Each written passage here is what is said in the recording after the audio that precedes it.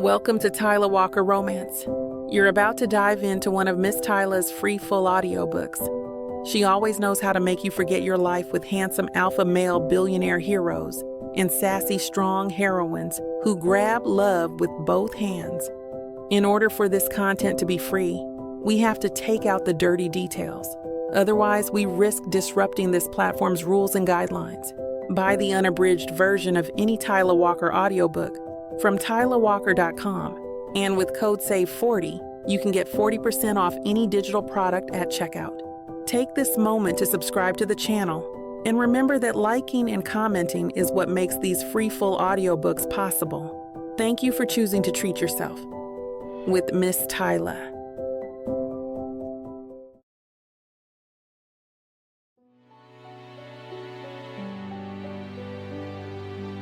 Chapter 1. Amira. The scent of freshly brewed coffee and cinnamon rolls swirls through the air as I sit cross-legged on Michaela's couch, the classified section of the newspaper spread out in front of me. My heart does that annoying little thing where it skips a beat when I see it. The job listing that might actually change my life. Petals Flower Shop is hiring. I sit up so fast my coffee nearly sloshes out of my mug. "Michaela!" I yell, scrambling for my phone. "Look at this. Look at this." She comes strolling in from the kitchen, a forkful of waffle halfway to her mouth, one eyebrow raised. "If you're yelling before noon, it better be about Idris Elba proposing to you personally." "Better." I push the paper toward her, my finger tapping frantically on the ad. Petals is hiring. The flower shop over on Main Street, the one I always talk about, the one I drool over every time we pass by. Michaela glances at the ad, chews thoughtfully, then swallows. "And let me guess, you're applying?" I snort. "Applying? Girl, I'm about to manifest this job. This is a sign from the universe." Michaela plops down next to me, stealing a sip of my coffee like the little caffeine thief she is. "Okay, but let's be realistic. How much does it pay?" I shift uncomfortably. "Does it matter?" Yeah, because you still have to pay rent. And by you, I mean we.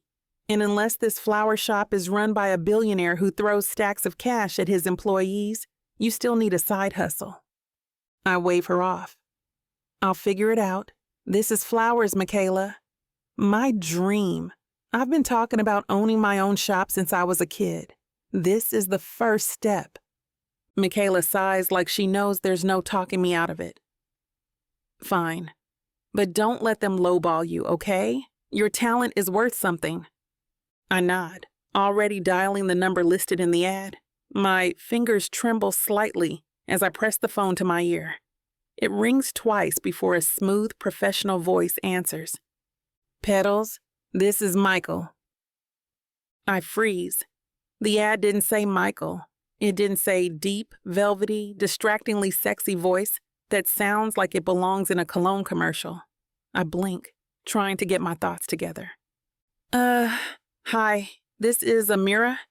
I just saw your job listing in the paper, and I was hoping to set up an interview." There's a pause. Then, "You're the first person to call." I sit up straighter. "First? That has to mean my chances are good, right?" "Yes, I'm very interested." He chuckles and the sound runs down my spine like warm honey. "All right, Amira. How's tomorrow morning at 10? "Perfect." I answer way too fast, my voice coming out in an excited squeak. "I mean, yeah, that works for me." "Great, I'll see you then." Click. I lower the phone slowly, my brain still processing what just happened. Michaela leans over, staring at me expectantly. "Well?" I turn to her, eyes wide. "I got the interview." She squeals, shaking my shoulders. "Girl, I knew it." Okay. We have to pick your outfit. You need to look polished, but like effortlessly polished. Not like you tried too hard, but also like you own the place already. And definitely not like you're trying to impress a man. I wave her off, even though the thought hadn't even crossed my mind until she said it. It's a flower shop, Michaela, not a dating app. She smirks. We'll see. The next morning, my alarm blares at 7:30 a.m., but I'm already awake, staring at the ceiling. Nerves bubble in my stomach as I go through my morning routine. By the time I step out of my bedroom, dressed in a fitted blush blouse and tailored black slacks, Michaela's waiting for me with a steaming cup of coffee and a once-over. Damn, she whistles. Okay, this is the energy. Classy, competent. Maybe just a hint of please hire me because I will love this job with my whole soul. I grin. That's exactly what I was going for. By 9:45, I'm standing outside Petals, taking a deep breath. The shop looks even more charming up close. Wide bay windows filled with stunning floral arrangements, a rustic wooden sign hanging above the door. It smells divine the moment I step inside, a perfect blend of fresh roses, lavender, and something sweet I can't quite place. And then I see him, the man behind the counter. My heart leaps. I expected an older shop owner, maybe a soft-spoken man with graying hair and a kind smile. Instead, standing there, arranging a bouquet with practiced ease, is a man who looks like he walked straight out of a Forbes magazine cover shoot. Tall, chiseled jawline, broad shoulders, a crisp, deep blue button-up rolled to his elbows, revealing strong forearms. He turns, and warm hazel eyes meet mine. Damn. His lips curl into a small, knowing smile. Amira? Oh no. I suddenly forget how words work. Yes. Hi. He strides forward, extending a hand. Michael Nelson, owner. I take his hand, and it's warm, firm, but not in that obnoxious way men sometimes try to show dominance. Just confident, controlled. I clear my throat, trying to ignore the way my skin tingles where we touched. Nice to meet you. He gestures to a small sitting area near the window. Let's chat. I follow him, trying to focus, trying to remember that this is a job interview and not the start of some ridiculous romance novel. He sits across from me, legs spread in that casual, effortless way men sit when they know they take up space. So, Amira, he says, his voice smooth and rich, tell me, why Petals? I straighten my shoulders, swallowing down the nerves. I've loved flowers since I was a little girl.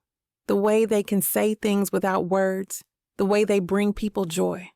I've always dreamed of opening my own shop someday, but for now, I just want to learn from the best. His eyes flicker with something unreadable. That's a good answer. I smile. It's the truth. He leans back, studying me. I don't doubt it. For a second, we just look at each other, and I have the strangest feeling that this interview, this job, is about to change my life. Chapter 2. Michael, I knew hiring someone to help at Petals would be necessary eventually. What I didn't expect was to be sitting across from a woman who looks like she stepped straight out of a dream, talking about flowers like they mean something more than petals and stems. Amira Jones. She's got this quiet elegance about her, but there's fire beneath it, I can tell. The way she holds herself, shoulders back, chin high, like she spent years making sure no one mistakes her for someone who can be walked over. I respect that. I lean back in my chair, watching her. So, you've always wanted to own your own shop? She nods, a small smile tugging at her lips. Yeah, since I was a kid. I arch an eyebrow. Most kids dream about being astronauts or pop stars. What was it about flowers? Her fingers toy with the edge of her blouse like she's debating how much to say. Then she exhales. I don't know. They have a way of making people feel things. Happiness, love, even grief. but in a way that's beautiful. I've always loved that. I study her, intrigued. People don't usually think about flowers that deeply. They buy them because they're expected to. Anniversary, roses, funeral, lilies. But Amira, she gets it, the meaning behind it. The way a well-chosen bouquet can say more than words ever could. I like that. I nod slowly. That's a good answer. Her eyes flick up to mine, something cautious in them. It's the truth. I grin. I don't doubt it. For a moment, there's just silence. A comfortable kind. Then I clear my throat. Okay, let's talk about the job itself. Amira straightens, smoothing her hands over her lap. Yes, of course. I suppress a smirk. She's got this way of flipping a switch from passionate to professional in half a second. It's impressive. So, Petals isn't just a flower shop. I gesture toward the window where customers browse. It's a staple in this town. My grandmother started it decades ago, and she made sure everyone who walked in felt welcome. Amira's eyes soften. She must have been amazing. She was. I nod, a lump forming in my throat before I push past it. And I intend to keep her legacy alive. Amira gives a small smile. That's really beautiful. I glance at her, something warm settling in my chest. This woman has been here for all of 10 minutes, and she already understands the shop better than half the people who work for me in my other businesses. That's dangerous. I'm not supposed to feel anything about an employee. I clear my throat. Anyway, I need someone who's not just here to punch a clock. Someone who cares about this place. It's not just arranging bouquets and ringing up customers. It's knowing the story behind the flowers, helping people find the perfect arrangement even if they don't know what they're looking for. Mira nods, listening intently. I can do that. I believe her, but still. You've worked with flowers before? She hesitates. Not professionally. I raise an eyebrow. She rushes to explain, but I've spent years studying them, reading, practicing arrangements at home, helping out at community events. I may not have been paid for it, but I promise, I know what I'm doing. She's nervous now, like she's afraid I'll dismiss her. I fold my hands on the table. You don't have to prove yourself to me. She blinks, caught off guard. What? I smirk. I wouldn't have let the interview get this far if I didn't think you were qualified. Her shoulders relax just a fraction, but I can still see the uncertainty in her eyes. I have a feeling this is a woman who's had to fight to be taken seriously. I respect that too. So, I continue, you'll be doing everything from handling orders to arranging bouquets to managing walk-ins. Sometimes we get clients who want something specific for weddings or funerals, so we'll work on those together. She nods, soaking it all in. Got it. I lean back. One more thing. She tenses slightly. Yeah? Lexi, my assistant, will probably be here most of the time. She handles a lot of the administrative work, so you might be dealing with her more than me. I don't miss the way something flickers across her face. Right. Her voice is careful. Your assistant. I frown. Something wrong? She shakes her head quickly. No, She bites her lip. I guess I assumed you ran the place. I chuckle. I do, but I also have a dozen other businesses to manage. I can't be here 24/7. Amira tilts her head, considering me. So, why this one? Out of everything you own? That question. I exhale, looking around the shop. Because this is the only one that actually means something. She stares at me for a moment, her expression unreadable. Then she nods slowly. I get that. And somehow I believe she does. I drum my fingers on the table. All right, I'll make this easy. I want you here. If you want the job, it's yours.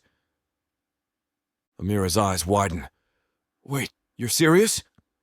I chuckle. Do I look like someone who jokes? She lets out a breathy laugh, shaking her head. No, not even a little. I smirk. Exactly. For a moment, she just sits there like she's trying to process this. Then she straightens. Yes, I want the job. Good. I push my chair back. You start tomorrow.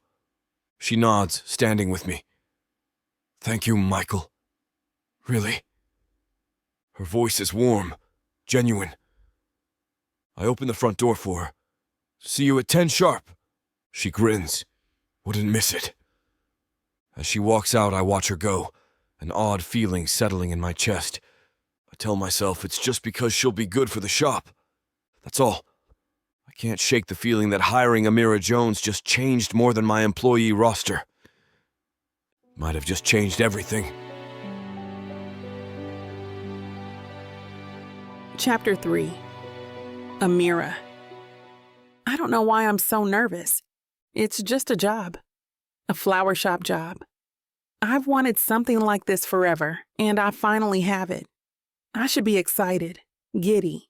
Instead, my stomach feels like it's doing Olympic-level gymnastics as I stand in front of Petals, staring through the glass like an outsider. Through the window, I spot Michael behind the counter, arranging a bouquet with precise, almost artistic movements. He looks effortless, completely at home among the flowers. Meanwhile, I'm standing out here like a kid on the first day of school, debating whether to walk in or sprint in the opposite direction. I take a deep breath, square my shoulders, and push open the door. The bell overhead jingles, and instantly the scent of fresh flowers washes over me. Roses, peonies, a hint of lavender. It's like stepping into a dream. Michael glances up, and for a brief second, something flickers in his expression. Then he smirks, leaning one hand on the counter. Well, you actually showed up. I arch an eyebrow. Did you think I wouldn't? He shrugs. People flake all the time. Well, I'm not people. I set my bag down near the counter and cross my arms. I don't flake. His smirk widens, like he likes that answer. Damn him. Good, he says. Then let's get started. He walks out from behind the counter, rolling up the sleeves of his navy button-up. I have to force myself to look away because, apparently, forearms are my weakness now.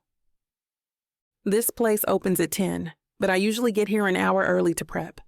You'll be expected to do the same, he says, leading me toward the back room. Flower shipments come in on Tuesdays and Fridays. We restock, rearrange displays, and make custom orders throughout the day. I nod, trying to absorb everything. Got it. Michael stops in front of a long wooden work table covered in loose petals, scissors, and vases of half-arranged bouquets. He grabs a single pink tulip from the pile and holds it up between us. What's this? I blink. A tulip? He raises an eyebrow. And what does it mean? I stare at him. You're quizzing me? His smirk returns. Damn right I am. I roll my eyes but humor him.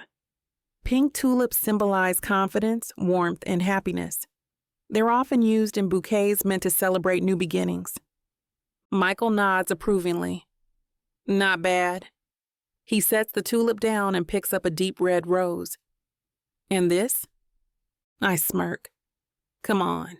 Even a 5-year-old knows this one. Red roses mean love, passion, romance. Classic Valentine's Day go-to. He tilts his head. And white roses? Purity, new beginnings, sometimes even sympathy. He leans a hip against the table, watching me. Impressive. I shrug. Told you I know my stuff. Michael's quiet for a second, like he's sizing me up. Then he nods. Good. Because if you're gonna work here, I need you to know these meanings like the back of your hand. Customers come in looking for arrangements that say something, even if they don't know how to say it themselves. I let his words settle in, something warm spreading through my chest. He gets it. Most people don't. They think flowers are just decorations, something pretty to throw in a vase, but Michael understands that they mean something. All right, he says, pushing away from the table. Let's get you started on a test run. A test run? I repeat. He gestures toward the scattered flowers on the table. Make me a bouquet. I hesitate. What kind of bouquet? Your choice. I narrow my eyes. So no guidelines? No customer requests? Nope. He crosses his arms, watching me like he's waiting to see what I'll do. Okay, fine. I can do this. I scan the table, fingers grazing over different flowers as I think. Then I start pulling pieces together. A soft pink peony, a few white tulips, delicate sprigs of baby's breath, and a single deep red rose in the center. I wrap them in simple brown craft paper, tying it off with the twine. When I turn back to Michael, he's watching me with an unreadable expression. Well, I ask. His lips twitch like he's fighting a smile. Not bad, Jones? I grin. Just not bad? He picks up the bouquet, turning it slightly in his hands. Soft, elegant, a little romantic, but not overdone. Subtle, but meaningful. He nods. Yeah, it's good. I fold my arms, smirking. Damn right it is. Michael chuckles, setting the bouquet aside. You're cocky. I lift a shoulder. Only when I know I'm right. His eyes glint with something I can't quite place, but before I can dwell on it, the front door jingles and a customer walks in. Michael straightens. All right, time to see how you do with real people. I nod, rolling my shoulders back. I'm ready. He gives me one last glance, then jerks his chin toward the counter. Then let's get to work. And just like that, my first day at Petals officially begins. Chapter 4. Michael. I should have known hiring Amira Jones would shake things up around here. It's only her first day, and already the shop feels different, livelier, more electric.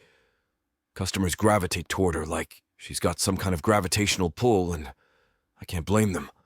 She's got this effortless charm, the kind that makes people feel like they've known her forever. I watch her from behind the counter as she helps an older woman pick out flowers for her granddaughter's birthday. Her eyes light up as she talks, hands moving animatedly while she describes the different arrangements. She's damn good at this. Maybe even better than I expected. And that shouldn't bother me, but for some reason it does. I don't like being caught off guard. Hey, boss. I blink and turn toward the voice. Gabe, my delivery guy, leans against the counter, smirking. You good, man? You've been staring at the new girl like she just solved world hunger. I scowl. Shut up. Gabe chuckles, clearly enjoying himself. Nah, for real though, she's a natural. He nods toward Amira. Knows her flowers, knows how to talk to people, and not to be that guy, but she's easy on the eyes too. I glare at him. Watch it. His grin widens. Oh, my bad. Didn't realize that was your territory. I sigh, rubbing my temple. She's my employee, and I don't need you distracting her. Uh-huh. I don't dignify that with a response. Instead, I glance back at Amira, who's now wrapping up the bouquet with careful, practiced movements. The customer beams as she hands it over, thanking her like she just handed her the key to happiness. Damn, I knew I was right about her, but that doesn't mean I have to like how right I was. The door jingles as the woman leaves, and Amira finally turns toward me. All right, boss, what's next? Her eyes flick to Gabe, and her brows lift slightly, like she's just now noticing him. Oh, hey! Gabe grins. Hey yourself. I roll my eyes.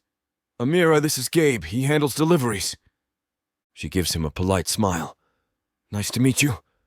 Likewise. Gabe leans in slightly. You ever need anything? Extra flowers, a coffee run, someone to dramatically throw their jacket over a puddle for you. I'm your guy. Amira laughs, shaking her head. I'll keep that in mind. I clear my throat. Gabe, don't you have boxes to unload? He smirks at me, clearly enjoying this way too much. Yeah, I'm going. He heads for the back, still chuckling under his breath.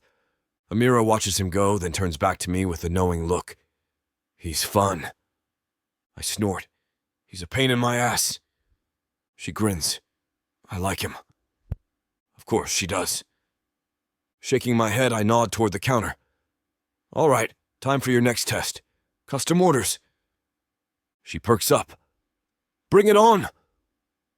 I grab a notepad from under the counter and toss it to her. We get a lot of specific requests. Weddings, birthdays, anniversaries. You need to know how to build something from scratch based on what a customer wants. She nods, flipping the notepad open. Okay, give me an example. I think for a second. All right, say a guy walks in looking for an anniversary bouquet. He wants something that says I love you, but I'm not that sorry for whatever I did wrong. What do you give him? She smirks, tapping her pen against her chin. Bold choice. He's confident, but not groveling. Exactly. She purses her lips, thinking. Okay, deep red roses for passion. Some orange lilies because they symbolize confidence.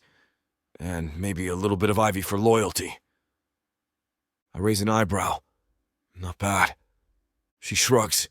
What can I say? I know men. I snort. Debatable. She gasps in mock offense. Excuse me? I smirk. Nothing. She narrows her eyes but doesn't push it. Instead, she flips the page. All right, my turn. A woman walks in. She wants something for a first date. She's nervous but excited. I lean against the counter thinking. Pink peonies, they symbolize romance, but not in an overwhelming way. Maybe mix in some blue forget-me-nots for sincerity. Amira tilts her head, impressed. Huh? You actually do know your stuff. I roll my eyes. It's my shop, Jones. What did you think? She grins. I don't know. Maybe you were just coasting on your looks and your billionaire status. I stare at her.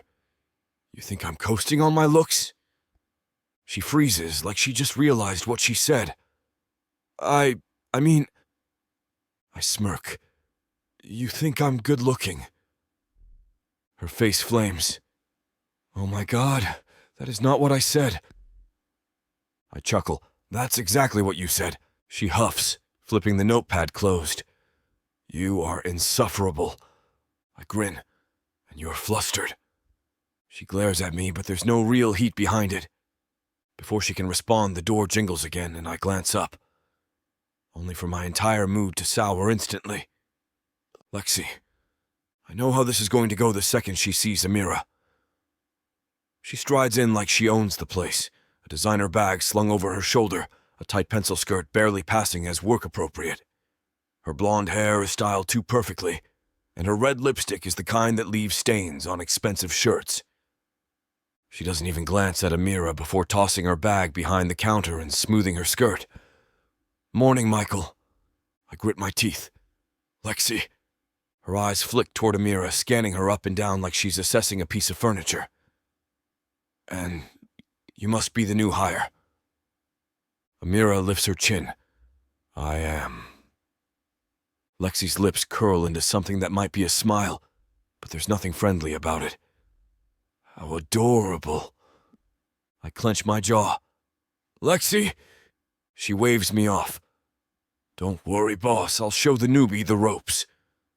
Amira crosses her arms. Oh, so you work here? Lexi's smile tightens. I run things when Michael's too busy. I exhale sharply. That's enough, Lexi. She blinks innocently. What? I'm just making sure she knows her place.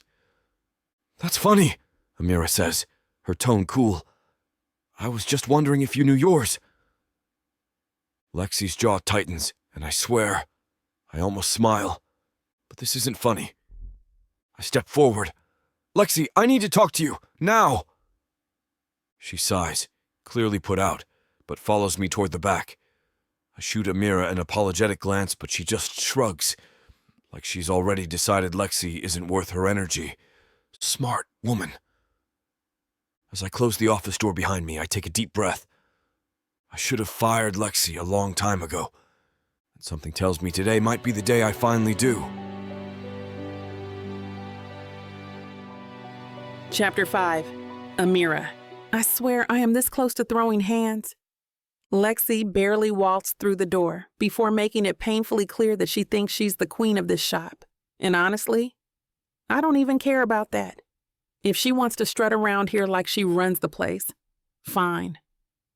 But the condescending tone, the fake smile, the way she threw her bag behind the counter like I was supposed to pick it up and hang it on a gold-plated hook?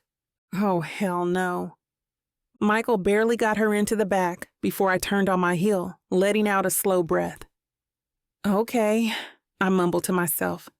Breathe. She's not worth it. You good? I turned to find Gabe standing a few feet away, arms crossed, eyebrows raised. I exhaled sharply. That woman is a lot. Gabe chuckles, shaking his head. Yeah, Lexi's something else. Something else? I repeat, deadpan. That's putting it nicely. He smirks. Hey, I work here, so I gotta keep it professional. But between you and me? He leans in slightly. She's the worst. I groan. Great. Gabe nods toward the back room. Michael talking to her? Yeah. His mouth twitches. Let's see how long it takes before she storms out of here like a soap opera villain. I snort. Should we take bets? $5 says she cries to guilt trip him. I pretend to consider it. I don't know. She seems more like the passive-aggressive type. Gabe grins. Damn, I like you already. Before I can respond, the office door slams open, and Lexi comes stomping out, her heels clicking against the hardwood like she's trying to crack it. Michael follows behind her, his expression unreadable. But there's a tension in his shoulders that wasn't there before. Lexi snatches up her bag from the counter. Of course, she didn't actually expect me to touch it, and flips her hair over her shoulder. You're making a huge mistake, Michael. He crosses his arms. I don't think I am. Her eyes flick to me and I swear I can feel the venom dripping off her glare. This is her fault. I blink. Me? Lexi scoffs. You waltz in here all wide-eyed and eager, and now I'm out of a job? I open my mouth, then close it, because what the hell? Michael sighs. You were already on thin ice, Lexi. Today just sealed it. Lexi lets out a bitter laugh. Wow, so this is how it ends? After everything? Michael's jaw tightens. Yeah, it is. She shakes her head, shooting me one last glare before storming toward the door. The second it swings shut behind her, the shop goes dead silent. I blink. Did that just happen? Gabe whistles low. Damn. I didn't even have time to make popcorn. Michael exhales, rubbing a hand over his face. Well, that was overdue. I tilt my head. How long has she been working here? Too long, Michael mutters. I hesitate. Are you okay? He looks at me, surprised, like he wasn't expecting the question. I'm fine. I raise an eyebrow. He huffs out a breath. All right, I'm annoyed, but I'll live. Gabe claps his hands together. All right, well, that was fun, but I actually have work to do. He gives me a little salute. Welcome to the team, Amira. I grin. Thanks, Gabe. He heads toward the back, and now it's just me and Michael. Michael clears his throat. So, you ready to actually get to work? I nod, ignoring the way my skin warms under his gaze. Absolutely. He studies me for a second, then gestures for me to follow him toward the counter. All right, let's start with register training. We go through the basics, how to ring up orders, how to input custom requests, how to handle deliveries. It's nothing I can't handle, but Michael is very thorough, which means I spend a solid hour standing way too close to him, catching whiffs of his ridiculously expensive smelling cologne. Focus, Amira. Flowers, not men. Got it? He asks after a while. I nod. Got it. Good. He leans against the counter watching me. You're picking this up fast. I smirk. I'm a fast learner. Michael tilts his head, eyes scanning my face like he's trying to figure something out. Yeah, he says slowly. I can tell. My heart skips a beat, but before I can respond, the door jingles again. A middle-aged woman steps in, looking around like she's searching for something specific. Michael straightens. All right, Jones, you're up. I take a deep breath and step forward, putting on my best customer service smile. Hi, welcome to Petals. What can I help you with today? The woman smiles warmly. I'm looking for an anniversary bouquet for my husband. I nod. All right. Do you have any favorite flowers in mind? She taps her chin. Well, he always buys me red roses, so I thought maybe I'd switch it up this time. Something unique, but still romantic. I grin. I think I've got just the thing. I walk over to the display, scanning the options. How do you feel about calla lilies? They symbolize devotion and elegance. You could pair them with some deep purple orchids. Those represent admiration. The woman's face lights up. That sounds perfect. I start gathering the flowers, wrapping them in a delicate satin ribbon. Any message for the card? She smiles. Just forever yours. I nod, handing over the bouquet. That's beautiful. As she pays and heads out, I turn back to Michael, waiting for his verdict. He's watching me with a small, almost unreadable smile. Well, I prompt. He shrugs, but there's something warm in his eyes. Not bad, Jones. I smirk. Damn right it's not. Michael chuckles, shaking his head. All right. Don't get cocky. I grin, grabbing a rag to wipe down the counter. Too late. Michael just watches me for a second, something unreadable flickering in his expression. And that's dangerous. Because the more time I spend here, the more I think this job is going to change more than just my career. Chapter 6. Michael. I tell myself it's just another work day. That nothing about today is any different from yesterday. But that's a damn lie. Because every time I glance toward the counter, Amira's there, smiling at a customer, wrapping bouquets like she was born to do this. And for some reason, it messes with my head more than it should. I don't get it. She's my employee, that's it. And yet the way she moves around Petals like she's already been here for years, the way she handles customers like she's not even trying, it shouldn't impress me. But it does. And that's a problem. Boss, you good? I blink, snapping back to the present. Gabe stands in front of me, arms crossed, a knowing smirk playing at his lips. Fine, I mutter, reaching for the order sheet on the counter. What do you need? He leans against the display, clearly enjoying himself. You sure? 'Cause you've been like this for a few days. I glare at him. Shut up, Gabe. He grins. Nah, this is too fun. I sigh, rubbing a hand over my face. Do you actually need something, or are you just here to be a pain in my ass? Bit of both. He shrugs. Got a big order for the country club gala this weekend. Need to know how many arrangements they want. I nod. Check the binder. Should be in the upcoming events section. Gabe waves me off and heads to the back. I exhale, shaking my head. This is ridiculous. I can't be distracted by Amira. I have a business to run, bills to pay.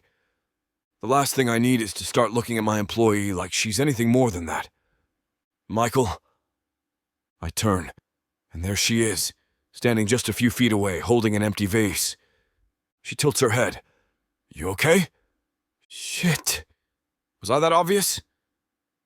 I clear my throat. Yeah, what's up? She lifts the vase slightly.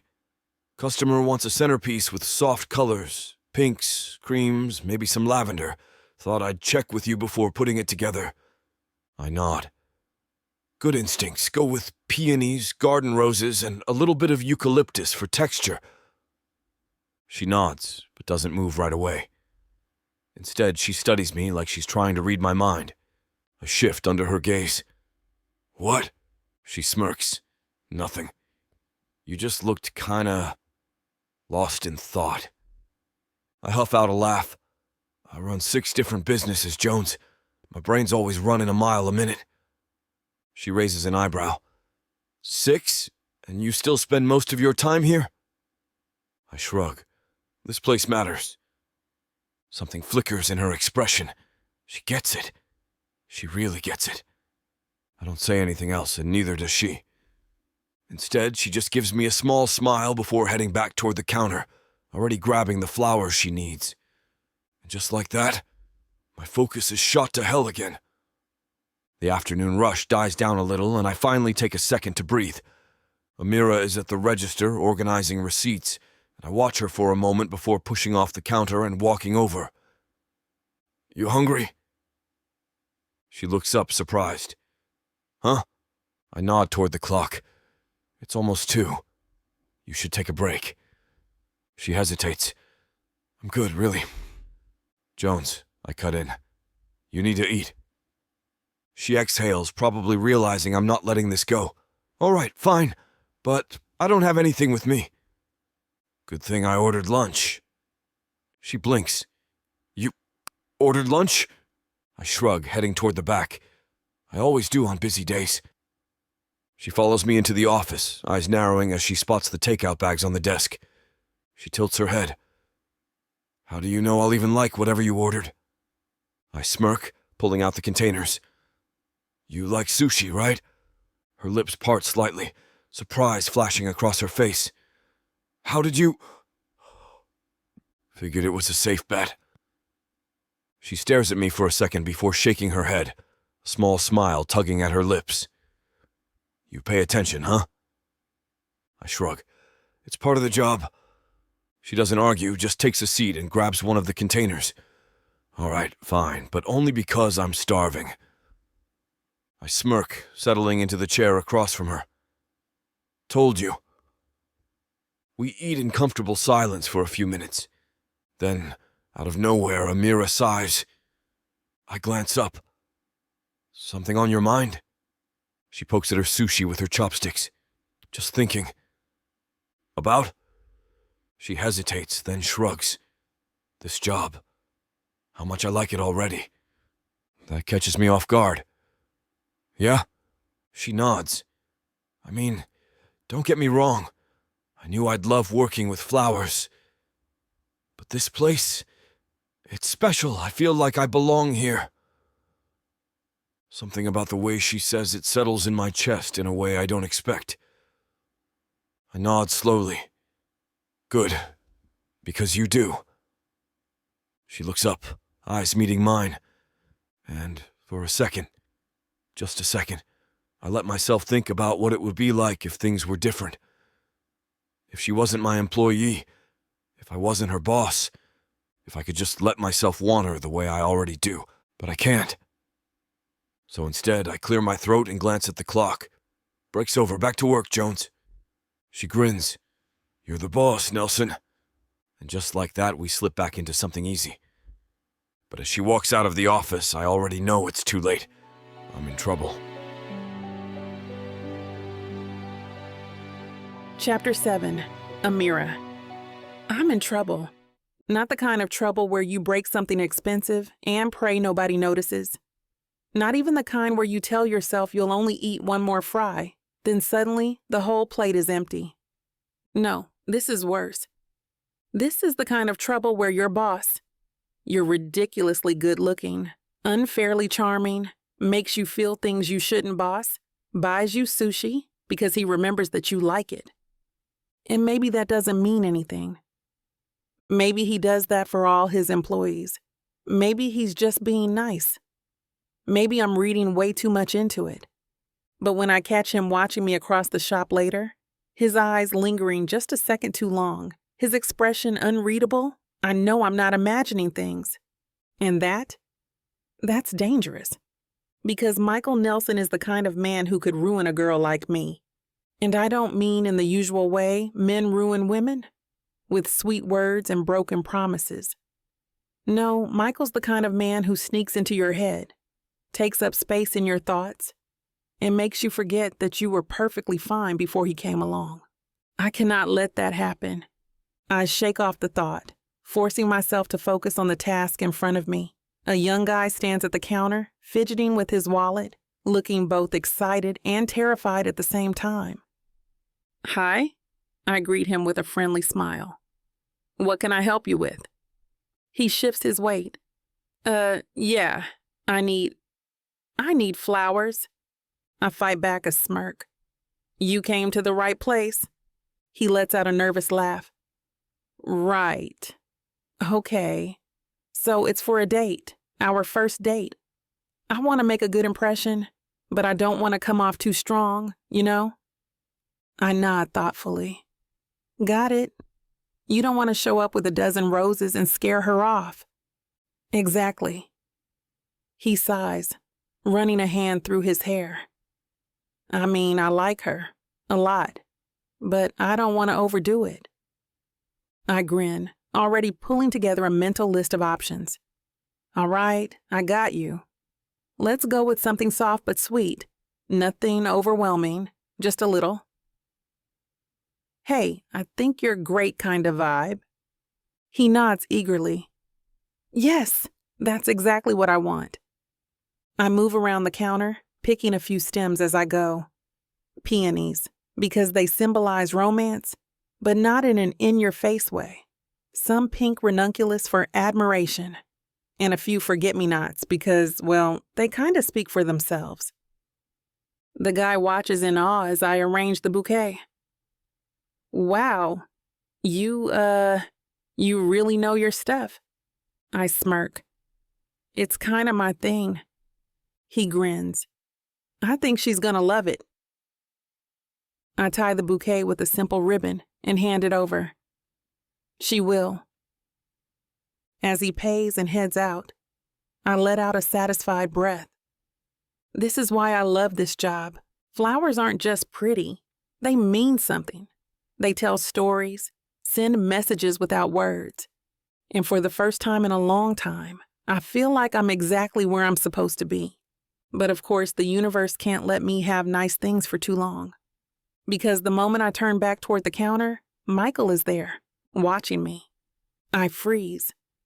What? He tilts his head. You're good at this. I cross my arms. You doubting my skills, Nelson? He smirks. Not at all. Just confirming what I already knew. I hate the way my stomach flips at that. I roll my eyes. If you're done lurking, boss, I have work to do. He chuckles, shaking his head. All right, I'll leave you to it. But as he walks away, I catch the ghost of a smile on his lips. And damn it, I think I'm smiling too. The rest of the afternoon is a blur of arranging bouquets, ringing up customers, and pretending I don't notice Michael stealing glances at me when he thinks I'm not looking. By the time closing rolls around, my feet ache and my brain is mush. I'm wiping down the counter when Michael steps up beside me, rolling his sleeves up like he's about to get his hands dirty. You don't have to do that, I say. He shrugs. I always help close up. I arch an eyebrow. Billionaire florist does his own cleanup. He smirks. Damn right. I shake my head, hiding a smile. We work in silence for a while, the only sound the occasional rustling of leaves and the distant hum of the city outside. It's nice, comfortable, until Michael clears his throat. So, you like it here? I glance at him. You asking because you actually want to know, or because you're worried I'll quit? He chuckles. Both. I sigh, leaning against the counter. Yeah, I like it. His eyes soften. Good. I nod. It's weird, though. I'm always bouncing between jobs, trying to figure out where I fit. And now it's like, I don't know, like I finally landed somewhere I was supposed to be. Michael watches me for a moment, something unreadable in his expression. Then he nods. You were. And for some reason, that simple statement makes my throat feel tight. I swallow hard, glancing away. You get weirdly sentimental at the end of the day, huh? Michael laughs, the sound low and warm. Don't get used to it. I smirk. Oh, I won't. He grins, but there's something else behind it. Something deeper. Something I really shouldn't be thinking about. I clear my throat. All right, boss. We calling it a night? He nods, glancing around. Yeah, everything's locked up. We step outside together, and for a second I just stand there, breathing in the crisp night air. Michael turns to me. You need a ride? I shake my head. I'm good. Michaela's picking me up. He nods, but he doesn't move right away. Instead, he watches me like he's about to say something else, something important. But before he can, a familiar car pulls up to the curb and Michaela leans out the window. Hey, stranger, you ready? I glance at Michael one last time. See you tomorrow? His lips curve slightly. Yeah, see you tomorrow, Jones? I slide into the passenger seat, and as we pull away, I steal one last look in the side mirror. Michael is still standing there, still watching me. I thought I was getting a fake marriage, but I didn't know my story was being told by Miss Tyla. This isn't just any fake marriage, now is it? No, you introduced me to the devil. Come on, girl, Jacob isn't that bad. Oh, I love Jacob. His family, on the other hand? Beggars can't be choosers, Nyla. You should be grateful I even let Jacob Stone look your way. I just wanted to save my granddaddy. Is that so bad? Why couldn't you let this be a normal fake marriage? Instead, you put me in a twisty story filled with money, betrayal, power, and lies. Let's not forget love. That's what keeps me going. But not gonna lie, Miss Tyla. This story you got me in ain't the simple fake marriage, happy ending I thought it would be. It's not. Because where would be the fun in that? Treat yourself to Say Less I Love You. Tuesdays and Thursdays. New seasons premiere every month. Or skip the wait and grab the full series bundle from TylaWalker.com.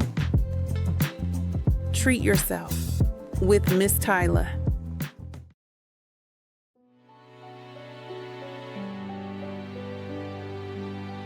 Chapter 8.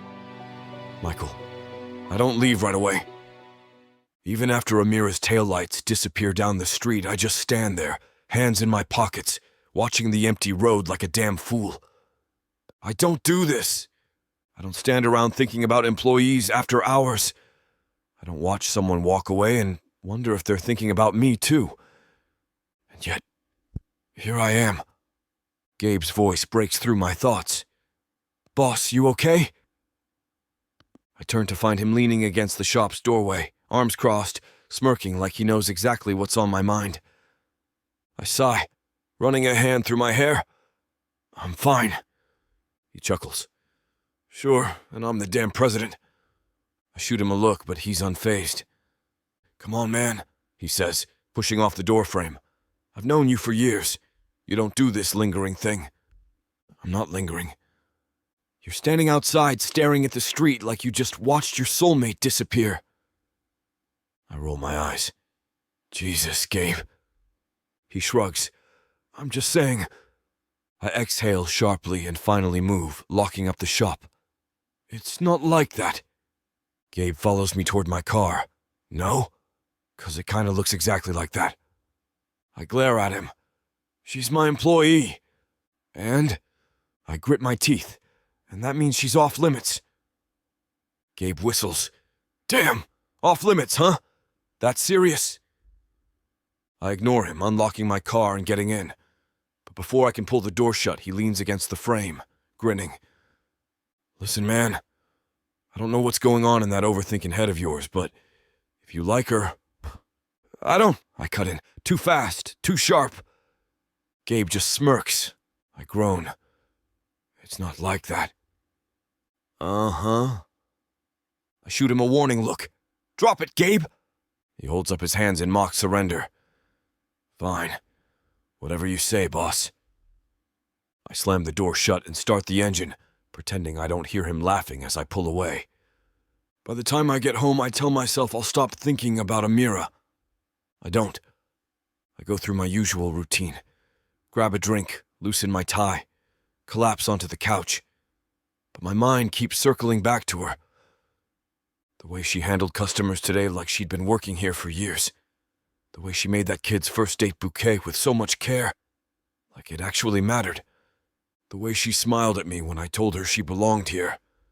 I groan, leaning my head back. I don't have time for this. I'm already drowning in business meetings, lawsuits, and now dealing with the fallout of finally firing Lexi. The last thing I need is to be distracted by Amira Jones. But damn it, she's a distraction whether I want her to be or not. My phone buzzes on the coffee table, snapping me out of my thoughts. I grab it, half expecting it to be Gabe with more smart-ass comments. Instead, it's my lawyer. New text from Ethan. Ethan, we need to talk. Call me ASAP. Great, that's never a good sign. I sigh and hit dial. Ethan picks up on the first ring. Took you long enough. I pinch the bridge of my nose. It's 10 o'clock at night, Ethan. And yet, here I am, working. Just like you. Yeah, well, what is it? There's a pause. Then it's about your inheritance. My grip tightens on the phone. What about it? Ethan exhales. I've been digging into the reason your family cut you off. Turns out it's worse than we thought. I sit up. How bad? He hesitates. I swear. Ethan! Someone's been spreading rumors about you, Michael. His voice is tight. Really bad ones. My chest goes cold. What kind of rumors? That you were abusive to your last girlfriend. The words hit me like a damn freight train. What? Ethan sighs. It's all over the place. Your family's lawyers, some business circles. They're saying you mistreated her, didn't take relationships seriously, that you're reckless. I shoot to my feet, pacing. That's bullshit. I know that. You know that, but your family? They believe it. I clench my jaw, heart pounding. Who started it? We don't know yet, but whoever it was, they wanted to make sure you were cut off. I grip the back of my neck, trying to keep my temper in check. So what the hell am I supposed to do? Ethan exhales. You need to fix your image. Prove to them that you're stable, that you're serious about commitment. I let out a bitter laugh. You mean get married? Ethan is quiet for a second. Then it wouldn't be the worst idea. I close my eyes. You can't be serious. Michael, listen to me. If you want your inheritance back, you need to show them you're not the guy they think you are. I rub a hand over my jaw. And you're suggesting I just find a wife? Not just any wife, Ethan says carefully. Someone who fits the image, someone who's already in your life. I freeze. Ethan sighs. You know who I'm talking about? I open my mouth, then close it. Because I do know. Amira. The thought hits me harder than it should. She's smart, kind, good with people. She already works for me, which means she's involved in my life. And most importantly, she doesn't take anything from anyone, including me. If there's anyone who could convince my family I've changed, it's her. But asking her to pretend to be my wife? That's insane. Even for me. Ethan's voice is quiet. Think about it. I don't respond, because the worst part, I already am. Chapter 9. Amira. I wake up to Michaela shaking my shoulder like she's trying to resuscitate me. Ugh, I groan, rolling over and burying my face in my pillow. 5 more minutes. 5 more minutes, my ass. Get up, she shrieks, yanking my blanket clean off me. I shiver, curling in on myself. What the hell, Michaela? You are not sleeping through this. I peek one eye open. She's holding her phone out like it's the damn Holy Grail, eyes wide with the kind of excitement that can only mean one thing: gossip. I sigh, sitting up. What happened? She shoves the phone in my face. Your boss happened? I blink, trying to focus. At the top of the screen, there's a headline in bold, glaring letters. Billionaire Michael Nelson, cut off from family fortune. Rumors of past abuse surface. My stomach drops. I snatch the phone from her hands, scanning the article. It's vague. Just a bunch of speculation about Michael being removed from his family's will. Some whispers about an incident with an ex, and a whole lot of assumptions. I frown. This is bull. Michaela flops down beside me, watching me closely. You think it's fake? I know it's fake. I shake my head. Michael's a lot of things, but an abuser? No way. She shrugs. You do spend a lot of time with him. I give her a look. I think I'd notice if my boss was some kind of monster. Michaela sighs. Okay. But this is everywhere, Amira. The gossip sites are eating it up. You sure he's okay? That thought hadn't even occurred to me. Michael is always put together, always in control. But this, if this is hitting him the way I think it is, I need to see him.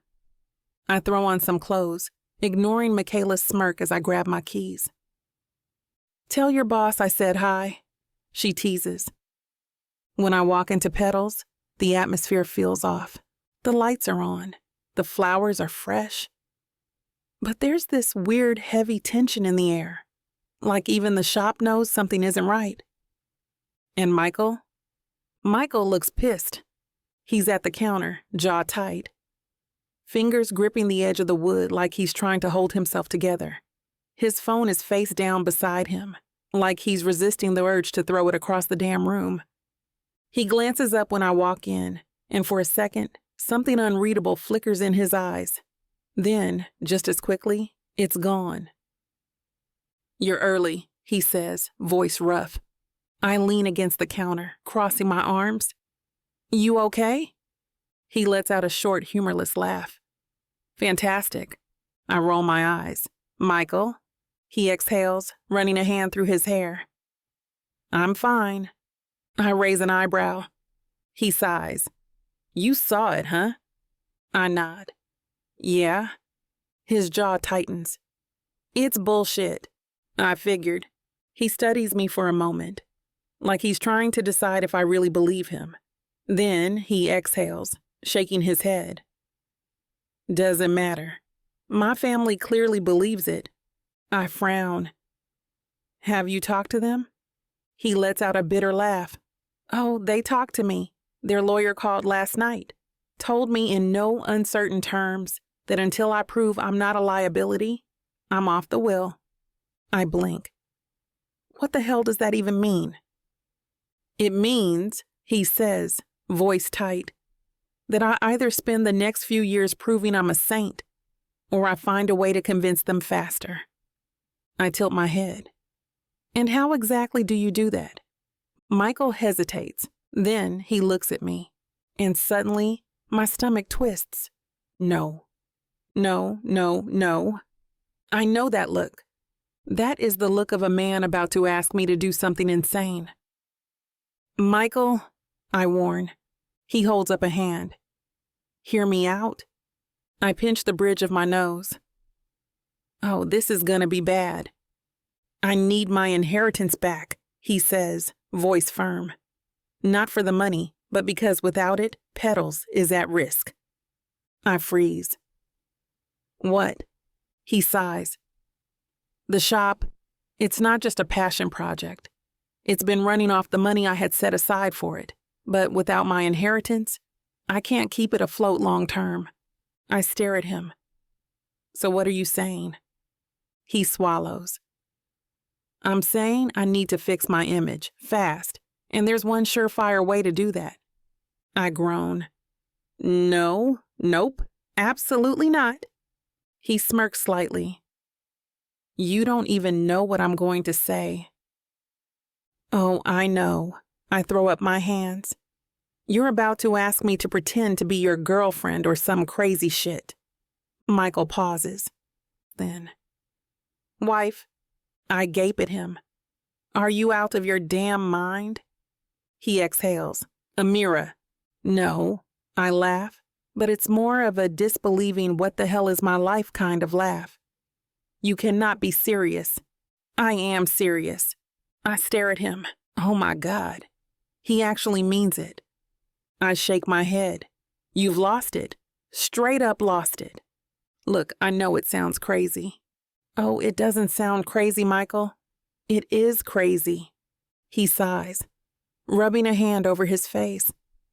I wouldn't be asking if I had any other options. I cross my arms. Why me? He meets my gaze. Because I trust you. That shuts me up. Because Michael doesn't just say things like that. He means them. I exhale, rubbing my temples. This is the dumbest thing I've ever heard. But it could work. I groan. Michael? Just think about it, he says, stepping closer. A few months, that's it. You help me convince my family I've changed. I get my inheritance back, and you... He hesitates. I narrow my eyes. I what? He sighs, then looks me dead in the eye. I give you Petals. My heart stops. I stare at him. You're joking. I'm not. His voice is steady. Marry me. Pretend to marry me. And when it's over, the shop is yours. I can't breathe because this is everything. This is my dream. This is what I've wanted since I was a little girl. And all I have to do is marry Michael Nelson. I let out a shaky breath, staring at him. And deep down, I already know I'm going to say yes. Chapter 10. Michael. She's looking at me like I just asked her to sell her soul. And honestly, that's fair. Marrying me, pretending to marry me is insane. But desperate times call for desperate measures, and right now, this is the only move I have left. Amira's arms are crossed so tight, it looks like she's holding herself together. Her lips are parted, but no words come out. I can see the war in her eyes. I need to close this deal. I take a step closer. Amira, think about it. Oh, I am thinking about it, she cuts in, laughing almost hysterically. I'm thinking about how nuts this is. You're asking me to marry you, Michael. Marry you. I nod. Technically, pretend to marry me. She throws her hands up. Oh well, that makes it better. I exhale, running a hand through my hair. Listen. No, you listen, she snaps. Do you even hear yourself? Do you understand what you're asking me to do? This isn't a business deal, Michael. This is marriage. Even if it's fake, people are going to believe it. Your family, the press, hell, my family. You think I can just waltz up to my best friend and be like, hey, Michaela, guess what? I'm marrying my boss for money? I pinch the bridge of my nose. It's not just about money. She scoffs. Oh, isn't it? I lower my hand, locking eyes with her. It's about Petals. That stops her. I see it. The way her breath hitches. The way her lips part slightly like she wants to argue but can't. Because she knows. The shop means everything to her. Just like it does to me. I take another step, lowering my voice. You love this place, Amira. I see it every day. And without my inheritance, I can't promise it'll stay open. She swallows hard, looking away. I push forward. This is the best deal you're ever going to get. A few months of pretending, and in the end, you get everything you've ever wanted. Her jaw tightens. And what do you get? I don't hesitate. My name back. She lets out a shaky breath. And that's worth this? I nod. It is. Silence stretches between us, thick and heavy. I can see the fight in her eyes, the way she's trying to talk herself out of it. So I go in for the kill. You could walk away from this, I say, voice quiet. Keep working here until the money runs out. Keep waiting for an opportunity that may never come. Or you could take this deal. Secure your future. Own this place outright. I pause, letting my words sink in. Then, softer. You deserve that. She lets out a shaky breath, closing her eyes for a brief second. When she opens them, something flickers in her gaze. Resignation. And I know I've won. She lets out a humorless laugh, shaking her head. I cannot believe I'm about to say this. I wait. Then, finally... Fine. A slow smile tugs at my lips. Fine? She glares at me. Don't push it. I chuckle. Wouldn't dream of it. She exhales sharply, rubbing her temples. Okay, but we need rules. I nod. Agreed. She holds up a finger. First off, no funny business. I raise an eyebrow. Define funny business. She shoots me a look. You know what I mean. I smirk. Fine, no funny business. Second, she continues, we set an end date. None of this let's see how long it takes bullshit. We pick a time frame, and when it's done, it's done. 6 months, I say without hesitation. She frowns. That seems long. I cross my arms. My family isn't stupid. If we fall in love and break up in a month, it'll look fake. She sighs. Fine, 6 months. I nod. Next? She hesitates. If at any point I feel like this is going too far, I can walk away. I stiffen. You'd break the deal? If I had to, yes. She lifts her chin, meeting my gaze. I'm not locking myself into something I can't get out of. I clench my jaw but nod. Fair. She studies me for a second, then lets out a long breath. Okay. I arch an eyebrow. That's it. Her lips twitch.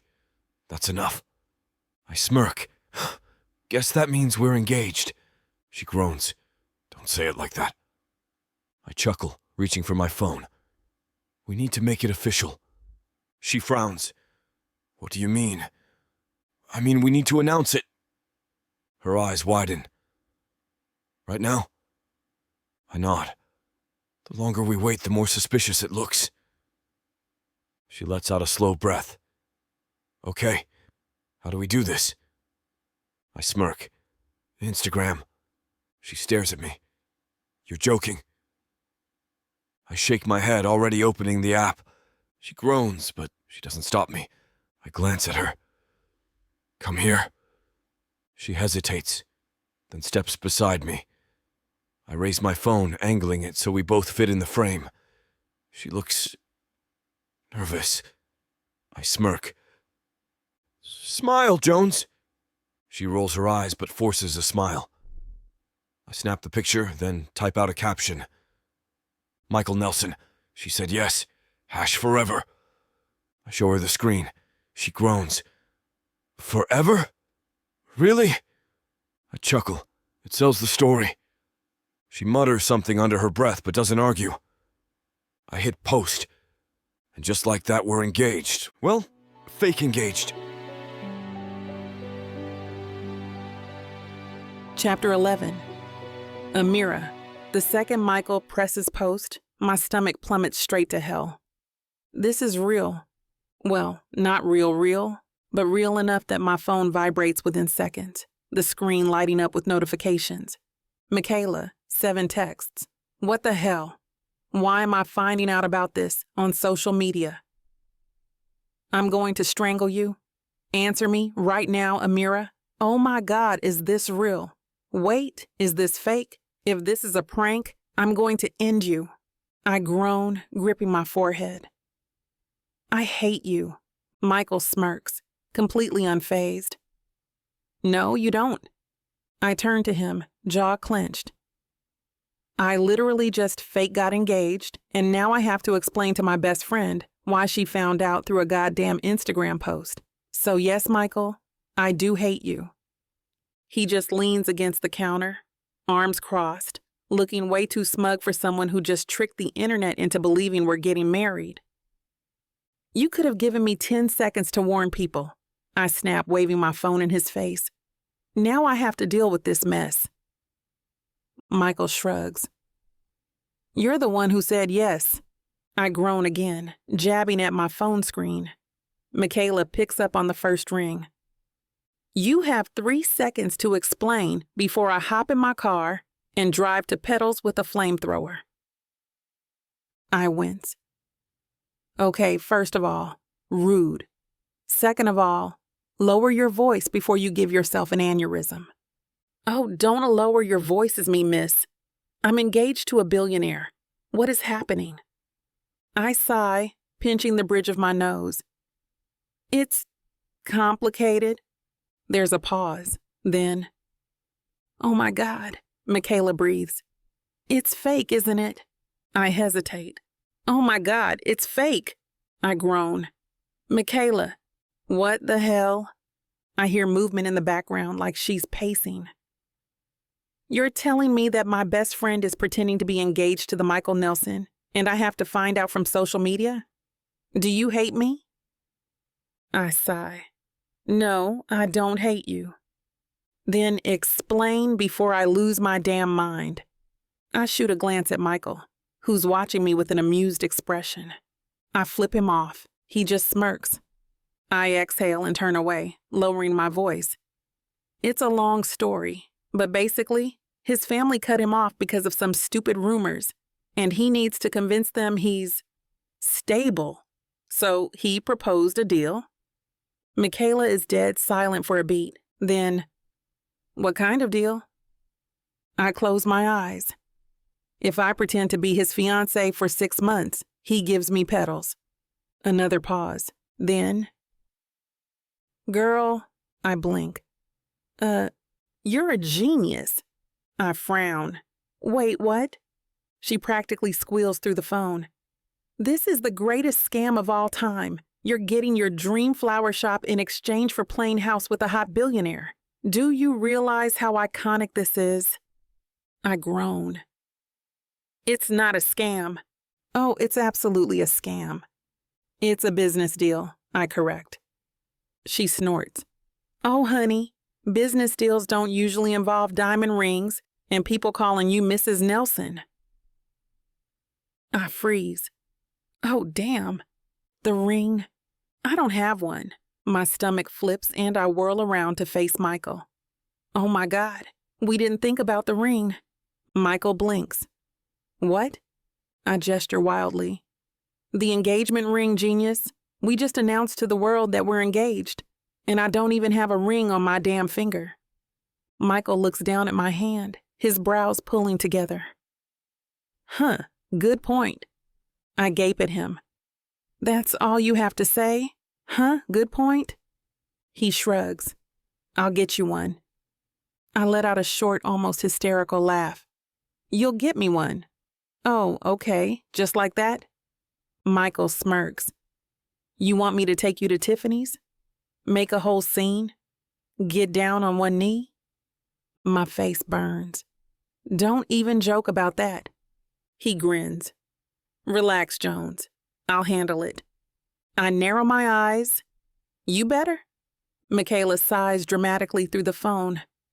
Oh, I love this. I can already tell this is going to be so much fun.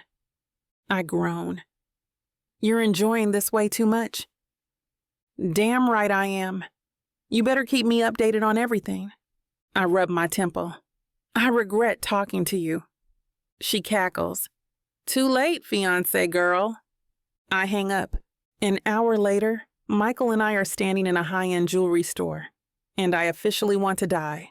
The saleswoman is practically glowing as she lays out tray after tray of diamond rings in front of me, like I'm some kind of actual billionaire's wife-to-be. I resist the urge to scream, Michael, on the other hand, looks entirely too relaxed. He leans back against the glass counter, hands in his pockets, looking like he actually does this on a regular basis. Smug bastard. "Do you see anything you like?" he asks, voice all smooth and easy. I shoot him a glare. "I see a lot of things that cost more than my entire life." He chuckles. "Pick one." I groan, looking back at the rings. The saleswoman beams. "Would you like something classic? Maybe a cushion cut? Or something unique? Perhaps an emerald cut?" I blink. Michael sighs, stepping closer. "Give her a second. She's new to being a fiancé." I kick him. He bites back a laugh. I scan the options, fingers hesitating over a round-cut diamond with a delicate, simple gold band. Michael follows my gaze. "That one." The saleswoman practically swoons. "Oh, an excellent choice, sir." I cross my arms. "I didn't pick it yet." Michael smirks. "Yeah, you did." I narrow my eyes, but damn it, he's right. It's the only one I actually like. The saleswoman slips it onto my finger, and my stomach does a weird little flip. It fits, like, perfectly. I stare down at my hand, my heart pounding. Michael's voice is softer this time. "Looks good on you, Jones?" I swallow hard, forcing a smirk. "Well, it better. It's the most expensive thing I've ever worn." Michael chuckles, but there's something unreadable in his eyes. I ignore it. Because this isn't real, right? Chapter 12. Michael, I should be focused on the details, the logistics, the next steps. The fact that we just sold an engagement to the entire world, and now we have to back it up with an airtight performance. But all I can focus on is the way that ring looks on Amira's finger. It fits too well, like it belongs there. And that's a thought I need to kill immediately. I shake it off, pulling my wallet out and handing my card to the saleswoman. "We'll take it." Amira sputters. "Just like that." I glance at her. "Would you rather I haggle?" She crosses her arms.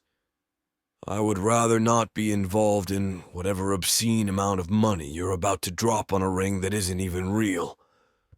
The saleswoman's eyes flick between us, a polite but obvious curiosity gleaming in them. I smirk. "It has to be convincing, Jones."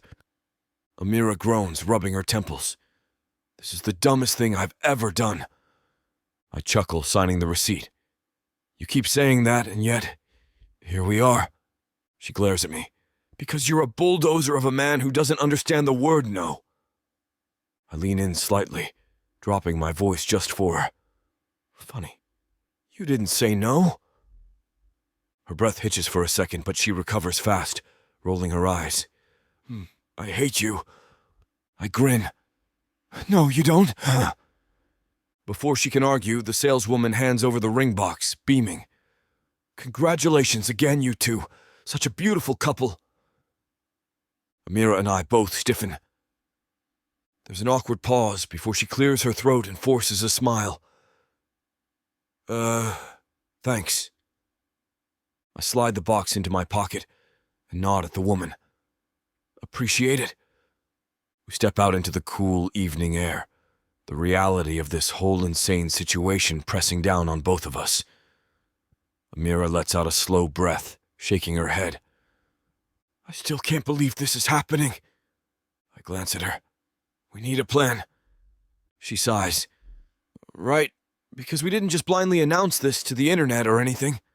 I smirk. "Where's the fun in doing things the easy way?" She mutters something under her breath that I'm pretty sure is an insult, but I let it slide. We walk toward my car and I open the passenger door for her. She stops, eyes narrowing. "You don't have to do that." I lean against the door frame. "What kind of fiancé would I be if I didn't?" She groans. "Michael!" I cut her off with a smirk. "Jones, get in the car!" She glares at me for a long moment before sighing dramatically and sliding in. I shut the door behind her, fighting the amusement tugging at my lips as I walk around to the driver's side. As soon as I start the car, she twists in her seat, facing me. All right, let's get this straight. I raise an eyebrow. Go on. She lifts a hand, ticking off her points.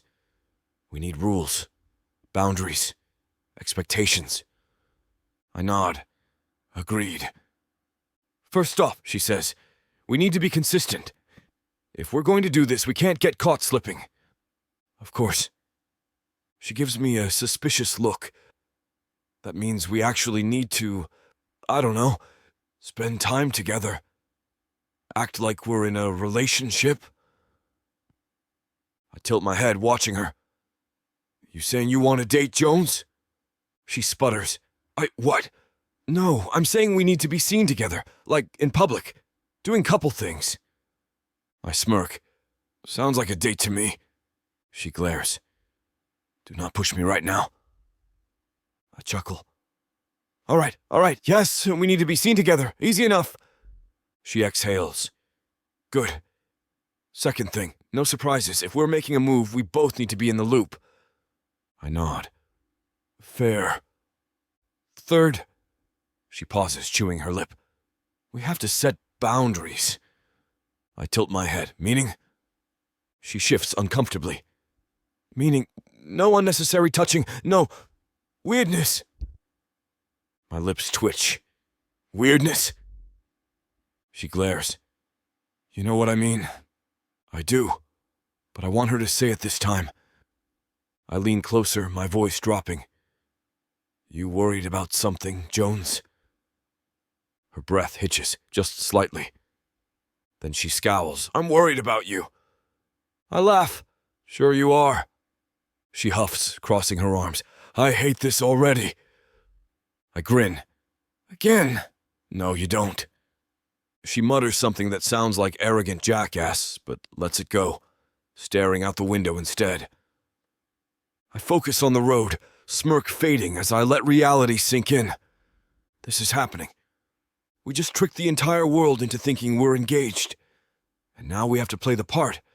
It should be easy. But for some reason, I have a feeling it won't be. By the time I pull up to Amira's place, she looks exhausted. She rubs her temples. I need wine, and sleep, and a damn vacation. I chuckle. Rough day? She shoots me a look. I pretend got engaged today, Michael. Ah, right. She sighs, then pauses, looking at me. What now? I raise an eyebrow. Now? She gestures vaguely. What's the next step? Do we announce an engagement party? Do we start holding hands in public? How far are we taking this?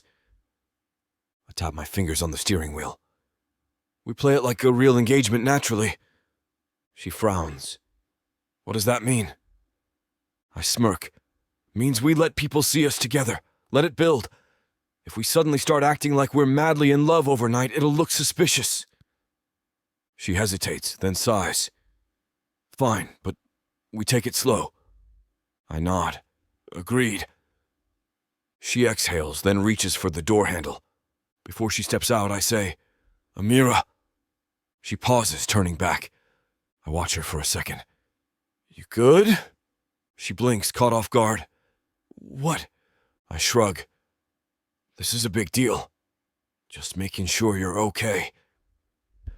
She hesitates, then lets out a soft breath. I don't know, but I guess I will be. I nod. Let me know if you change your mind. She snorts. Oh, if I change my mind, you'll definitely know. I chuckle. Good to know. She lingers for a second like she wants to say something else. Then she shakes her head. Good night, Michael. Night, Jones. She steps out, closing the door behind her. I watch as she disappears into her building. Then I lean back, letting out a slow breath. This should feel like a win. I got what I wanted. The deal is set. So, why does it feel like I just signed up for something I'm not ready for? Chapter 13. A mirror. I am so in over my head. I barely get through my front door before I'm collapsing onto the couch, my body sinking into the cushions, like they can somehow absorb my stress. This is real? Okay. Fake real. But real enough that I now have a diamond ring on my finger and an entire internet full of people who think I'm engaged to a billionaire. I groan, throwing an arm over my face. This is insane. Michaela clears her throat. Oh, now you realize that? I peek out from under my arm to find her standing in the doorway, arms crossed. One eyebrow arched so high, I swear it's about to hit the ceiling. I let out a long sigh. Before you start, I know. She cocks her head. Do you?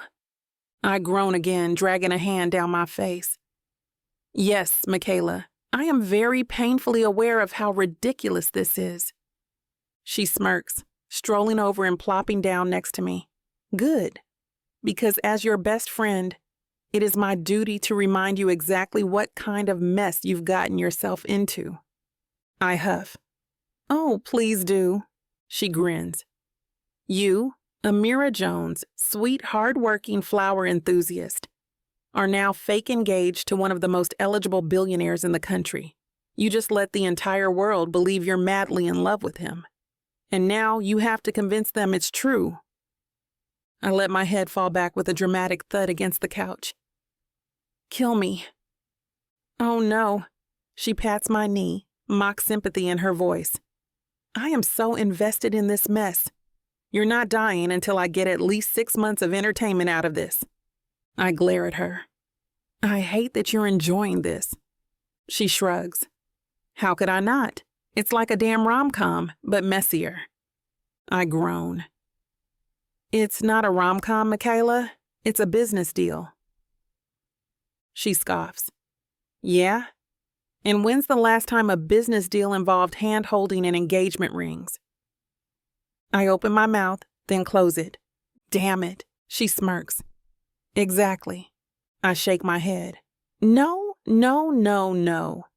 Do not do that thing where you start acting like this is some secret love story. She gasps, hand over her heart. Who, me? I narrow my eyes. Yes, you. She grins. Oh, honey, you're already so screwed. I scowl. You're the worst. She pats my leg again, then grabs the remote. You need wine or ice cream? I sigh. Both. She grins. On it. The next morning, I wake up with a mild wine headache and a whole new wave of, oh my God, what did I do sitting heavy on my chest? It doesn't help that the first thing I see when I grab my phone is chaos. Because, of course, Michael's announcement has already made headlines. Breaking, billionaire Michael Nelson is officially off the market. Meet the lucky woman who stole his heart. Who is Amira Jones? Everything we know about the billionaire's fiancé. I stare at my screen in horror. I click on the last one, scanning the article. They've already dug up my entire life, where I grew up, where I went to school, the fact that I live with my best friend because I fell on hard times. I groan. This is the worst. Michaela, half asleep in my doorway, stretches. What's the worst? I hold up my phone. They know everything. She yawns, rubbing her eyes. Oh yeah, that happens when you fake marry a billionaire. I shoot her a look. She shrugs. Look on the bright side. At least they didn't find anything bad. I let out a sharp laugh. Yet? She waves a hand. You'll be fine. Just don't Google yourself anymore. I groan, flopping back onto my pillows. I'm done. I'm quitting right now. She gives me a knowing, doubtful look. No, you aren't. By the time I get to Petals, my nerves are shot. Michael is already inside, sleeves rolled up, arranging a bouquet like the entire world isn't currently dissecting our fake love story. I storm up to the counter. You. He glances up, completely unbothered. Good morning, fiancé. I scowl. You are so lucky I don't throw something at your smug face right now. He smirks. What did I do this time? I slap my phone onto the counter. Have you seen this? They're digging up everything about me. Michael picks up my phone, casually scrolling. Huh, they got your middle name wrong. I snatch it back. Michael. He exhales, leaning against the counter. Relax, Jones. This is normal. I gape at him. Normal? He nods. You're dating a public figure now. I freeze, then slowly. You mean fake dating? He smirks. Same difference. I glare. Oh, it is not. Michael chuckles. Look, if you want, I can have my team manage the press. They'll handle your image, clean up anything you don't like. No, I cross my arms. I don't want anyone messing with my life. Michael watches me for a second, then nods. All right, but if it gets worse, you let me know. I exhale. Fine. Good. He smirks. Now let's talk about our first public appearance. I groan. Kill me. Michael chuckles. No can do, fiancé. We've got a love story to sell. And just like that, I know. This is going to be a disaster.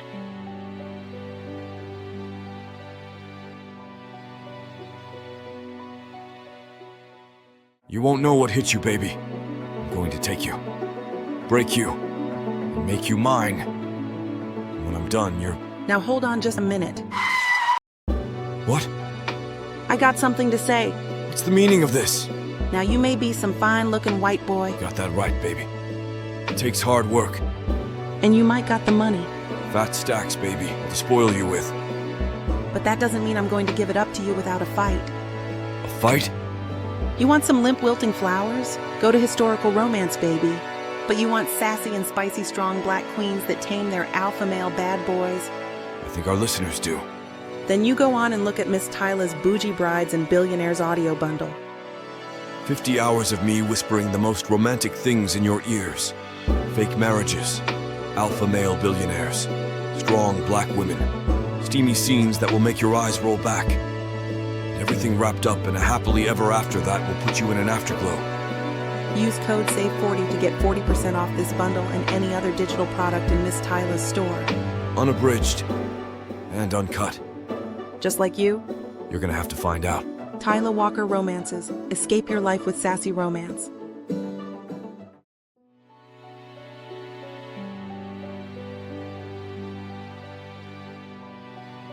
Chapter 14. Michael, I knew this would be a challenge. I expected Amira to push back, to glare at me every time I remind her that technically she agreed to this. But I didn't expect her to look this pissed before we've even had our first public appearance. She stands in front of me, arms crossed, frustration practically rolling off her in waves. So let me get this straight, she says, voice dripping with irritation. You want us to go out in public and pretend we're madly in love? I lean against the counter, smirking. That is exactly what we signed up for. She lets out a dramatic groan, dragging a hand down her face. This is so stupid. I chuckle. You're really committed to making me feel great about this engagement. She glares. You know what I mean? I do. But it's too much fun messing with her. I push off the counter, walking around to stand in front of her. It's simple. We go somewhere public. We let people see us. We act like a normal, engaged couple. She holds up a hand. Define normal. I tilt my head, studying her. Holding hands, smiling at each other. Maybe a kiss on the cheek. Her entire body stiffens. Kissing? Relax, Jones. No tongue. She mutters something under her breath that I'm pretty sure is another insult, but I ignore it. Instead, I pull out my phone and start scrolling. All right. Where do you want to go? She narrows her eyes. Excuse me? I glance up. Date night. We need a location. She gapes. Oh my God, we're actually doing this. I chuckle. What, did you think I was joking? Yes. Or at the very least, stalling. I smirk. Nope. We need to sell this, so Let's pick somewhere good. She mutters something about regretting every life choice that led her here, but moves closer to look at my screen anyway. I scroll through a few high-profile restaurants, watching her out of the corner of my eye. She's stiff, like she's bracing for impact. I exhale, softening my tone. Amira. She glances at me. You okay? She blinks, caught off guard. What? I tilt my head. You're acting like I just sentenced you to death. She lets out a dry laugh. That's kind of what this feels like. I smirk, but there's something else behind it now. Something I probably shouldn't acknowledge. Because the truth is, I get it. She didn't ask for this. She just wanted a damn flower shop. And now she's stuck with me. I sigh, running a hand through my hair. Look, I know this is weird, but I'll make sure it's as painless as possible, all right? She watches me for a second, something flickering in her expression. Then finally, she nods. All right, she says quietly. Let's just get this over with. I grin. That's the spirit. If I were a different man, I might feel guilty about dragging Amira into this. If I were a better man, I wouldn't be enjoying this so damn much. But watching her across the table, her arms crossed, her foot tapping impatiently against the floor, it's so worth it. You look miserable, I say, smirking over the rim of my glass. She glares. Oh, do I? I chuckle. Careful, sweetheart. You're supposed to be in love with me, remember? She exhales sharply, her shoulders stiff. You're so lucky I want that flower shop. I grin. And don't you forget it. The restaurant is packed. Dim lighting, expensive chandeliers, soft classical music playing in the background. It's exactly the kind of place I'd bring a real fiancé. And judging by the eyes on us, it's working. Phones are out. People are whispering. The news is going to eat this up. Amira notices too. She shifts uncomfortably, glancing around. People are staring. I lean in, lowering my voice. Good. That's the point. She exhales, picking up her wine glass. I need so much more alcohol for this. I chuckle, watching as she takes a long sip. She's nervous. I don't know why that bothers me. I lean back, tilting my head. Tell me something real. She blinks. What? If we're selling this, we need to know actual things about each other. She frowns, twirling her glass. I feel like I already know enough. I smirk. Oh, what do you know about me? She sets her glass down, arching an eyebrow. You're a billionaire with too many businesses. You're obsessed with Petals. You're smug as hell and probably used to getting everything you want. I chuckle. Accurate. She tilts her head. What about me? I glance at her. You love flowers, but not just because they're pretty. You love what they mean. You work hard, even when people underestimate you. And despite acting like this is the worst thing in the world, I smirk. You don't actually hate me. Her lips part slightly. She swallows, looking away. I do hate you. I grin. No, you don't. Before she can argue, I reach across the table, sliding my hand over hers. She freezes. Her gaze snaps to me, wide and stunned. I lower my voice. People are watching. She exhales shakily, but doesn't pull away. Good. I run my thumb over her skin, slow and deliberate. Her breath hitches. I smirk. Relax, sweetheart. Just playing the part. She swallows hard, forcing a tight smile. I hate you. I grin. Keep telling yourself that. She glares, but her pulse is racing beneath my fingers. And for some reason, I don't want to let go. Chapter 15. Amira. I should move my hand. I need to move my hand, but I don't. Michael's thumb brushes over my skin, slow and deliberate, and it sends a weird kind of heat crawling up my spine. My pulse is pounding, way too fast for something that's supposed to be fake. I swallow hard, forcing myself to breathe. People are watching. I whisper. His smirk is subtle. That's the idea, sweetheart. I hate that nickname, mostly because of the way my stomach flips every time he says it. I force a smile, gripping my wine glass with my free hand like it's a damn lifeline. Right. Playing the part. Michael hums like he doesn't quite believe me, like he knows that for a second, just a fraction of a second, I forgot we were pretending. I snatch my hand away. Too fast, too obvious. His lips twitch, but he doesn't say anything. Instead, he leans back in his chair, eyes scanning the restaurant. Think they bought it? I exhale sharply. I don't know, but I do know I need another drink, because I almost did. Michael chuckles, waving over the waiter. He orders another glass for me, another bourbon for himself, like we do this all the time. Like this isn't a damn scam. I sit back, watching him. You're awfully calm for someone who just tricked an entire city into thinking we're engaged. He shrugs. I'm a businessman, Jones. I close deals. I scoff. A deal? This is a whole-ass marriage. Michael smirks, sipping his bourbon. Funny, I don't remember a wedding yet. I glare. Don't push me? He chuckles, but there's something in his gaze, something calculating. You really hate this that much? I'd open my mouth to fire back a yes, obviously, but then I stop. Because do I? Yes, it's ridiculous. Yes, it's a scam. Yes, I want to strangle Michael at least twice a day.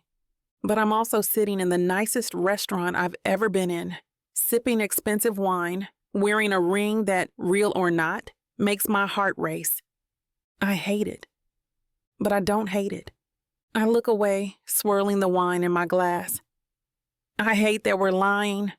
Michael tilts his head. Technically, we're not. I shoot him a look. Oh, really? He nods, setting his glass down. We are engaged. I blink. Michael, you do want Petals? I scowl. That's not the same thing. He smirks. Close enough. I groan, rubbing my temple. You're impossible. Michael chuckles. And yet, you agreed to marry me. I lift my glass, deadpan. Biggest mistake of my life. He clinks his bourbon against my wine, grin widening. You say that now. By the time we step outside, the night air is cool against my skin. I take a slow breath, grounding myself. That wasn't terrible. Horrible, yes. Mortifying, absolutely. But we survived. Michael walks beside me, hands in his pockets, looking as relaxed as ever, like he didn't just commit relationship fraud in front of half the city. He glances at me. You good? I sigh. Well, I didn't throw up or set anything on fire, so yeah, I'd say I'm good. Michael smirks. The bar is so low. I glare. Shut up. He laughs, leading me toward his car. As soon as we get in, my phone explodes. I wince as Michaela's name pops up on my screen. Oh, God. Michael raises an eyebrow. Your fan club? I groan. More like my what the hell did you just do committee. Michael smirks. Better answer. Wouldn't want her showing up with a flamethrower. I shoot him a look, but answer anyway. Amria, I sigh. Hi, Michaela. Oh, don't hi me. I just watched an entire live stream of you and Michael Nelson looking like the most in love couple I have ever seen. I close my eyes. Michaela, no, I need details. I need answers. Because the way that man was looking at you across the table, the way you were looking at him, I blink. Wait, how the hell were you watching a live stream? Honey, the entire internet was watching a live stream. My stomach plummets. What? Michael smirks. Told you people were watching. I whip my head toward him, eyes wide. Oh my God, I hate you. Michaela shrieks. Is he in the car with you? Right now? I groan. I'll call you later. No, wait. I hang up. Michael chuckles. She seems fun. I exhale, shaking my head. This is too much. Michael studies me for a second, then softer. You still in? I hesitate, because I should be second-guessing everything. I should be rethinking this entire insane plan. But when I glance down at my hand, the ring sparkling under the streetlights, Petals flashes through my mind. And I want it. So I look up at him, steady. Yeah, Michael's expression shifts. Just slightly. Then he nods. Good. I swallow, suddenly hyper-aware of how small this car feels, how close he is, how this quiet, this tension, this weird unspoken thing between us feels more dangerous than the lies we're telling. I grip my seatbelt tighter. Take me home, Michael. He smirks, but it's softer this time. Whatever you say, sweetheart. Chapter 16. Michael. I should be relieved. She didn't back out. She didn't throw the ring in my face. She didn't call the whole thing off after that ridiculous spectacle of a dinner. She's still in. That's all I need. So why the hell am I gripping the steering wheel like my life depends on it? Amira is quiet beside me, staring out the window, her hands folded neatly in her lap. She's thinking, overanalyzing, probably regretting all her life choices that led her to this moment. I should say something. Something easy. Casual. Something to break the tension that settled thick in the car. Instead, I glance at her hands. She's still wearing the ring. Something in my chest tightens. I clear my throat. Well, that was a success. Amira snorts, finally looking at me. Oh, yeah, a massive success. The entire internet is now convinced I'm in love with you. What a dream come true. I smirk. Careful, sweetheart. You sound too convincing. She groans, turning back toward the window. You are so insufferable. I chuckle, easing the car onto her street. You did good, Jones. She doesn't answer right away, just keeps her eyes on the city lights flashing past. Then, after a beat, she sighs. You too. That catches me off guard. I glance at her, but she's already looking away, like she didn't just throw me a compliment, like she didn't just admit, in her own way, that this whole thing isn't as easy for her as she pretends it is. I pull up in front of her apartment, shifting the car into park. So what's next? She exhales, finally turning to face me. You're the one who knows how these things work, Mr. Fake Relationship Expert. I wouldn't say expert. She lifts an eyebrow. I chuckle. Fine. Next step. We keep up appearances. A few more outings, some strategic PDA, maybe a sweet little engagement interview. Her eyes widen. Oh, hell no. I grin. Oh, hell yes. Michael. I tilt my head. What? You thought we could just announce an engagement and then hide for 6 months? She exhales sharply, muttering something under her breath that I'm pretty sure is a long string of insults. I fight back a smile. This should be easier. A clean-cut deal. Nothing messy. So, why the hell do I like getting under her skin so much? Amira unbuckles her seatbelt and reaches for the door handle, but before she gets out, she hesitates. Hey, Michael. I glance at her. She swallows, then, quieter. Do you ever feel weird about lying? I study her, the way she's gripping the door handle, the slight furrow in her brow. Like she wants to believe this is just a simple arrangement, but something about it doesn't sit right with her. I lean back. It's not a lie. It's just not the full truth. She gives me a look. That is literally the definition of a lie. I smirk. Details? She groans, shaking her head. I watch her for a moment, then, softer. You really struggling with this? She hesitates. I don't know. It just feels weird sometimes. I nod.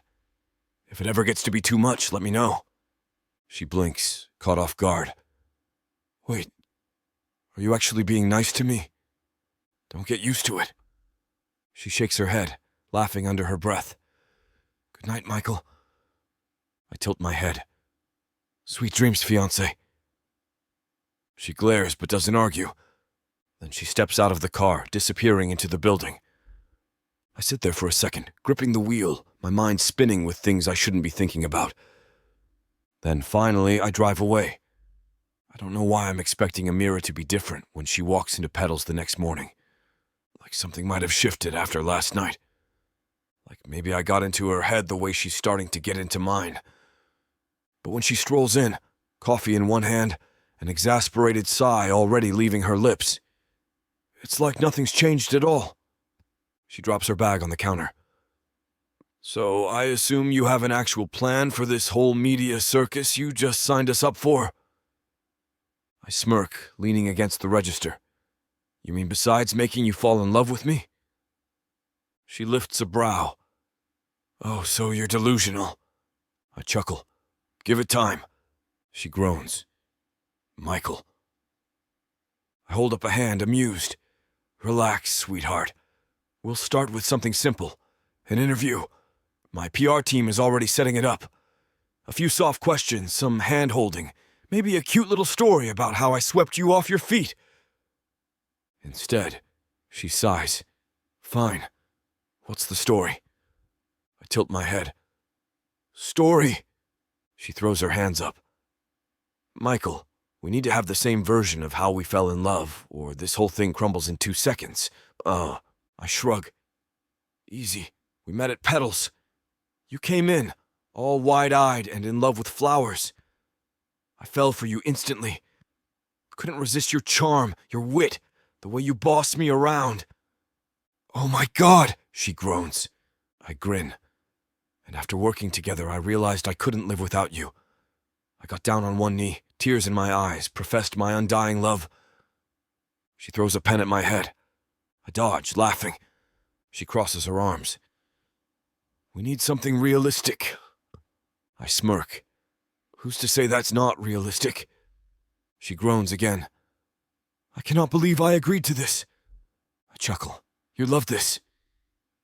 She glares. You owe me for this. I nod, serious now. I know.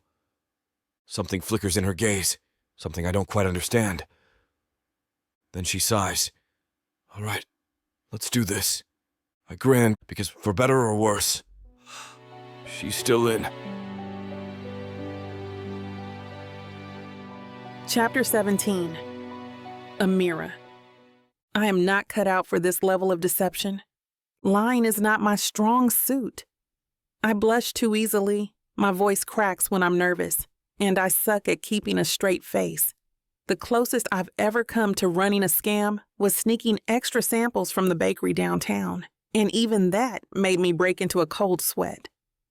And now I'm sitting in a high-rise office, staring down at a table full of high-powered PR executives, preparing to lie to an entire country about my fake engagement. God help me. I sit up straighter, forcing a polite smile, but my hands are clenched in my lap, nails digging into my palms. Michael, of course, is completely relaxed, draped over the chair behind me like he owns the room, which I guess he kinda does. The man is built for this kind of thing. He's charming, confident, and smooth as hell. Meanwhile, I'm sweating through my blouse and trying not to look like I just committed fraud. So, a sleek-looking woman in a blazer leans forward, her dark red nails tapping against the table. We're moving fast on this. The public response has been overwhelmingly positive. Your engagement post got over 2 million likes in the first 24 hours. I blink. 2 million? She nods, and counting. I resist the urge to collapse onto the table. Michael smirks. We do make a great couple. The PR woman, Diana, I think her name is, slides a folder across the table. We've put together a loose script for your engagement story. The first interview is in 3 days, so you both need to be completely aligned. I glance at the folder like it might bite me. A script? Diana nods. Of course, we need to control the narrative. You'll be asked about how you met, the proposal, your wedding plans. Wait, wedding plans? I choke. Michael, the bastard, doesn't even blink. Diana tilts her head. Yes? You're engaged. To be married. Right. My stomach drops. I know this is fake, but the word marriage sits in my chest like a brick. Michael notices.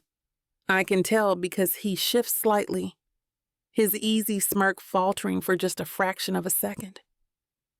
Diana clears her throat, pressing on.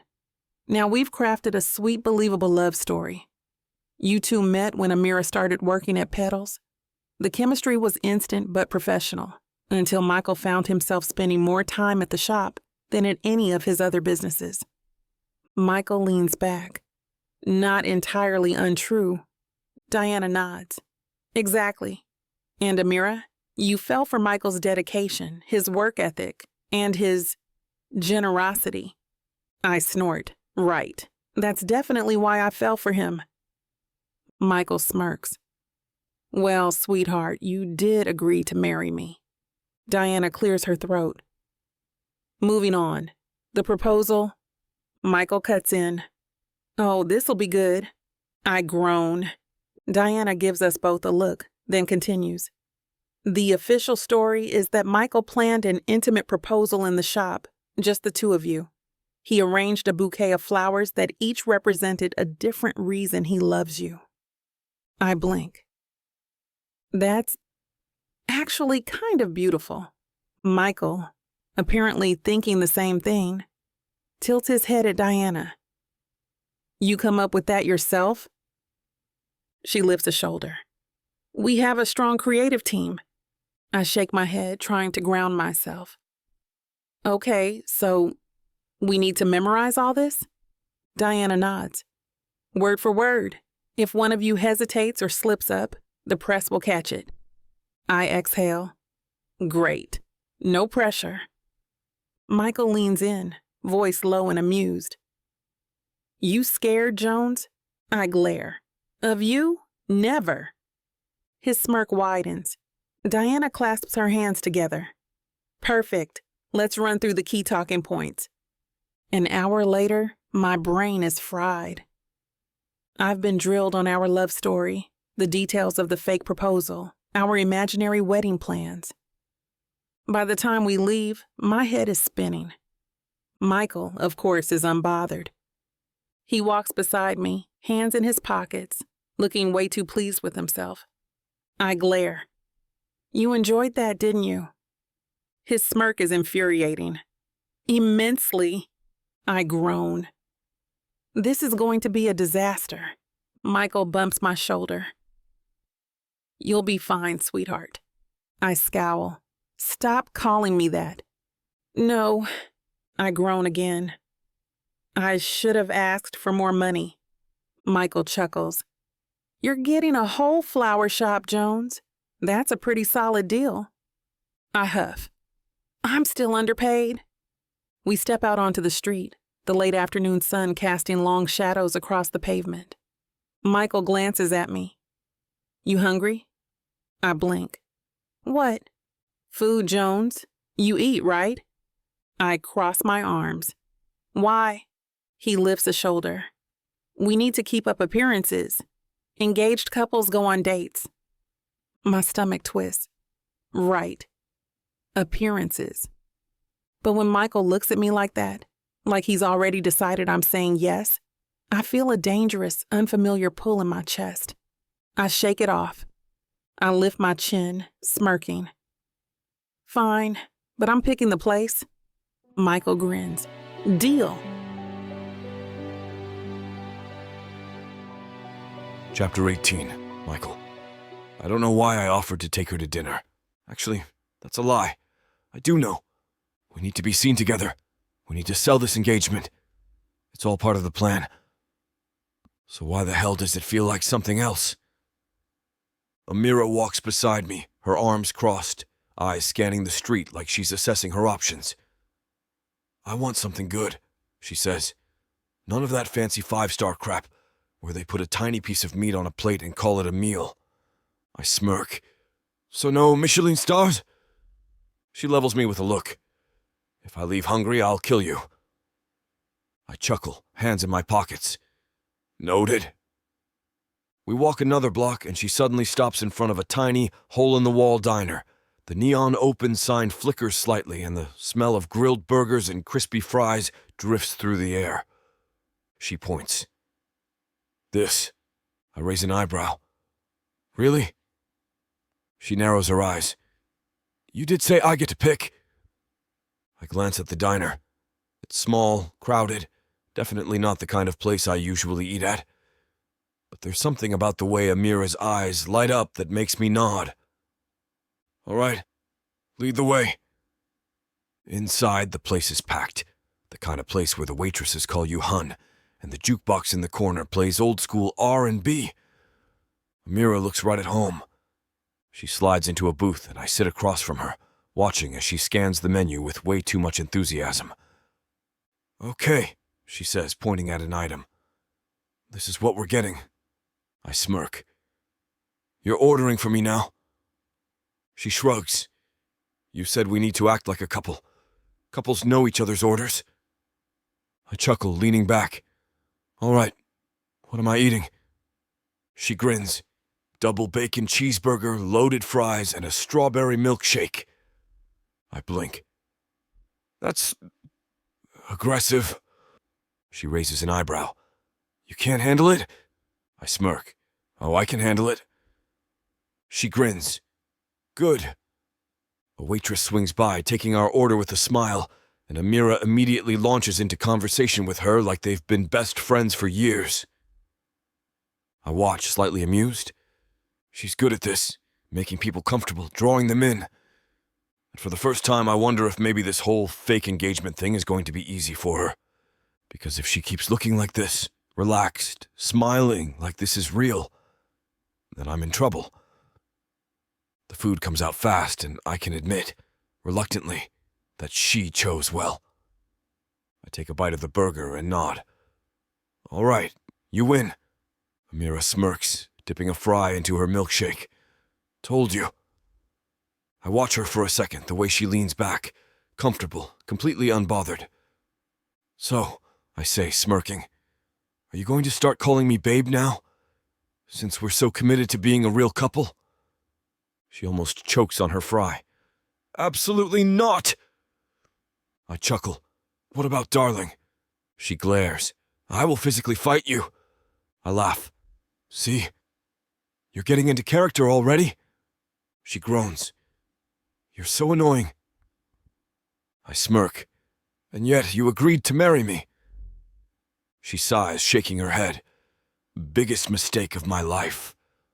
We fall into a surprisingly easy rhythm, eating, talking, throwing insults at each other like it's second nature. And the weird part? It is easy. It shouldn't be, but it is. Halfway through the meal, she leans forward, her expression turning slightly more serious. Okay, but really, how long do we have to keep this up? I mean, the public appearances, the interviews, all of it. I sigh, wiping my hands on a napkin. At least 6 months. Long enough to convince my family it's real. She frowns. And then? I hesitate, because the truth is, I haven't thought that far ahead. I shrug.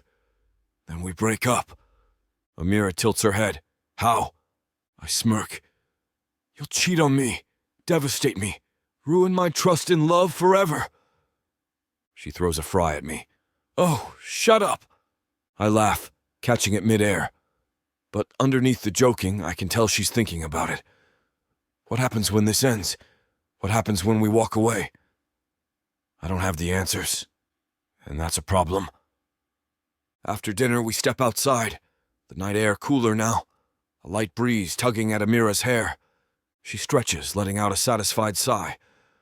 That was exactly what I needed. I smirk. Glad I could provide such a romantic experience for you. She rolls her eyes. If this is your idea of romance, no wonder you're fake engaged. I chuckle, shoving my hands into my pockets. For a second, we just stand there, watching the streetlights flicker. Then Amira exhales. So, what now? I glance at her. Now? She lifts a shoulder. You know, what's the next move in this whole thing? I tilt my head, watching her. I think we just proved we can pull this off. Didn't feel fake, did it? She hesitates. And that second, that tiny, barely noticeable pause, makes something shift in my chest. She swallows. I guess not. I nod, taking a step closer. Good. She glances up at me, eyes flicking over my face like she's trying to read me. And I realize we're too close. This is too real. She shifts her weight, clearing her throat. Well, thanks for dinner, fiancé. I smirk. Anytime, sweetheart. She turns, walking toward her car. I watch her go, something I really shouldn't be feeling settling heavy in my chest. And the worst part, I don't want to stop watching. Chapter 19. Amira, this whole thing is getting too easy. It's supposed to be fake. A business deal, plain and simple. But the way Michael looked at me outside that diner, the way he smirked when I threw that fry at him, like I was actually cute or something, nope. Too easy. Too dangerous.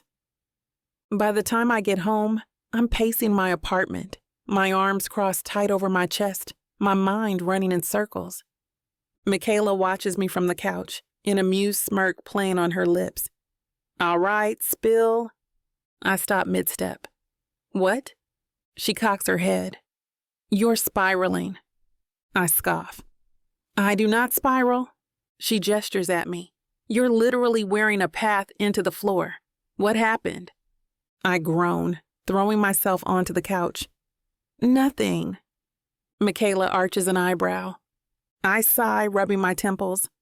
Fine. He took me to dinner. Her eyes widen. A date. I shoot her a look. Not a date. A strategic public outing. She snorts. Uh-huh. I throw a pillow at her. Shut up. She laughs, dodging it with ease. So, how was it? I exhale. Fine. She leans in. Just fine? I scowl. Yes. Michaela studies me for a second, then grins. Oh shit. You like him? I shoot up. Excuse me? She smirks. You like him? Oh my God. This is so much better than I thought it'd be. I groan, burying my face in my hands. You're insane? She shrugs. I call it observant. I shake my head. Michaela, he is my boss. He is my fake fiancé. This is a contract. She smirks. You're saying a lot of words, but none of them are no. I huff. I don't like him. She hums. I glare. I don't. Michaela grins. Sure, babe. I throw another pillow at her. I swear I'm going to act normal today. Just another day. Just another shift at Petals. Just another few hours pretending I'm engaged to a man who is objectively too attractive for his own good. Totally normal. I walk in, setting my bag down behind the counter, and immediately feel eyes on me. Michael is standing across the shop, arms crossed, a smirk already tugging at his lips. I sigh. What? He chuckles. Nothing. You're just very committed to avoiding eye contact this morning. I scowl. I just got here. He smirks. And yet you still haven't looked at me. I huff, finally meeting his gaze. Happy? He grins. Delighted. I groan. Gabe pokes his head in from the back. Morning, lovebirds. I spin around. Oh my God, Gabe. He grins. What? Can a guy be happy for his favorite engaged couple? Michael chuckles. I like him. I groan. Oh, now you do. Gabe leans against the counter, smirking. So, when's the wedding? I choke on air. Excuse me? Michael, completely unfazed, shrugs. Still in the planning stages? I whip my head toward him. We are? Michael grins. Well, we can't rush perfection, sweetheart. Gabe chuckles. Man, I love this.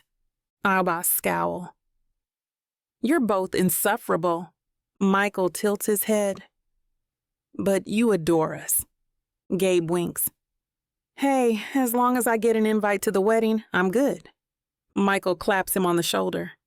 Wouldn't dream of leaving you out. I pinch the bridge of my nose. I hate this. Gabe laughs, heading to the back. You two are too much fun. Michael leans against the counter, watching me. You're cute when you're flustered. I blink. My stomach flips, traitorous and so not part of the plan. I scowl. I will throw something at you. Michael chuckles. Noted. I exhale, trying to steady myself. So, what's the actual plan for today? Michael sobers slightly. We have to prep for the interview.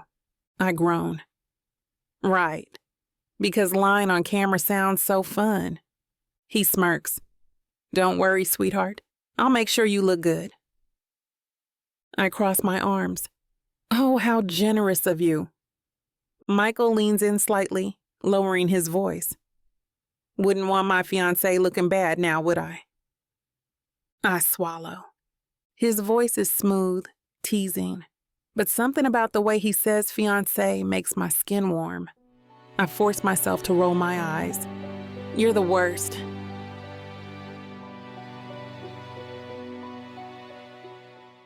This is it, baby. This is what you can get me that'll make me happy. You know I'll get you whatever you want. All you need to do is ask me and I'll give it to you. This ain't just it. This is everything I could ever want. Now I'm curious. What does a strong, sassy woman like yourself want so badly? Baby, you know what I want? I can't wait to hear. The Big Baddie bundle from Tyla Walker. It has everything I need. 20 ebooks with over 1 million words of sassy romance and spice that'll keep you on your toes. 10 audiobooks containing over 60 hours of that seductive voice telling me naughty things all night long. You don't need an audiobook for that, baby. Right here. You may be fine and all, but no one tells it like the way Miss Tyla does. And I need her in my life. The Big Baddie bundle is everything you need. You can get it for 80% off. Go to TylaWalker.com to browse the bundles that earn you the best deals. It's time you treat yourself. Because you deserve it. Escape your life with Miss Tyla.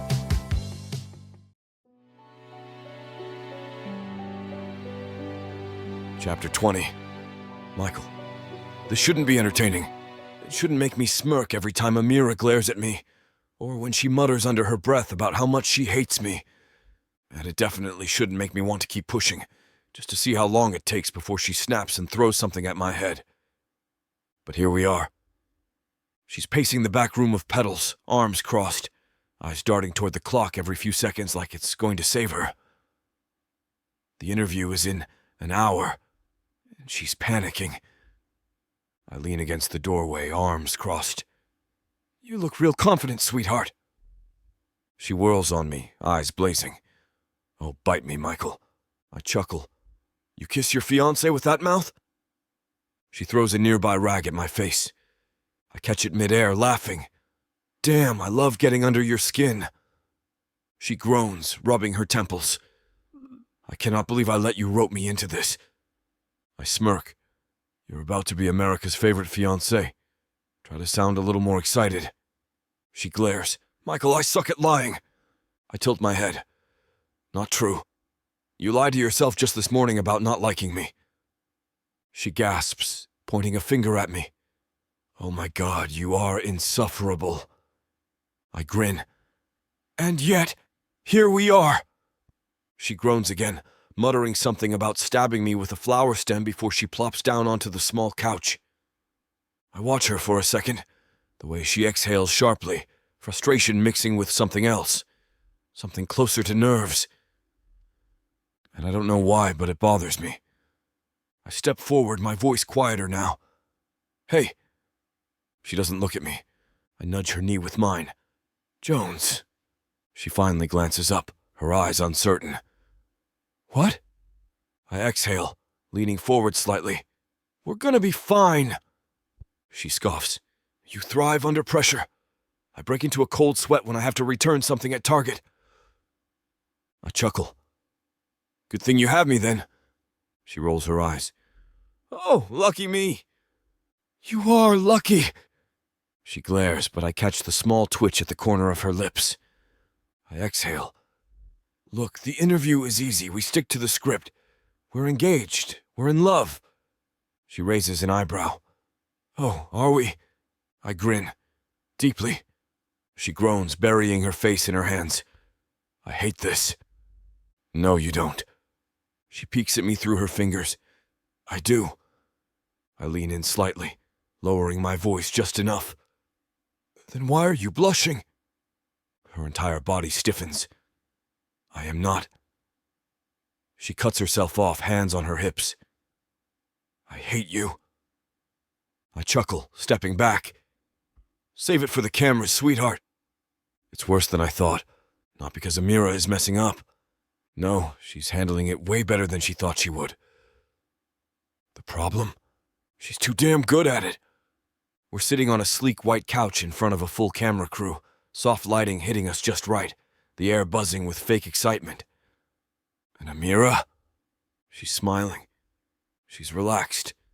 She's leaning into me, her body half-angled toward mine, looking like she's been in love with me for years.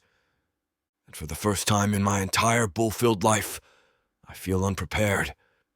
The interviewer, a woman named Melissa with perfect curls and a too-bright smile, beams at us. I have to say, you two radiate chemistry. I smirk, tightening my arm around Amira's shoulders. What can I say? She's impossible not to fall for. Amira laughs, nudging me playfully. Oh, please. Melissa gasps. See? This is what people love about you two. You have this effortless, playful energy. It's real. I hear Amira inhale sharply beside me. I squeeze her shoulder slightly. A warning. A reminder. She recovers fast, flashing a smile. Well, we do have fun together. Melissa sighs dreamily. That's how you know it's the real thing. I smirk. Oh, it's definitely real. Amira subtly digs her nails into my thigh. I bite back a laugh. Melissa leans in, eyes sparkling. So, tell me, how did you know? When did you realize you were in love? Amira stiffens for a split second. I step in smoothly. Oh, it was instant for me. Melissa clutches her heart. Really? I nod, looking down at Amira, my expression softening just enough. First day, she walked into Petals. I knew she was different. She didn't just love flowers, she understood them. The meanings, the purpose, the way they make people feel. Amira blinks up at me, and for the first time I see it. The hesitation. The tiny moment where she forgets that this is all fake. I press on, my voice lower. I watched her talk to customers. I watched the way she put everything into every bouquet like it mattered to her. And that's when I knew. The room is dead silent. Melissa exhales softly. That is beautiful. Amira is still watching me. And I don't know why I keep looking at her like this, like I actually mean it. Melissa beams. And you, Amira? When did you know? Amira swallows. I can see her scrambling. And then... She tilts her head, a slow smile spreading across her face. Oh, that's easy, she says smoothly. I realized I loved him when I found out how obnoxiously smug he is. The room bursts into laughter. Melissa wipes away a fake tear. Oh, I love you too. Amira smirks, nudging me. But in all seriousness... She exhales, glancing at me. He's annoying. More laughter. I arch an eyebrow. Gee, thanks, sweetheart. She grins. But also, he's there. He shows up. He cares about the people in his life. And whether I like it or not... She sighs dramatically. He does make my life more interesting. Melissa swoons. I love this! The interview wraps up and we stand, shaking hands and exchanging pleasantries. But Amira is too quiet. I pull her aside as soon as we step off set. I tilt my head. You good? She exhales. That was weirdly easy. I smirk. I told you. She looks up at me, eyes searching.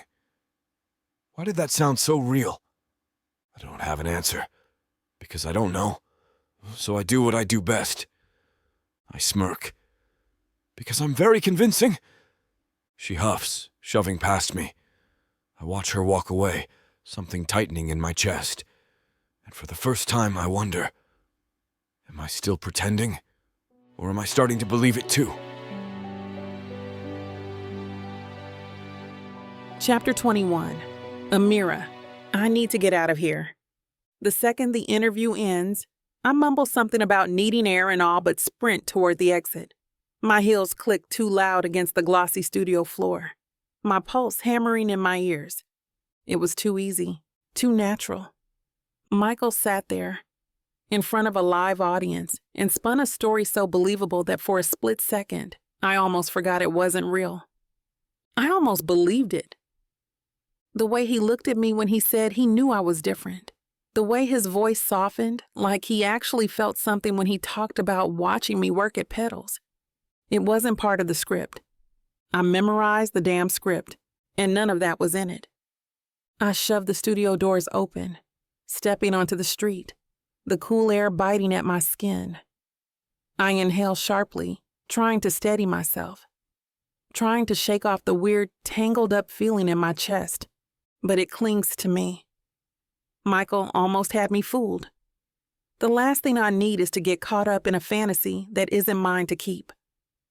Footsteps sound behind me, and I don't have to turn to know who it is. Michael. Of course. I cross my arms, keeping my eyes on the passing cars. If you're here to gloat, I swear to God. Relax, sweetheart. His voice is light, but I hear the edge beneath it. I just wanted to make sure you didn't run away for good. I huff, shaking my head. I just needed a minute. Michael steps beside me, hands in his pockets, looking entirely too calm for someone who just sold a lie to an entire country. That bad, huh? He muses. I shoot him a glare. Don't act like you didn't just pull half of that story out of thin air. His smirk deepens. You think I made it up? I blink. Obviously. He tilts his head, watching me. Did I? My stomach flips. I swallow hard, forcing my voice to stay steady. Yes. Michael studies me, his expression unreadable. Then slowly he exhales, shaking his head with a small smile. If you say so, Jones. I hate how smug he is, how effortless this all is for him, how he can sit there looking at me like that and not feel a damn thing. I tighten my arms around myself. It's too easy. He raises an eyebrow. What is? I turn to face him fully, my throat tightening. This, I gesture between us. The way you just say things like they mean something, like they're true, and people believe you. Michael watches me for a second, something flickering behind his gaze, then quieter. Including you? I exhale sharply, stepping back. That's not the point. His lips twitch. Feels like it is. I shake my head. Michael, we need to set some kind of boundary, because if you keep talking like that, someone's going to get confused.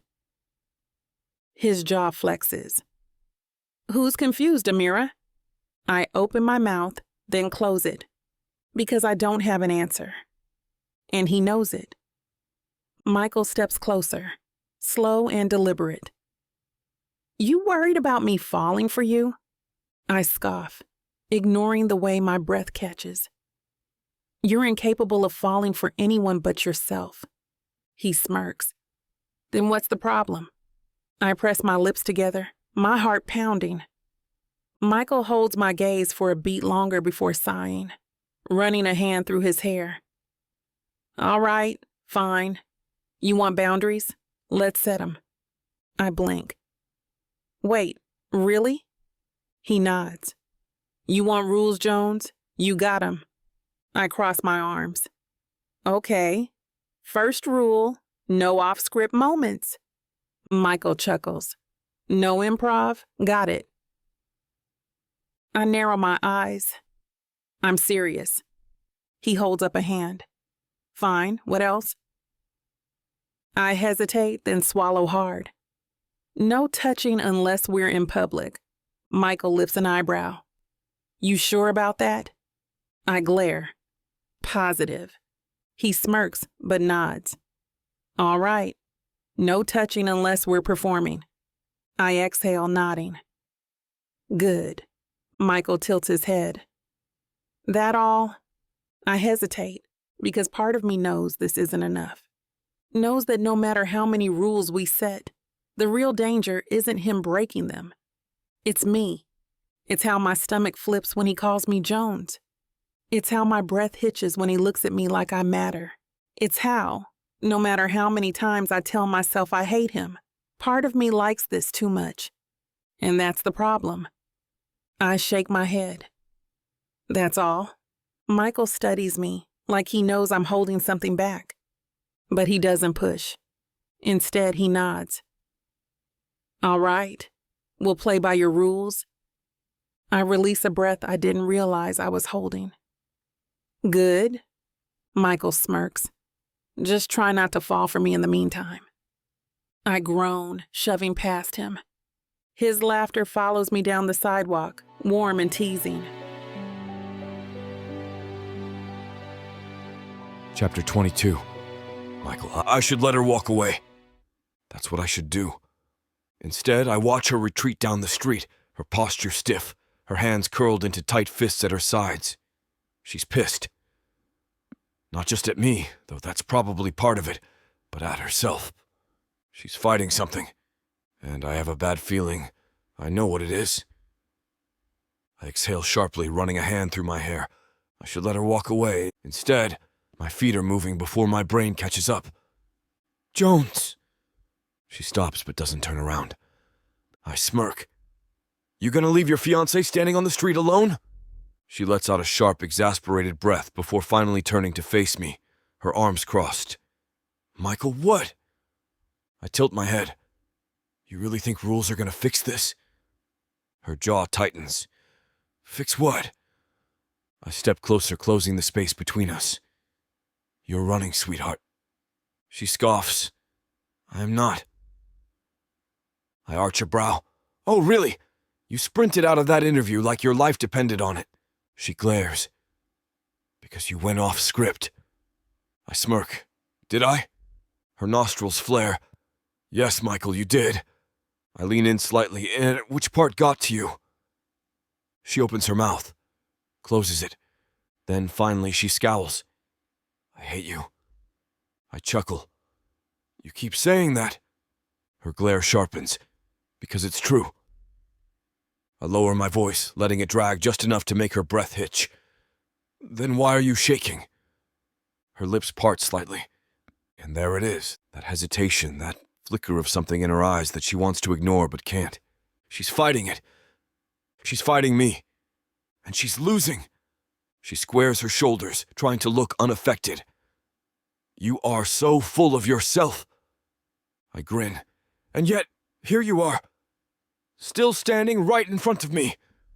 Her jaw clenches, her eyes narrowing like she hates that I'm right. But she doesn't move. I tilt my head. You afraid, Jones? Her breath hitches, but her voice stays firm. Of what? I step even closer, lowering my voice. Of the fact that this isn't feeling so fake anymore. For a split second, something cracks. I see it in the way her fingers tighten around the strap of her bag, in the way her throat bobs when she swallows. Then, just like that, she blinks, her face smoothing over into something cold, unreadable. And I hate it. She exhales sharply, You wish that were true. I smirk. Do I? She shakes her head, taking a step back. You know what? It doesn't matter. Because none of this is real, Michael. I keep my expression easy, but something sharp lodges in my chest at the way she says it. Like she needs to remind herself. Like she's desperate to believe it.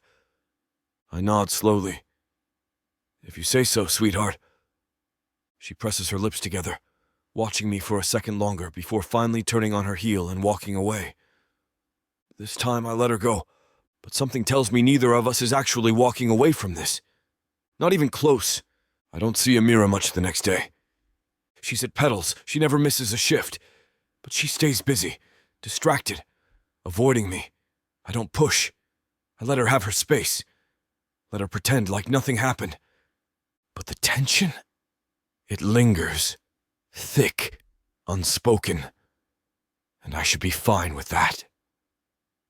Instead, I find myself standing in front of my bathroom mirror, buttoning my sleeves, adjusting my watch, smoothing out my tie with way too much focus. It's stupid. This whole thing is stupid. Because in an hour, Amira and I have a dinner reservation. Another public appearance, another carefully planned moment to keep up the illusion. And yet, I catch myself glancing at my reflection, wondering what she'll think when she sees me. I shake it off, grabbing my jacket and heading out. This isn't real. But damn if it doesn't feel like it sometimes. I spot her the second I step into the restaurant. She's already there, sitting at the bar, nursing a glass of wine, looking gorgeous. She's wearing this deep green dress that hugs her in all the right places, her hair swept up, her skin glowing under the dim, moody lighting. And I swear to God, my brain short-circuits for half a second. She catches me staring and smirks. You gonna stand there all night, fiancé? Or are you actually gonna sit down? I blink, shaking myself out of it. You look... I clear my throat, sliding into the seat next to her. Nice. Her lips twitch. Nice. I smirk. Would you prefer breathtaking? She arches a brow. Depends. Would you prefer a black eye? I chuckle. Damn, Jones, you get meaner every day. She hums, sipping her wine. I try. The bartender swings by, and I order a whiskey, leaning back against the bar. So, ready for round 2 of our public performance? She sighs dramatically. Oh, thrilled. I chuckle. That bad? She tilts her head, watching me. You like this, don't you? I smirk. Like what? She gestures between us. The whole playing pretend thing. I sip my whiskey. What can I say? I do love a good performance. Her lips part slightly, but she quickly shakes her head as if trying to reset her brain. I watch her, amused. You nervous, sweetheart? She scoffs. I chuckle. Good, because I was thinking we'd make this date really believable. She eyes me warily. Define believable. I lean in, my voice dropping just enough. Couples touch, Amira. Her breath catches. I smirk. Think you can handle that? She exhales sharply. You wish this got to me. I grin. You wish it didn't. Chapter 23. Amira. This man is going to be the death of me. Michael leans in, that stupid, cocky smirk tugging at the corner of his mouth, his voice all smooth and slow. Couples touch, Amira. Think you can handle that? I should laugh in his face. I should tell him to get all the way over himself. But instead, I sit there, wine glass in hand, fingers curled tight around the stem, because if I don't hold on to something, I might actually do something stupid, like lean in, like let myself believe, for even a second, that this isn't fake. I inhale sharply, tilting my chin up, trying to act unaffected. Touch me all you want, fiancé, just don't catch feelings. Michael chuckles, eyes gleaming. Oh, sweetheart, he drags the word out, like he's savoring it.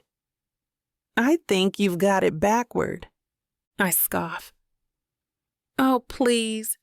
The bartender sets down his whiskey, and Michael lifts it, swirling the amber liquid like he has all the time in the world. Like this is a game to him. And maybe it is. Maybe Michael is so used to playing pretend that he doesn't even realize when he's doing it. Meanwhile, I'm drowning. I knock back the rest of my wine, set the glass down harder than necessary, and turn toward him, crossing my arms. Okay, Romeo, you want to sell this? Let's sell it. His smirk deepens. Oh, you're calling me Romeo now? I roll my eyes. We're supposed to be engaged, right? Then we need to act like it. I mean, really act like it. Michael lifts an eyebrow. Go on. I square my shoulders. We need to be close. In sync.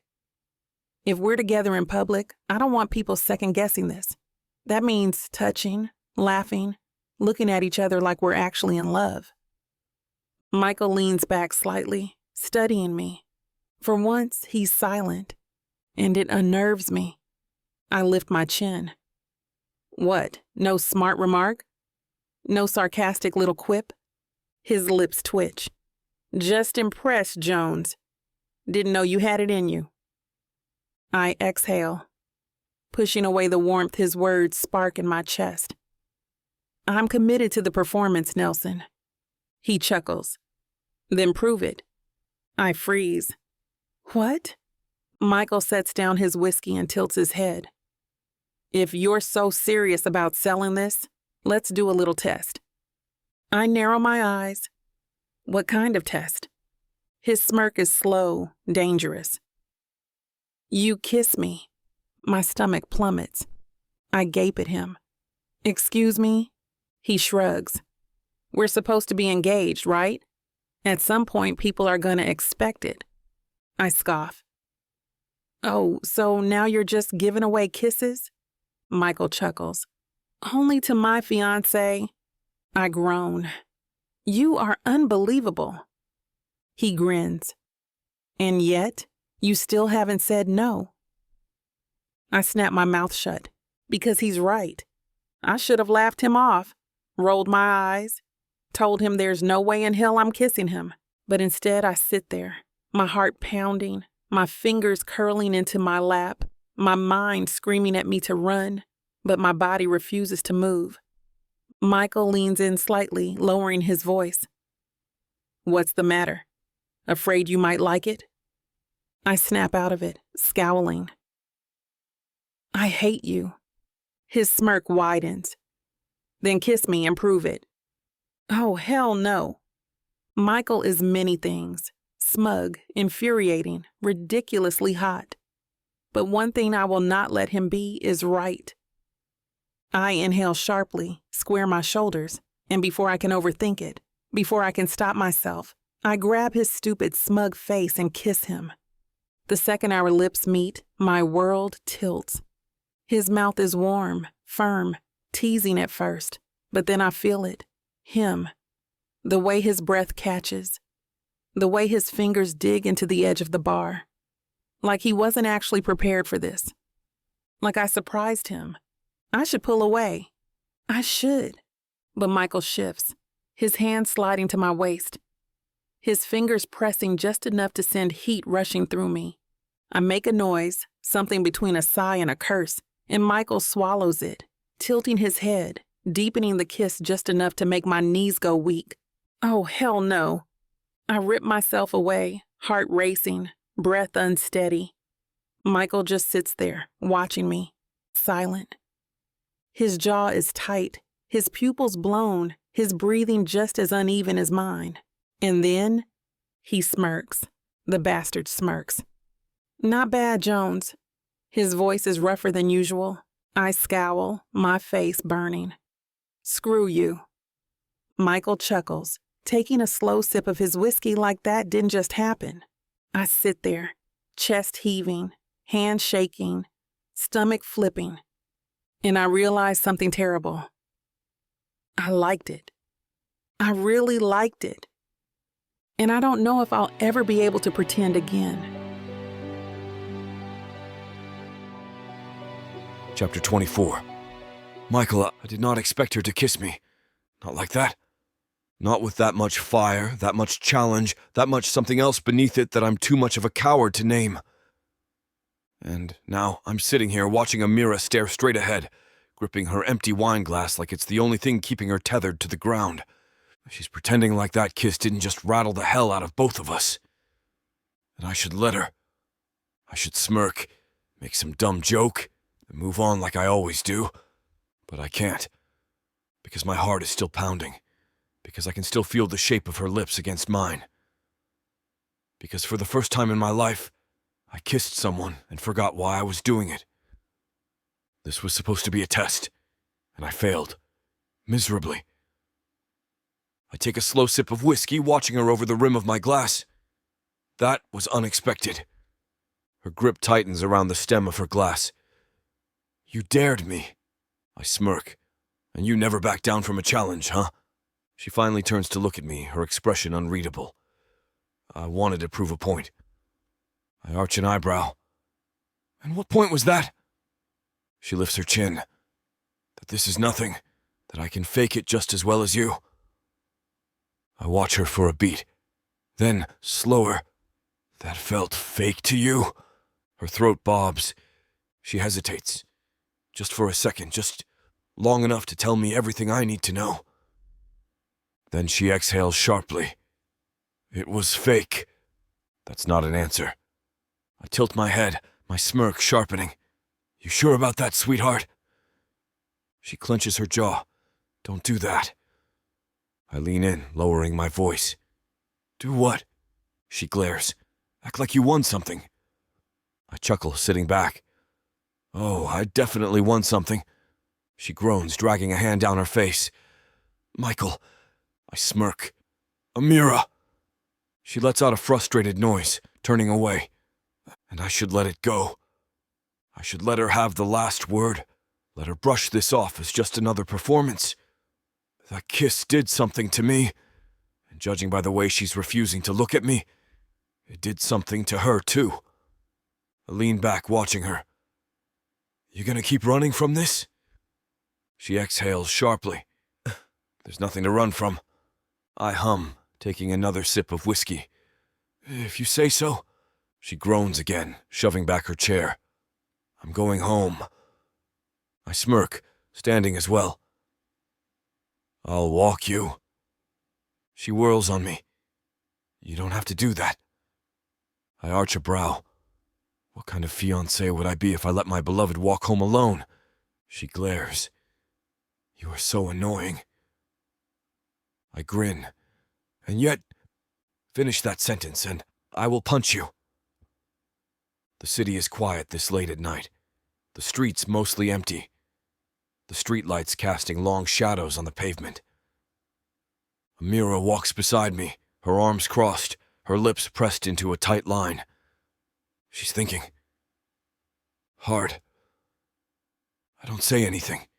Just let the silence stretch between us, thick and unspoken. Finally, she exhales, tilting her head toward me. Why are you being so quiet? I smirk. Would you rather I talk? She sighs. Depends. Are you gonna say something smug? I chuckle.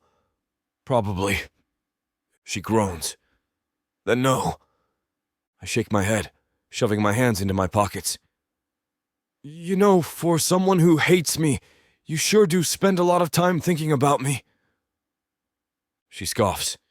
I do not. I arch a brow. Really? Then what were you just brooding about? She glares. None of your business. I smirk.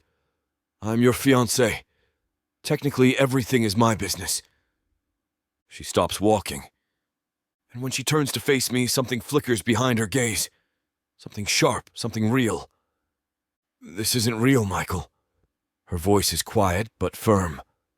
It never was. I exhale, studying her.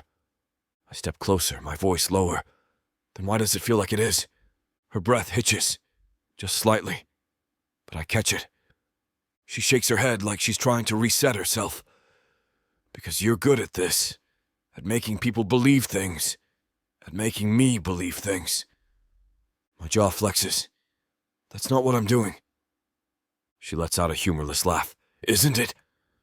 I step even closer until we're just a breath apart. You think I'm faking this? She lifts her chin. Aren't you? I open my mouth, then close it. Because for the first time, I don't have an answer. Because for the first time, I don't know if I'm faking. All I know is that I want to reach for her. That I want to close the space between us. That I want to do something stupid. But before I can, she exhales, stepping back. And just like that, the moment shatters. She turns, walking away. And I let her. Chapter 25. Amira. I can still feel his lips on mine. It's been 2 days since that kiss, and my brain won't let it go. It replays it in the quiet moments, when I'm making my morning coffee, when I'm arranging flowers at Petals, when I'm lying in bed at night, staring at the ceiling like an idiot. This is dangerous. I need to get a grip. I need to remind myself that this is fake, that Michael is playing a role, same as me. And yet, every time I close my eyes, I remember the way his fingers pressed into my waist, the way his breath hitched when I kissed him first. I remember the way he looked at me afterward, like I'd shocked him. I'm elbow deep in roses when I hear his voice. Morning, sweetheart. I jump, nearly knocking over an entire vase. Jesus, Michael. He leans against the counter, smirking. You okay there? I scowl, turning back to my work. Don't sneak up on me. He chuckles. I literally just walked in. I focus way too hard on snipping stems, refusing to look at him. What do you want? Michael tilts his head. You avoiding me, Jones? I scoff. Why would I do that?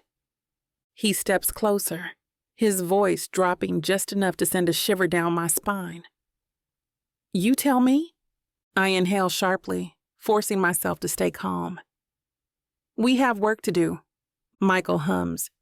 That we do. I wait for him to say something else, something smug, something teasing. But he doesn't. Instead, he just stands there, watching me. And it's worse. I swallow, setting my shears down. What's the plan? Michael blinks like I've broken whatever spell he was under.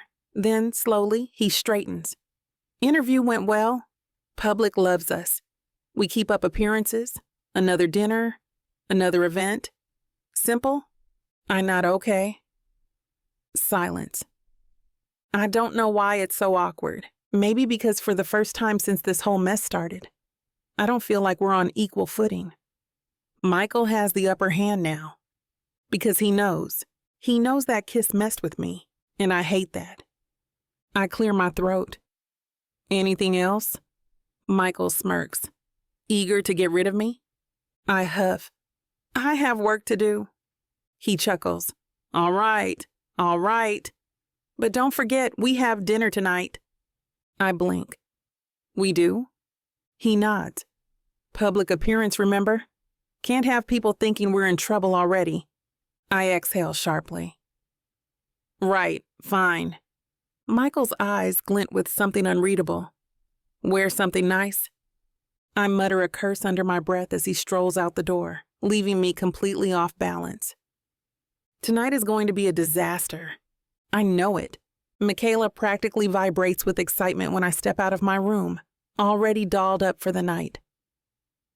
Oh, girl, she breathes, pressing a hand to her chest. You look so good. I roll my eyes. It's just dinner. She snorts. Uh-huh. With your fake fiancé who you definitely don't have feelings for? I scowl. Michaela. She grins. You're wearing a red dress. You only wear red when you're trying to cause problems. I huff, grabbing my purse. It's just a color. She smirks. Sure it is. I don't dignify that with a response.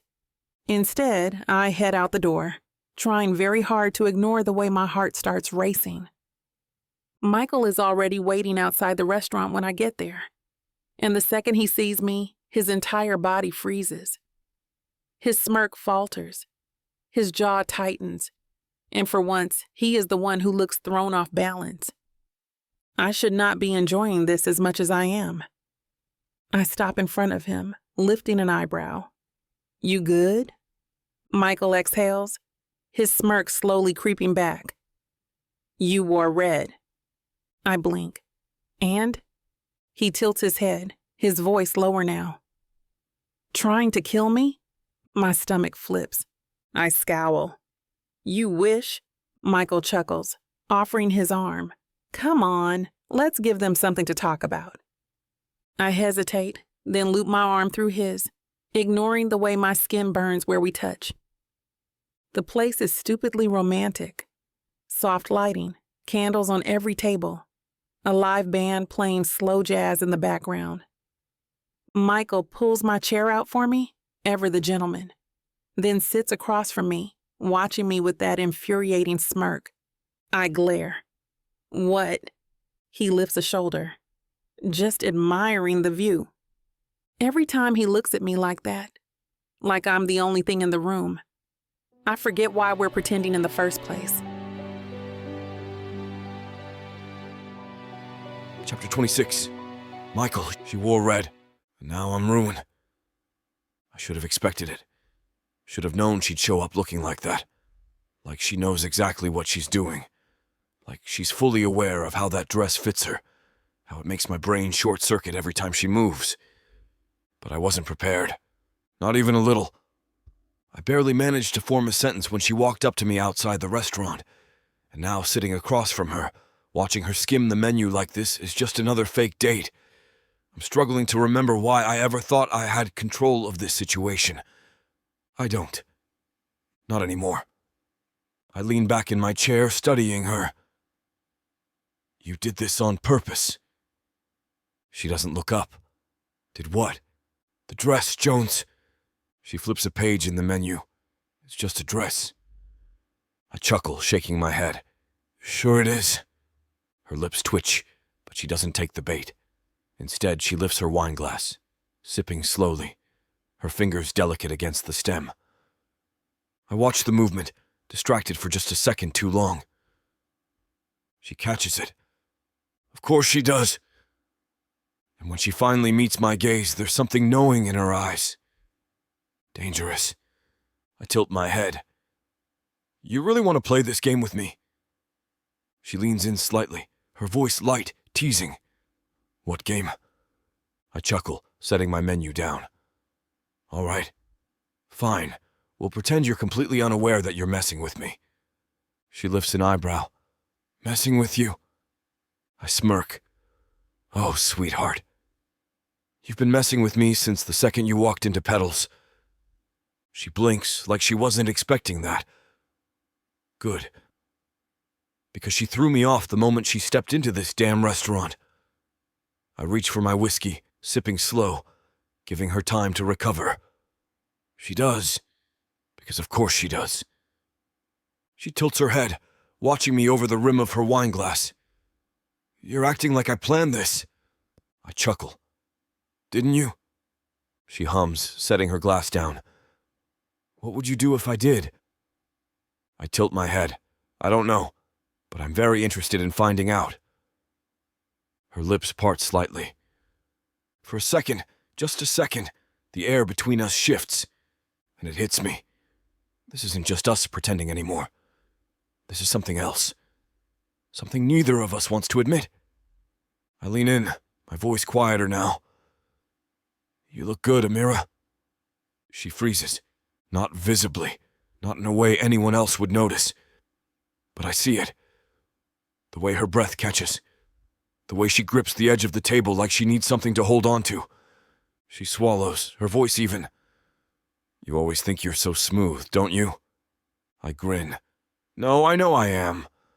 She huffs, shaking her head, but I catch the small twitch of her lips. She likes this. She likes me getting under her skin. And that's not the only thing I want to get under. The rest of dinner is too easy. We banter like we always do, throwing insults like we don't mean them. Like we're not sitting here, locked in a dangerous game we both know we're losing. And the worst part, I don't want it to end. At one point, I catch her laughing, actually laughing, head tilted back slightly, her eyes shining. And it does something to me. Something I can't afford to feel.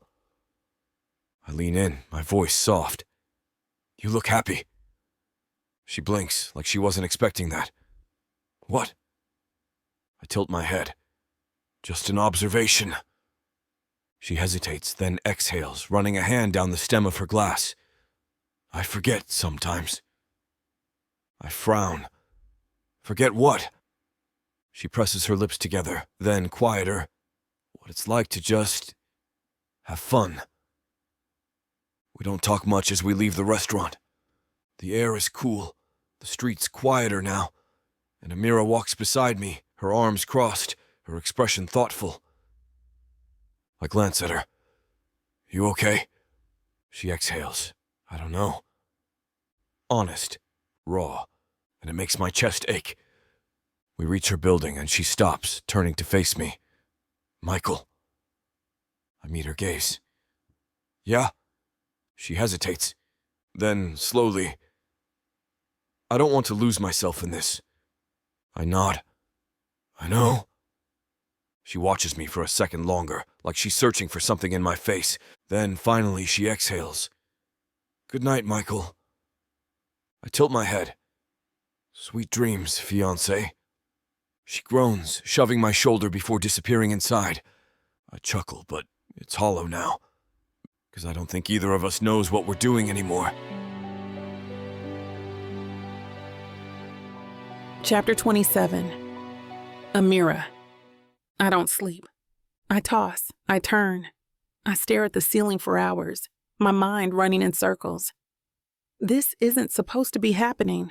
I'm not supposed to feel like this, like I'm free-falling. Like every time Michael looks at me, I lose my footing a little more. Like I've spent my whole life keeping people at arm's length, and now, suddenly, this cocky, infuriating, too charming for his own good man has wedged himself into my carefully built walls. I groan, flipping onto my stomach, burying my face in my pillow. I need to get a grip. This is a business deal. A carefully constructed, mutually beneficial lie. And yet, when I close my eyes, all I see is the way Michael looked at me tonight. The way his voice softened when he told me he forgets this is fake sometimes, too. The way something changed between us. So subtle but so heavy that I felt it in my bones. I shoved my pillow off the bed.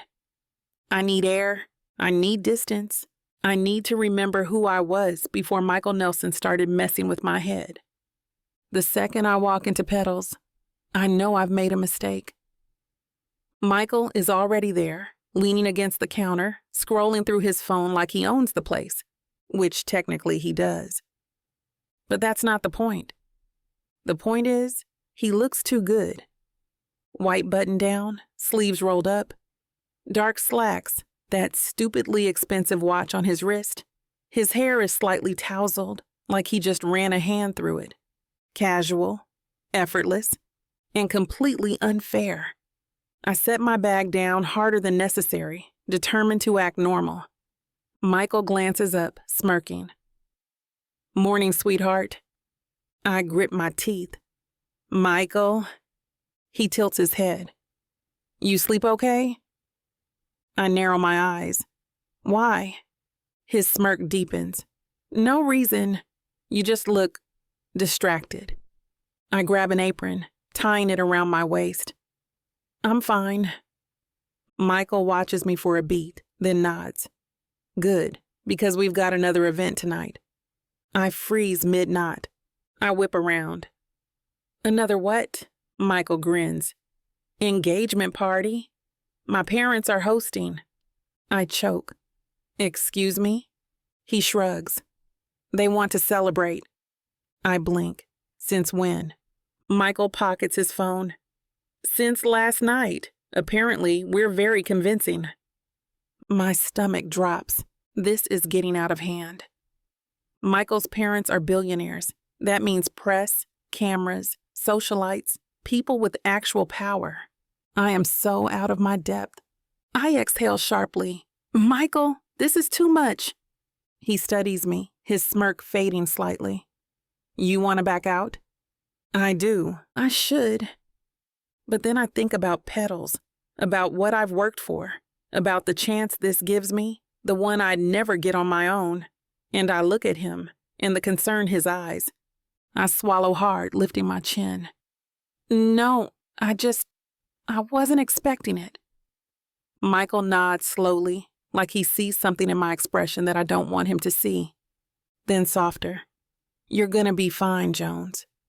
I blink. His voice, his face is different now. Less teasing, less smug, more real.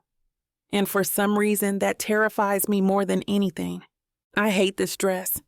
Not because it's ugly. No, the problem is it's stunning. Michaela practically threw it at me when I told her about the party. It's sleek, deep emerald green, hugging me in all the right places. It makes my skin glow, makes my legs look impossibly long, makes me feel like I belong at a billionaire's party. And I hate it. Because the second Michael sees me, he stops. Full body, mid-stride stops, his lips parting slightly, his fingers tightening around his drink. I cross my arms, raising an eyebrow. What? Michael exhales slowly, his eyes dragging over me in a way that makes my entire body heat. Then, softer, almost like he doesn't mean to say it, you look beautiful. I stop breathing. For a second, I forget where we are. Forget that this is all a performance. Michael is looking at me like it's not, and I don't know what to do with that. I swallow hard, forcing myself to smirk. You clean up okay too? Michael chuckles, but there's something off about it, something unsteady, something that feels a lot like the truth. The party is a blur of champagne, polite smiles, and way too many people asking about the wedding. Michael's mother is effortlessly intimidating, poised, elegant, watching me with a curiosity I don't know what to do with. His father, the opposite, warm, charming, already treating me like family. And Michael, he doesn't leave my side, not once. His hand stays on the small of my back. His fingers brush mine when he hands me a drink. His body leans into mine whenever someone snaps a picture. And every time I glance at him, I forget this isn't real. Because he sells it. Because he sells me. It happens at the end of the night. When the party is winding down, when people are leaving, when we finally step outside into the cool night air. I exhale sharply. That was a lot. Michael chuckles. Welcome to my life. I shake my head. How do you do this? He tilts his head. Do what? I swallow. Make people believe you. Michael watches me for a long, quiet moment. Then, softly, maybe because it's not all a lie. My breath catches. Michael steps closer, his voice lower now. Tell me something, Amira. I can't move. I can't breathe. Do you still think this is fake? Chapter 28. Michael. She doesn't answer me. Just stands there, eyes wide, breath uneven, looking at me like I've just unraveled everything she thought she knew about this arrangement. And maybe I have. Because I don't know when I stopped pretending. I don't know when I started looking at her like she's real, like she's mine. I don't know when the act stopped being an act. But I do know this. I can't keep lying to myself. Not when Amira is standing in front of me, wrapped in that emerald green dress, her skin glowing under the soft golden light from the chandeliers inside. Not when she's looking at me like she wants to believe me, but is too damn scared to say it out loud. I take a slow step forward. Say it. Her throat bobs. Say what? I tilt my head. That you still think this is fake. Her fingers tighten around the clutch in her hand, her nails pressing into the fabric. Michael! I don't let her finish. I reach for her hand, my fingers brushing against hers, and she shivers. Not fake. Her body betrays her before her words can. She exhales sharply. This isn't part of the deal. I smirk, but it's softer now. Maybe the deal changed. Her lips part slightly. I know I'm pushing her. I know I'm walking a fine line, but I need her to admit it, that whatever is happening between us, it's not just for show. I squeeze her hand just enough to make her look at me.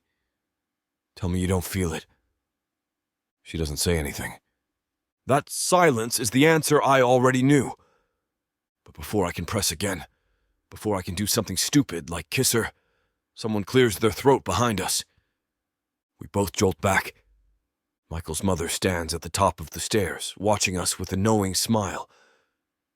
I hope I'm not interrupting anything. Amira immediately steps away from me, her expression smoothing into something careful. She was just about to confess. I could feel it, and now she's pulling away. I force a grin, shoving my hands into my pockets. Not at all. My mother glances between us, her eyes glinting with something sharp. Then she smiles warmly at Amira. Darling, I wanted to say how lovely it was getting to know you tonight. Amira, ever the professional, returns the smile with ease. Thank you. It was a pleasure meeting you. My mother nods approvingly, then turns to me. Walk her to her car, Michael. It's not a request. It's a test. I've been through enough of these dinners, these polite social battles, to know that my mother likes Amira. She just doesn't trust her. Of course, I say, offering Amria my arm. She mutters a gentle goodbye as we walk past my mother. Amira is too quiet. She walks beside me, arms crossed, heels clicking against the pavement, her body tense. She's shutting down, putting distance between us. I hate that I can already tell the difference between when she's being real with me and when she's putting up her walls. I break the silence first. You're running again. She exhales sharply. I am not. I arch a brow. Then why do you look like you want to be anywhere but here? She stops walking, turning to face me. Because this isn't real, Michael. I take a slow step toward her. Isn't it? She glares. No, it's not. I smirk, tilting my head. Then why did you shiver when I touched you? Her breath catches. Got her! She squares her shoulders, her voice sharp. It doesn't matter. I exhale, dragging a hand through my hair. Why not? She scoffs. Because we made a deal. You get your image cleaned up, I get Petals, and we both go our separate ways. I grind my jaw. And if I don't want to go separate ways? Her eyes snap up to mine, wide and startled. Michael. I step closer, lowering my voice. What if I want more? She doesn't move, doesn't breathe. For a long, heavy second, neither of us speaks. Then, she shakes her head, her voice almost pleading. Don't do this! I swallow. Do what? She presses her lips together. Make this into something it's not. I tilt my head. I think you're the only one still pretending, sweetheart. Her jaw tightens. I can't. I take another step forward, cutting her off. You can! She shakes her head, stepping back. No, Michael, I won't. That hits harder than I expect. I nod slowly, shoving my hands into my pockets. Why? She swallows, her voice quiet now. Because I can't afford to. And for the first time I see it. The fear in her eyes. Not of me. Of us. I exhale sharply, stepping back. She watches me, her fingers curling into fists at her sides, like she's trying to hold herself together. Then softer. Good night, Michael. She turns, slipping into her car before I can say another word. And I just stand there, staring after her, hands clenched in my pockets, chest tight with something I don't know how to fix. She feels it. I see that for sure now. She just doesn't know how to let herself have it. And I don't know if I can convince her to. Chapter 29. Michael, I don't go home right away. I should. I should get in my car, drive back to my penthouse, pour myself a drink, and shove this whole night to the back of my mind. But I don't. Instead, I lean against the hood of my car, staring at the spot where Amira's taillights disappeared. Waiting. For what? I don't know. For the tight feeling in my chest to fade.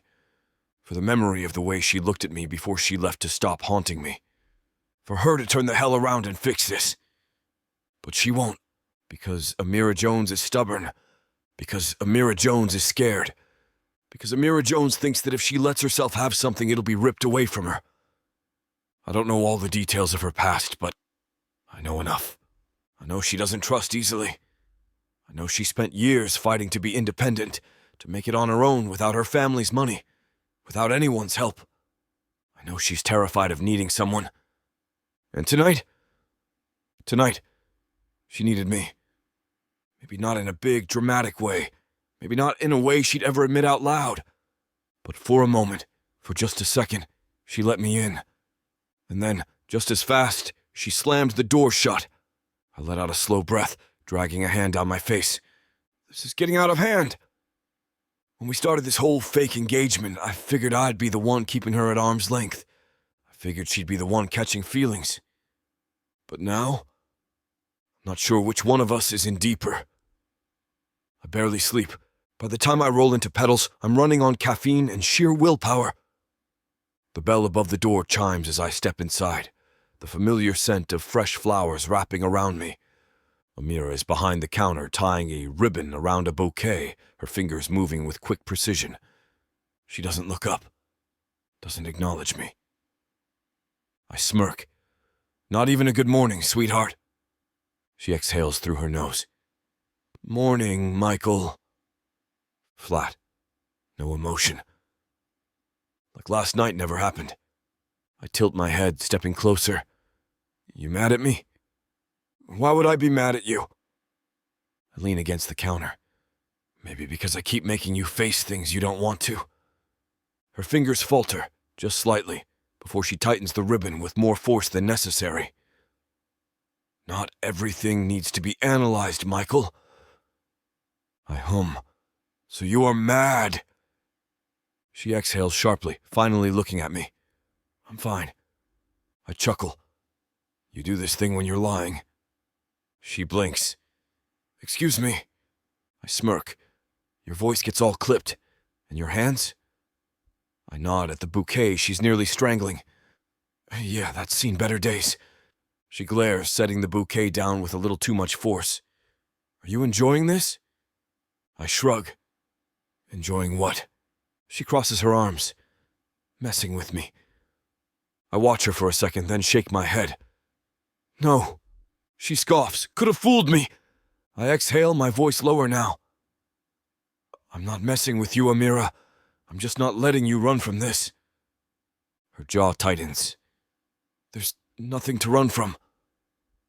I arch a brow. That's funny, because last night it definitely felt like you were running. She presses her lips together, her chest rising and falling in a slow, controlled breath. Michael. I tilt my head. Amira. Her fingers twitch. I can't do this.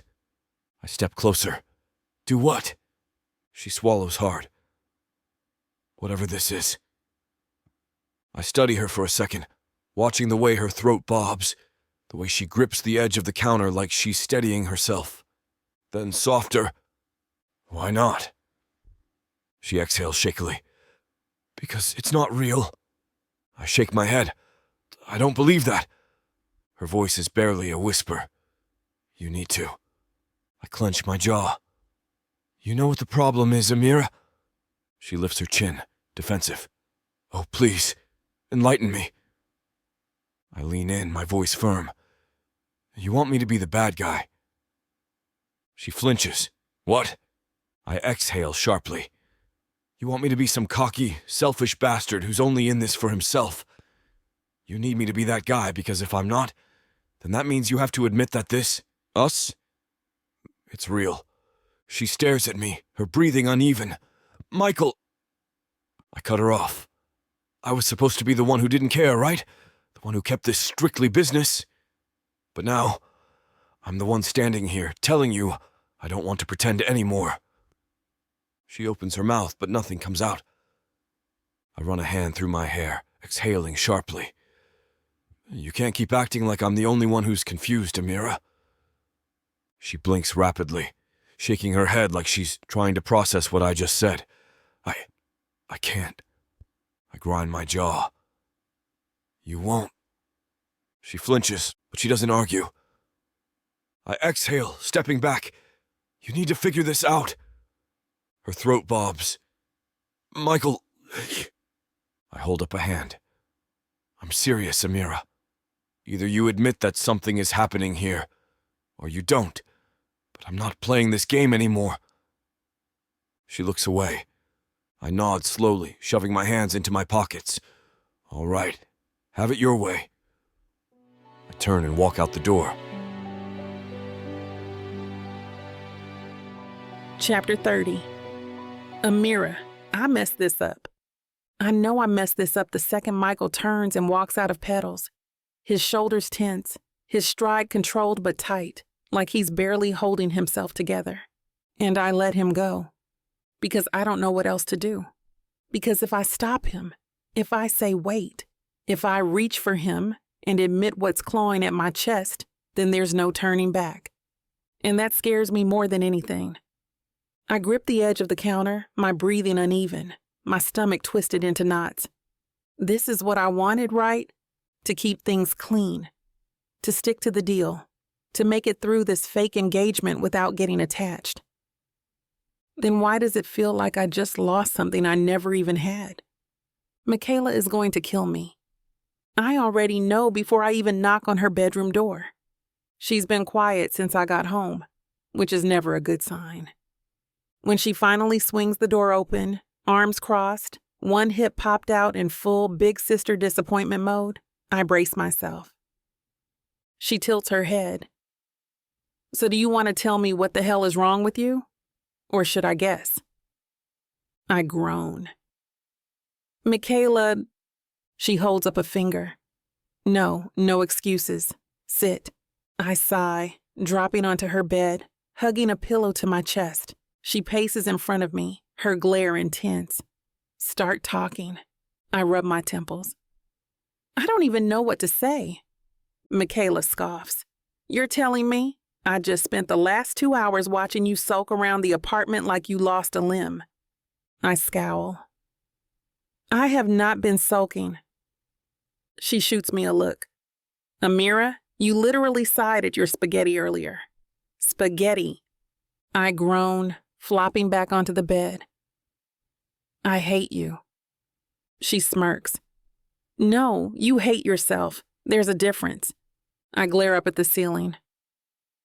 I messed up. Michaela sits beside me, softer now. What happened? I exhale sharply. Michael? She claps her hands. Finally? I shoot up. Michaela? She grins. Do you know how long I've been waiting for you to say his name like that? Like he's not just some rich guy who's paying you to play house? I scowl. I was getting paid. She rolls her eyes. And now? I press my lips together. Now I don't know what this is anymore. Michaela nudges me. Talk to me. I sigh. He asked me to admit it. She frowns. Admit what? I swallow hard. That this isn't fake anymore. Michaela's eyes widen. And I hate that I feel like crying. Because I want to go back. I want to rewind. To pull Michael back inside Petals and tell him he's right. That this stopped being fake a long time ago. That every time he calls me sweetheart, my heart stumbles. That when he touched my hand last night, I shivered. That I don't want this to end. But I can't. If I let myself have this, what happens when it falls apart? Michaela exhales, her voice gentler now. Amira, what are you so afraid of? I close my eyes. Everything.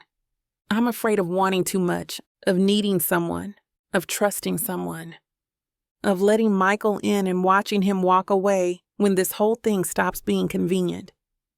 Because men like Michael Nelson don't stay. They collect things, pretty things, temporary things, and I won't let myself be one of them. I inhale sharply. I need to stick to the plan. Michaela watches me, something sad in her eyes. The plan? I nod, forcing myself to sit up, to sound sure. Get through the engagement. Get the flower shop. Move on. She tilts her head. And that's really what you want? I hesitate, and that split second of hesitation ruins me. Michaela sighs, reaching over to squeeze my hand. You do realize that you're not actually protecting yourself, right? I blink. What? She gives me a small, sad smile. You're hurting yourself.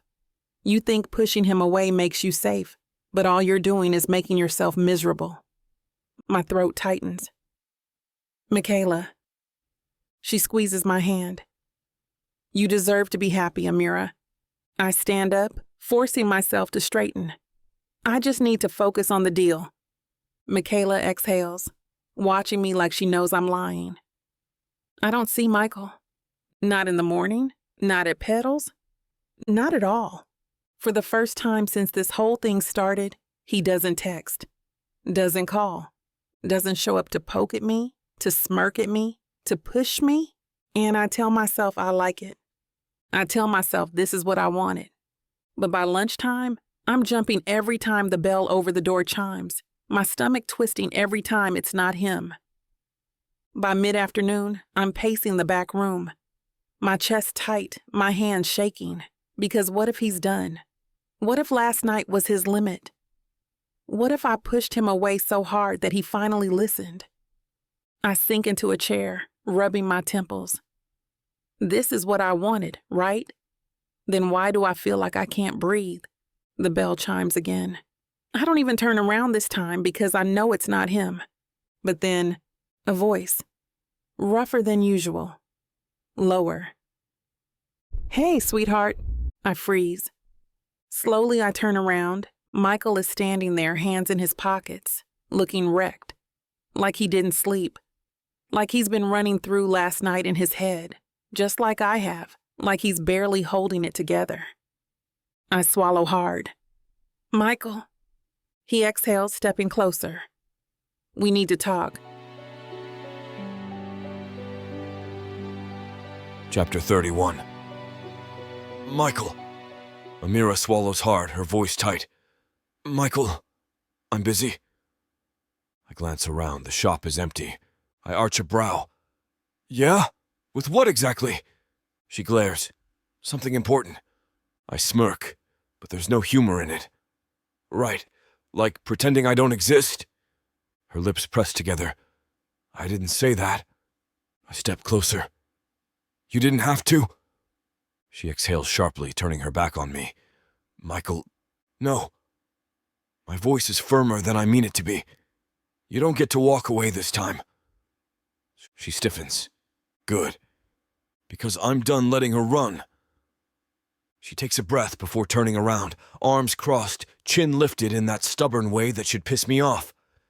But all it does is make me want to kiss her senseless. She narrows her eyes. What do you want? I grind my jaw. You know what I want. She tilts her head. Do I? I step in close. Too close. Stop pretending, Amira. She exhales, and I see it. See her hands twitch. See the way her throat bobs.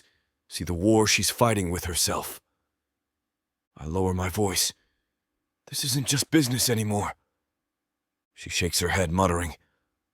Michael, I don't let her finish. I know you feel it. Her breath catches. I don't let up. You can tell yourself this is fake, that this is just a deal, that this is nothing.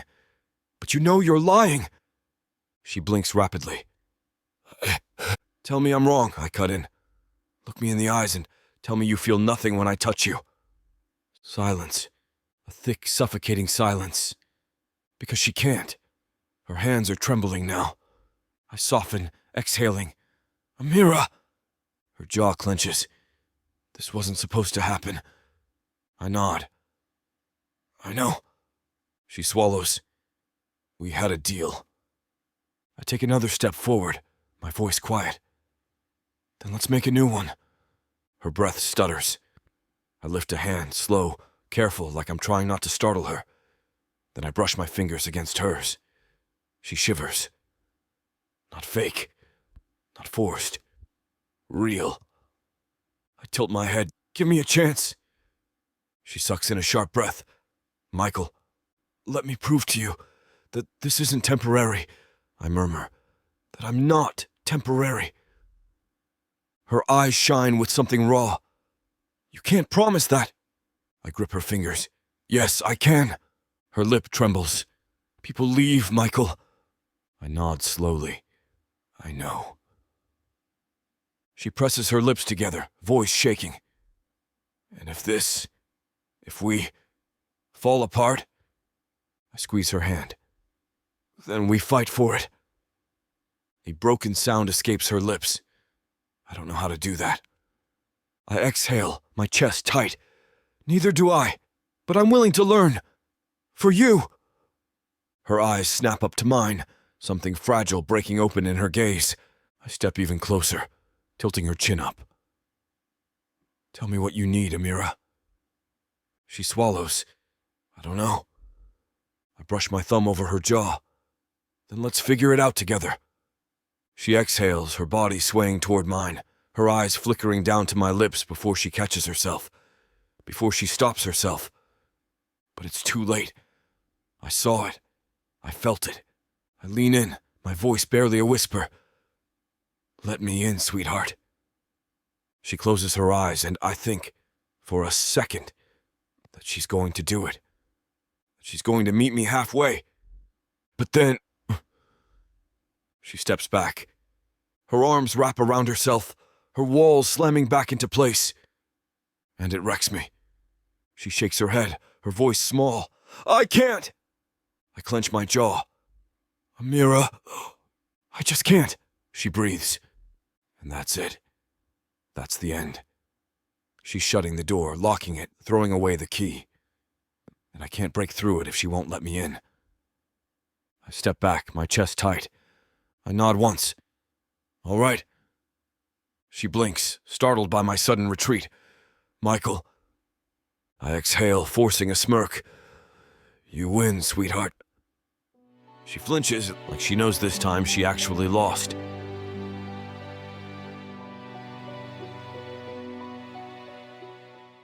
You think you can catch me? You think you can tame me? Oh, I know I can. And you know it too, baby. I gotta tell you, you're not the first to try. But don't worry, baby. I'll be the last. With sass like that, maybe I'll be the one that needs to tame you. Let's cut to the chase, big boy. What you selling me? Your appetite is big AF. I have just the thing that'll satisfy you. Oh, really? And what's that? Over 120 hours of romance audiobooks. Brought to you by Tyla Walker Romances in the Big AF audio bundle. 120 hours? That sounds amazing. Your knees won't work afterwards if I do my job right. Don't make promises you can't keep. Well, I can keep this promise. Because these audiobooks are unabridged with all the spicy scenes that will make you put your earbuds on. You know, Tyla can get freaky because she marked the bundle down by 69% for a limited time. I can't wait to take this bundle for a ride. Visit TylaWalker.com and get this audio bundle. Just don't start listening if you're going to be cooking dinner. Because you might just forget to feed your family. TylaWalker.com. Escape your life with Tyla.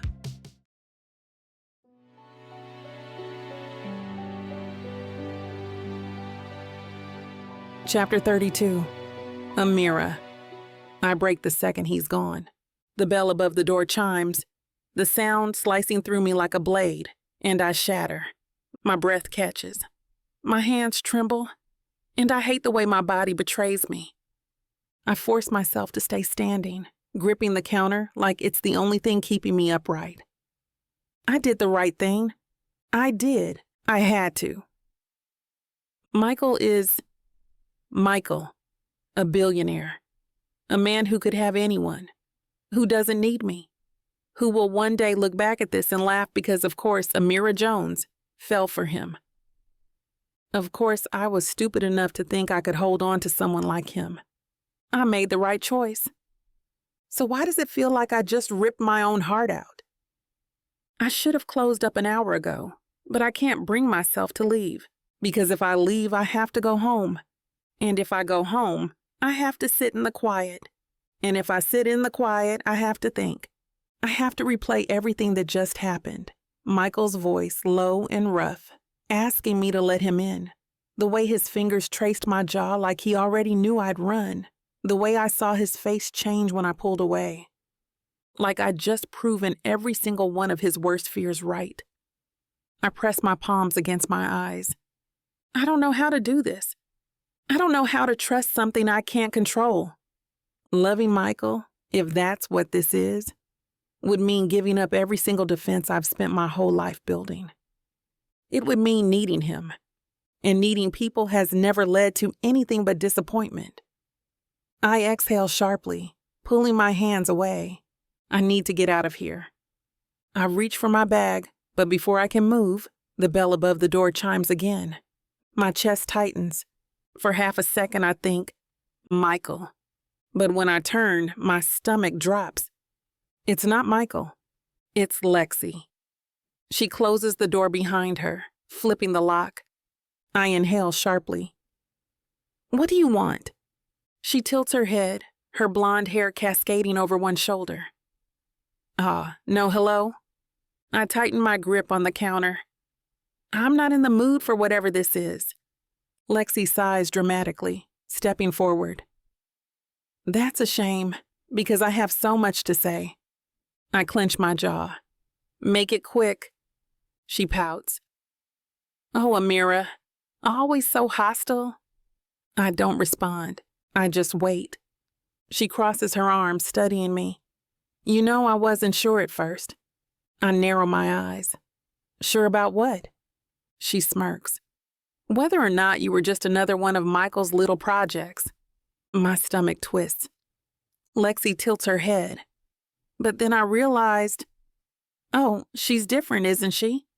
I force my voice to stay steady. What are you talking about? Lexi chuckles, shaking her head. Michael likes to fix things. People. He loves a good charity case. I inhale sharply. You don't know anything about me. She grins. I know enough. I cross my arms. And what exactly do you think you know? She sighs, tapping a finger against her chin. I know that he always finds a girl who needs him. I grind my teeth. Lexi smirks. And I know he gets bored. I flinch, because the way she says it, like it's fact, like she knows something I don't, it plants something ugly in my chest. Lexi tilts her head. Tell me, Amira, how long do you think you'll last? I force a scoff. You seriously came all the way down here just to be rude? Lexi laughs.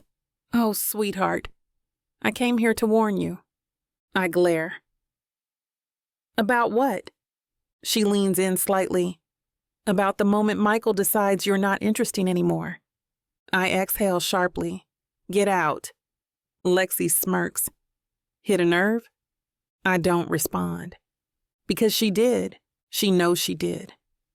She shrugs, stepping back. Suit yourself, but don't say I didn't tell you so. She turns toward the door, unlocking it. But before she steps outside, she glances back, and what she says next, it destroys me. He always moves on, Amira. Chapter 33. Michael, I don't go to Petals the next morning. For the second time since Amira started working there, I don't show up. And it's not because I don't want to. It's because I can't. Because if I see her, if I stand in front of her, and she looks at me the way she did last night, like I was asking for something she'd never give me, then I don't know if I'll be able to pretend this doesn't hurt, so I don't go. I spend the day in meetings, locked in my office, my phone buzzing every few minutes with people who need something from me. But none of them are her. And that's the only call I'm waiting for, which is stupid. Because I told her I was done. I told her I wouldn't play this game anymore. I told myself that if she wanted to push me away, then fine. Let her.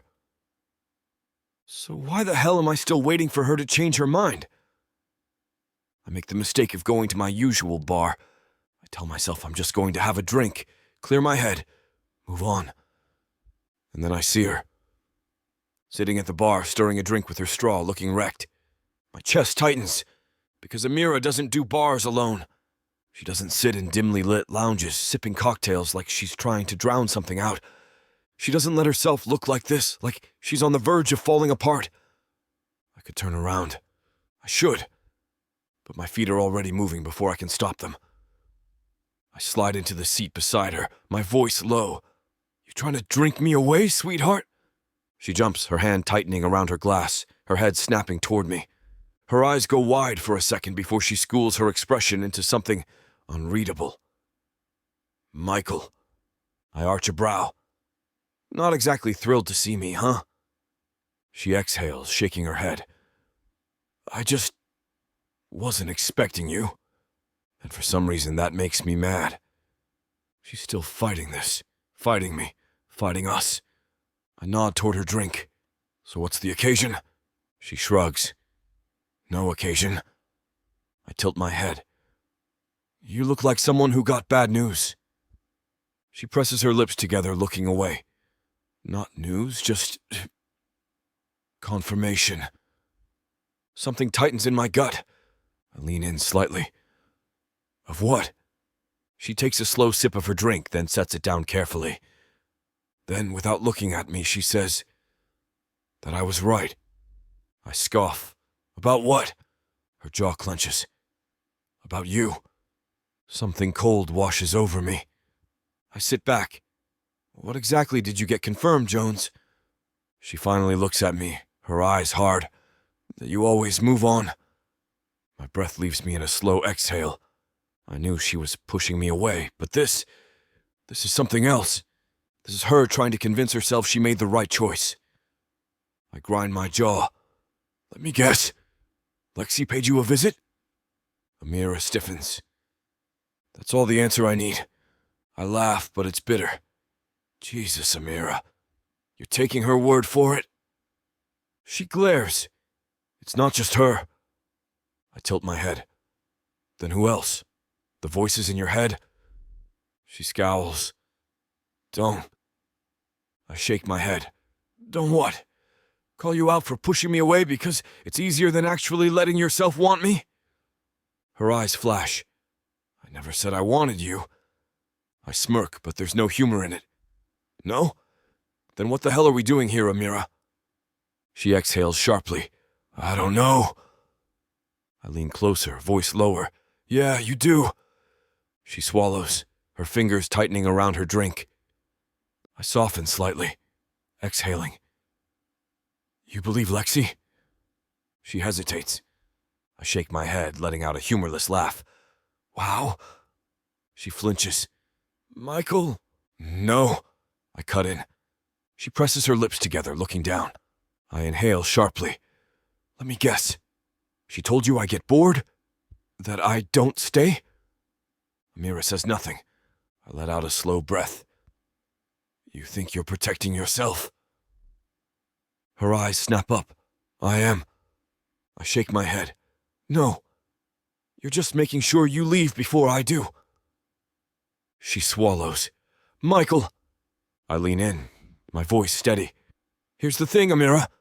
If I wanted to leave, I already would've. Her breath catches. I keep going. But I'm still here for some reason. I'm still here. She closes her eyes like she doesn't want to hear this. I lower my voice. The only one running is you. She exhales shakily. I don't know how to do this. I nod slowly. Then let me show you. Her eyes shine, something breaking in her expression. I reach for her hand, my fingers brushing against hers. Just let me in. She lets out a slow, shaky breath.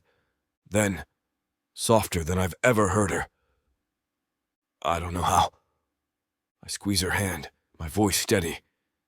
Let me help you. She doesn't pull away. Chapter 34. Amira. His hand is warm. I hate that I notice it. I hate that my first instinct isn't to pull away, but to hold on, to squeeze back, to let myself believe for just a second that this could be real. But I can't, because real things fall apart, because people who stay eventually leave, because men like Michael Nelson always have an exit plan. I want to believe him. God, I want to. But every time I start to let myself lean in, something yanks me back, something ugly, something that sounds a lot like Lexi's voice whispering in my head. He always moves on, Amira. My throat tightens. Michael watches me carefully. What's going on in that head of yours? I swallow hard. I need to know. He tilts his head. Know what? I force myself to meet his gaze. Are you going to get tired of me? His entire body stills. I hate how small my voice sounds when I ask it. I hate how vulnerable it makes me feel.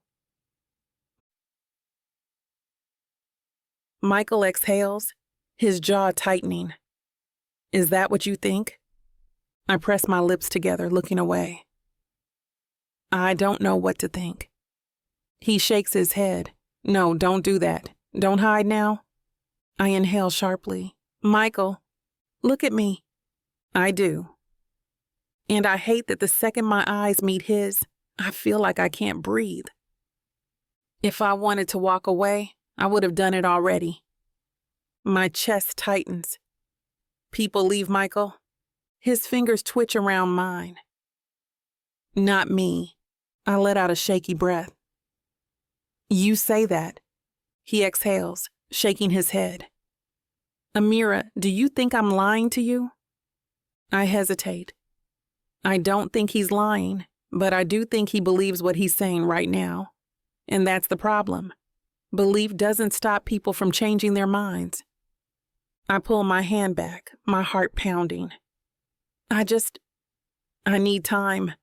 Michael watches me for a beat, his face unreadable. Then slowly he nods. Okay. I blink. Okay? He exhales. I'm not going to force you into something you're not ready for. I should feel relieved. But all I feel is off balance. Michael leans forward, resting his arms on the bar. I just need to know one thing. I hesitate. What? His gaze locks onto mine. Are you afraid of this? Or are you afraid of me? The question shakes me. I open my mouth. Close it. I whisper. I don't know. Michael nods slowly like he was expecting that. He pushes his glass aside and stands up. Then figure it out, Jones. I blink, startled by the shift in his voice. He turns to me, his expression unreadable. I've told you where I stand.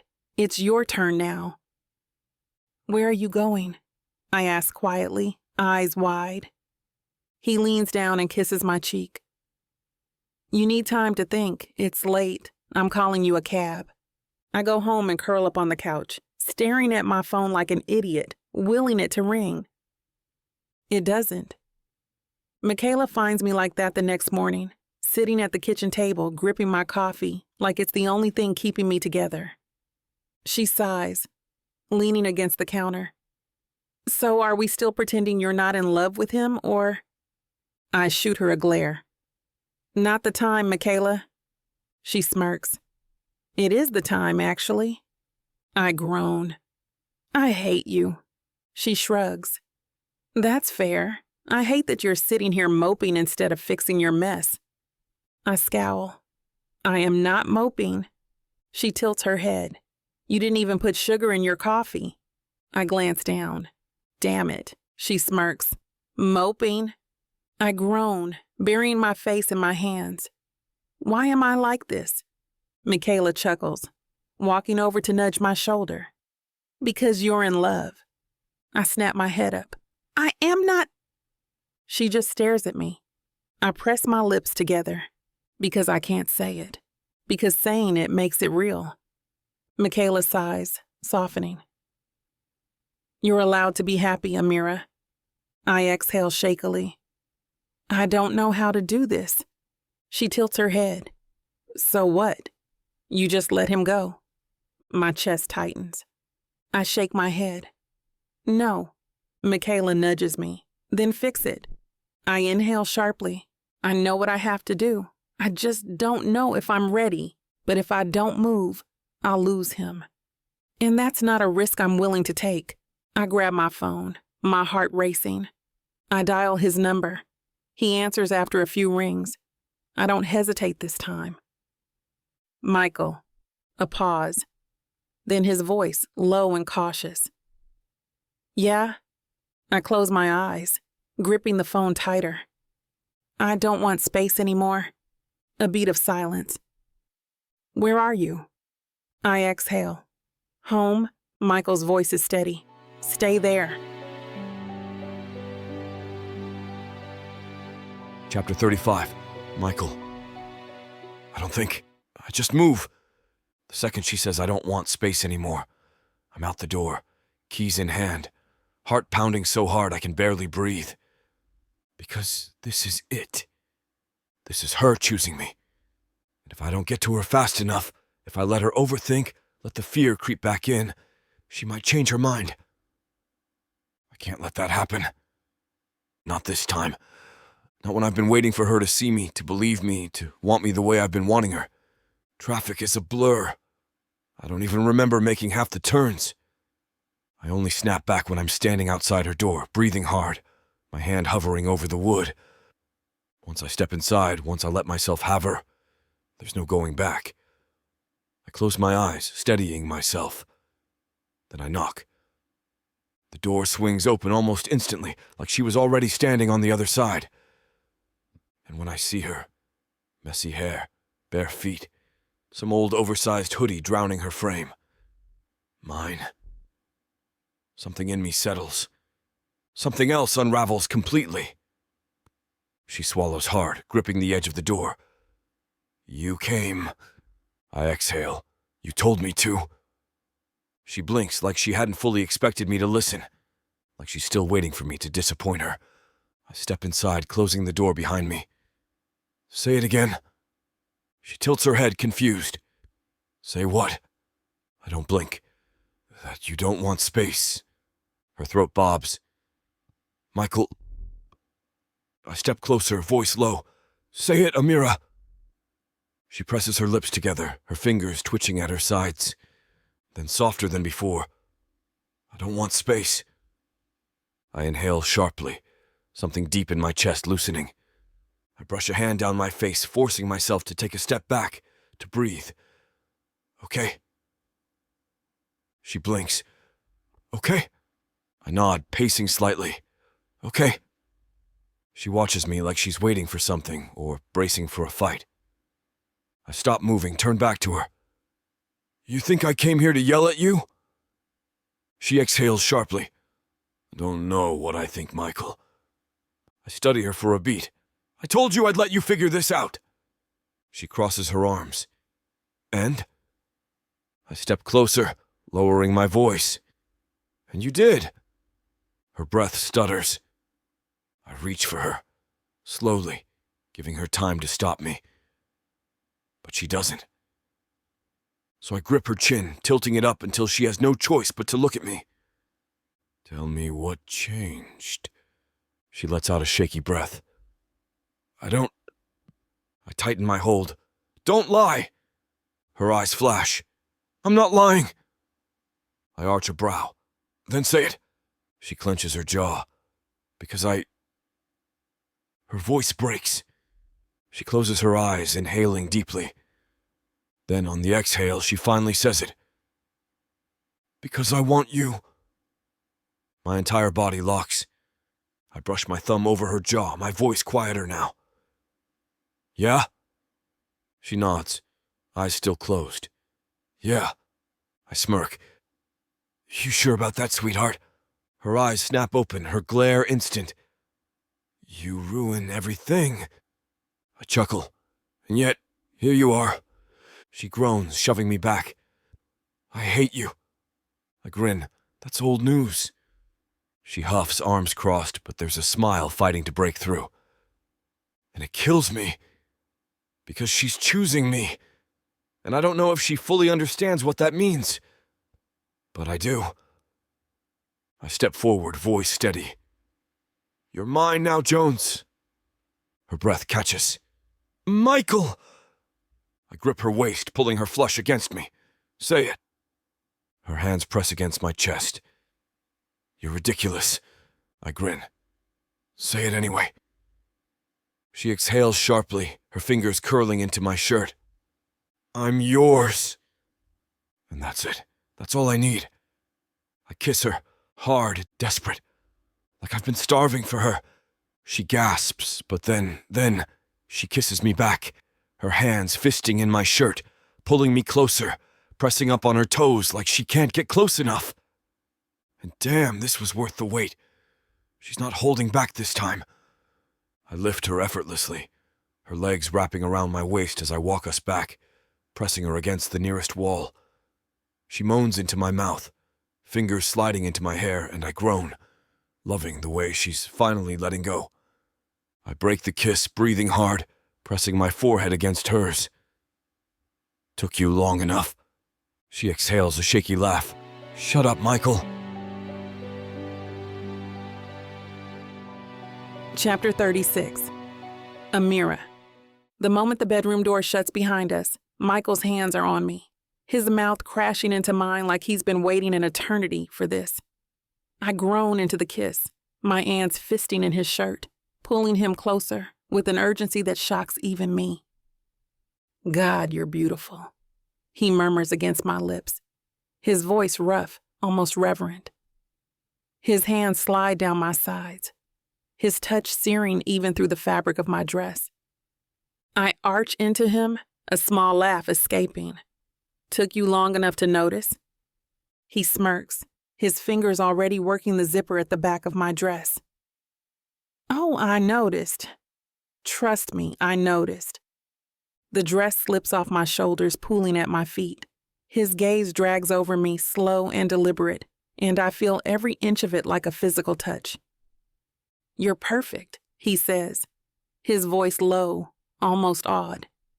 His hands skim over my hips, up my waist, and I shiver under the intensity of his stare. I raise an eyebrow, trying to keep my voice steady. You're overdressed. He chuckles, a sound that sends heat curling low in my stomach. That's easily fixed.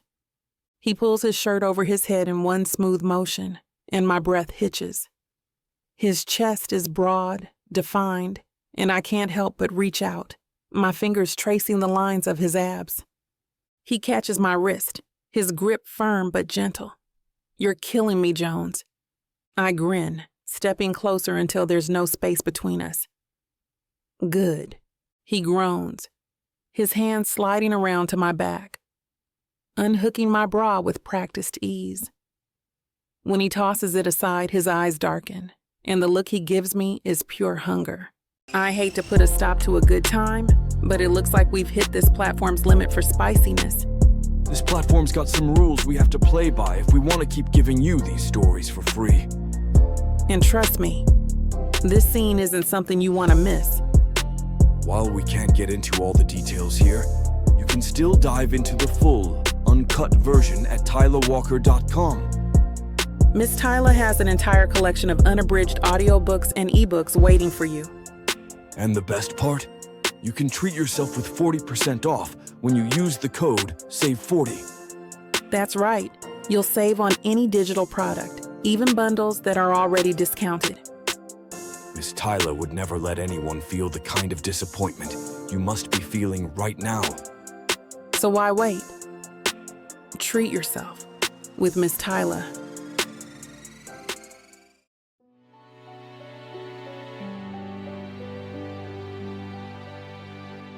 Chapter 37. Amira. Michael is in the kitchen when I shuffle in, still wrapped in the oversized hoodie I stole from his closet. He looks up from the stove, pan in one hand, spatula in the other, and smirks. "Morning, sweetheart." I glare. "Don't start." He chuckles. "What? No thank you for breakfast?" I blink. "You cook?" He shrugs, flipping a pancake like he's done this 100 times. "You think I got this far in life without knowing how to feed myself?" I tilt my head. "Honestly, yes." He laughs. "Fair." I lean against the counter, watching him work. "What's the catch?" He smirks. "No catch, just feeding my woman." My stomach flips. I scoff, trying to ignore it. "I'm not your woman." He tilts his head. "No." I cross my arms. "This doesn't make me yours, Michael." He hums, plating a pancake and setting it in front of me. "Then what does?" Michael leans in slightly, smirking. "Take your time, sweetheart. I can wait." I groan, grabbing a fork just to have something to do. "I hate you." He grins. "You're gonna need a new line, Jones." I stab my pancake harder than necessary. "I really hate you." The whole day has been a blur of laughter and stolen glances, the kind of night where the world feels like it's spinning just for us. Now, here we are, stepping into Michael's penthouse, the city lights twinkling like a million stars just outside the floor-to-ceiling windows. He heads straight for the sleek bar, pouring 2 glasses of amber liquid. "Nightcap?" he offers, holding one out to me. I take it, our fingers brushing just long enough to send a shiver up my spine. "You're full of surprises tonight," I say, sipping the whiskey. It's smooth, warming me from the inside out. He smirks, setting his glass down on the counter. "You haven't seen anything yet." We move to the couch, sinking into the plush cushions. The air between us feels charged, like a live wire begging to be touched. His arm stretches across the back of the couch, his fingers lightly grazing my shoulder. I turn to him, our eyes locking. "What's next on the agenda, Mr. Nelson?" He leans in, his breath warm against my ear. "Whatever you're comfortable with." The space between us disappears as our lips meet, soft at first, then feverish. His hands find my waist, pulling me closer until I'm straddling him. I thread my fingers through his hair, the taste of whiskey on his tongue intoxicating. He breaks away, breathing hard. "You're going to drive me crazy, Jones." I smirk, trailing a finger down his chest. "Good." He stands abruptly, pulling me with him. "Bedroom, now?" The urgency in his voice sends a thrill through me. He leads me down the hall, our footsteps echoing in the quiet apartment. The moment we cross the threshold, his hands are on me again, peeling my clothes away like unwrapping a gift. His lips explore every inch of me. My neck, my collarbone, the curve of my hip. Each touch is deliberate, worshipful, like I'm the most precious thing he's ever held. When his mouth finally finds the spot that makes me gasp, I'm lost. Later, we're tangled in his sheets, our breath still uneven. He brushes a strand of hair from my face, his eyes soft. "You're incredible." I smile, tracing the line of his jaw. "You're not so bad yourself." He chuckles, pulling me closer. "Round 2? I don't even have to think about it." "Yes?" Michael's hands move over me like he's memorizing every inch. His touch slow, deliberate, almost reverent. His fingers trace the curve of my shoulder, down my arm, then back up again, leaving a trail of warmth in their wake. I shiver not from the cold, but from the way he looks at me, like I'm something sacred.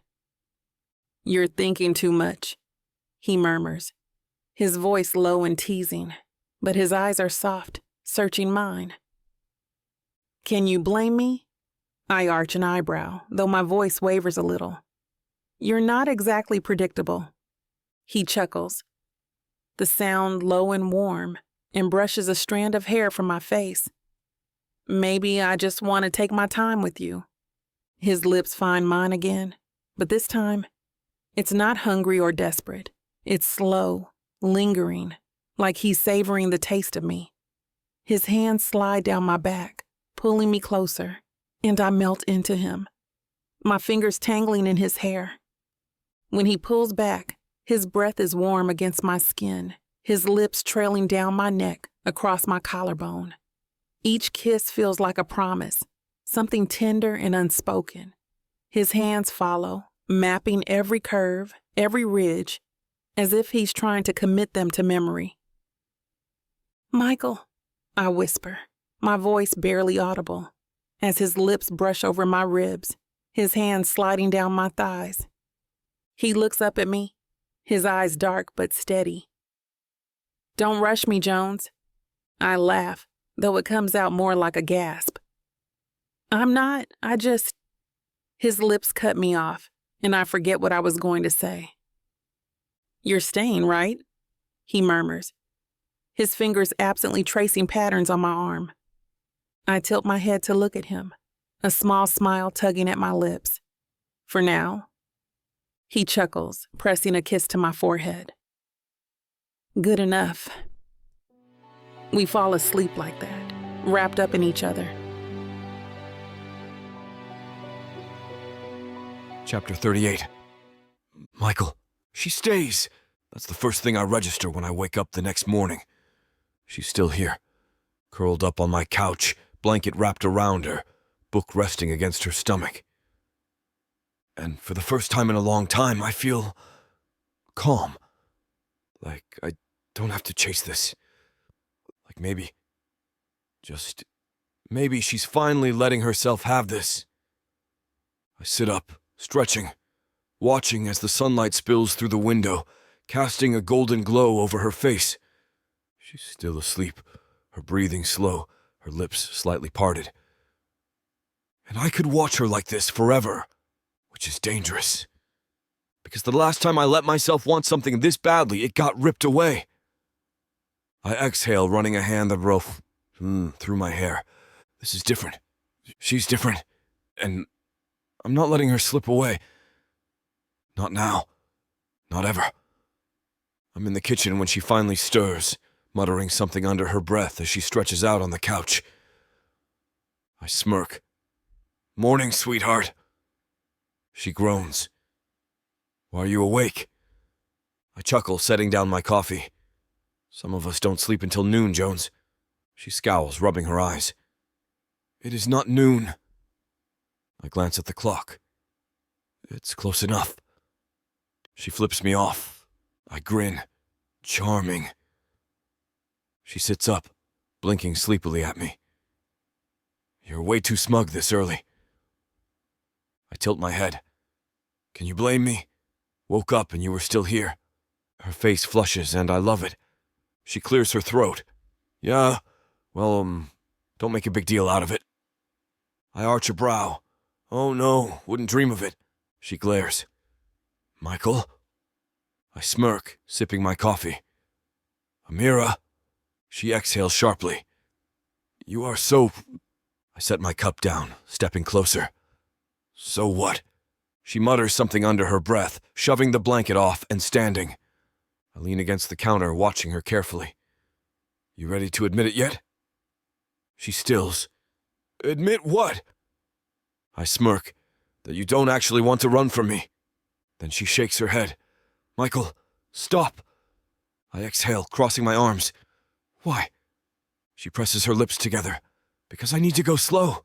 I nod, forcing myself to loosen my stance. "Okay." She blinks. "Okay?" I smirk. "What? You think I'd fight you on it?" She tilts her head. "Honestly, yeah." I step closer, voice softer now. "It's okay, sweetheart. I'll go at your pace." Her breath catches, and I don't miss the way her fingers twitch, like she's fighting the urge to grab me. I grin. I can be patient. She scoffs. "That's hilarious." I chuckle. "Watch me, Jones." She stares at me for a second. Then, finally, she relaxes. Just slightly, and I know. She believes me. She's still here. Not because she has to be, but because she wants to be. And I don't point it out, not because I don't want to, but because I know if I push too hard, she'll retreat. So I let her be. She sits at my kitchen table, scrolling through her phone, occasionally humming under her breath. And I'm watching her. Because every little thing she does, every glance, every breath, every small moment, is something I want to memorize. She glances up, catching me staring. Her brow lifts. What? I smirk.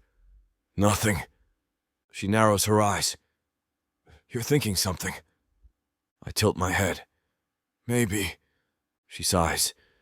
Spit it out, Nelson. I chuckle, setting my drink down. I was just wondering how long it's gonna take you to realize this is your home now, too. Her breath stutters. I see the walls start to go up. But then, she doesn't move, doesn't bolt.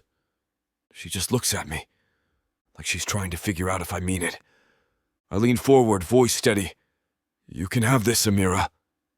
She whispers, what if I don't know how? And for the first time since this whole thing started, I know. She's finally letting herself believe it. Chapter 39. Amira. I should be freaking out. I should be standing up, grabbing my bag, and telling Michael he's insane for saying something like that. This is your home now, too. Like it's that simple. Like belonging somewhere.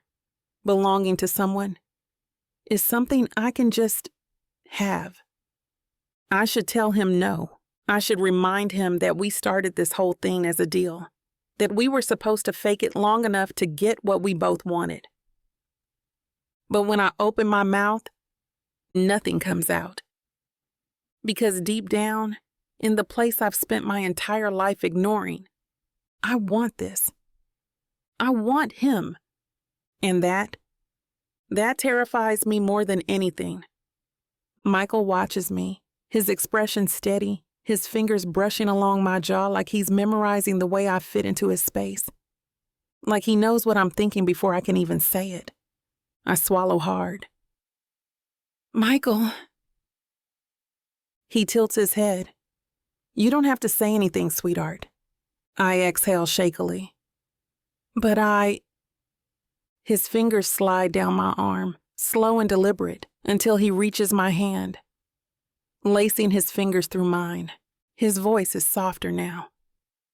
I just need you to stay. My chest tightens, because that is the one thing I don't know how to do. I bite my lip, looking down at our hands, at the way his thumb moves in slow, comforting circles over my skin. I don't want to disappoint you. His fingers tighten around mine. That's not possible. I scoff. You say that now? Michael exhales like he already knows this is an argument he's not going to win in one night. Like he knows how deep my fear runs. Then, instead of fighting me on it, instead of trying to convince me I'm wrong, he just says, try. One word. Simple, no pressure, no ultimatums, just a choice. A chance. I let out a slow breath, my voice barely above a whisper. Okay. Michael studies me for a long second, like he's making sure I really mean it. Then he nods, his smirk creeping back in. Look at that. My girl's finally coming around. I roll my eyes. I take it back. I still hate you. He chuckles, pulling me closer, pressing his lips to my forehead. Yeah, keep telling yourself that. Michael leaves for work later that afternoon, kissing me on the way out like it's normal. Like he doesn't expect me to vanish while he's gone. Like he actually believes I'll still be here when he gets back. And I want to believe it too. I do. But old habits die hard. I stand in his living room for a solid 10 minutes, staring at my bag, at the door, at the space where the old me would have already bolted. But I don't move. Because I told him I'd try. And maybe, just maybe this time, I mean it. I exhale, forcing myself to sit back down, to grab the book I never actually finished, to just be here. It's not easy, it's terrifying, but it's something. 2 hours later, my phone buzzes. I glance at the screen and groan. Michaela, girl, where are you? I roll my eyes, typing back. Me. Relax. I'm alive. Michaela, you're at his place, aren't you? I hesitate, because saying yes makes it real. Me. Maybe. Michaela. Oh my God, I am on my way. Me. No, you are not. Michaela. You can't stop me. I groan, shoving my phone away. Michael is gonna love this. The knock on the door is aggressive. I drag my feet as I open it, already bracing for impact. Michaela stands there, hands on her hips, eyes wild. She shoves past me before I can even say hello. I sigh. Make yourself at home. She spins around, eyes wide. Amira. I cross my arms. Michaela. She points at me. You are living my favorite soap opera right now. I groan. It is not a soap opera. She smirks. Oh, really? So you didn't just go from I can't trust him to waking up in his bed in like 2 days? I scowl. It was not 2 days. She grins. So you did wake up in his bed? I freeze. Damn it. She cackles. Oh, this is so good. I rub my temples. Please leave. She flops onto Michael's couch. Not a chance. Spill, now. I sigh, plopping down beside her. I don't know how to explain it. How I went from running to staying. How I went from faking it to whatever this is. I shrug. I don't know, Michaela. I believe him. Her smirk fades slightly. She studies me, her voice softer now. And that scares you? I nod. Because it does. Because if I believe him, if I let myself have this, then that means he has the power to break me. Michaela reaches over, squeezing my hand. You know what's scarier? I exhale. What? She smiles. Not letting yourself be happy. I press my lips together. Because she's right. She always is. And maybe, just maybe, I'm finally ready to listen. Chapter 40. Michael. I don't expect to see Michaela's car parked outside my building when I get home. But the second I pull up and spot it, I relax. I mean, really relax.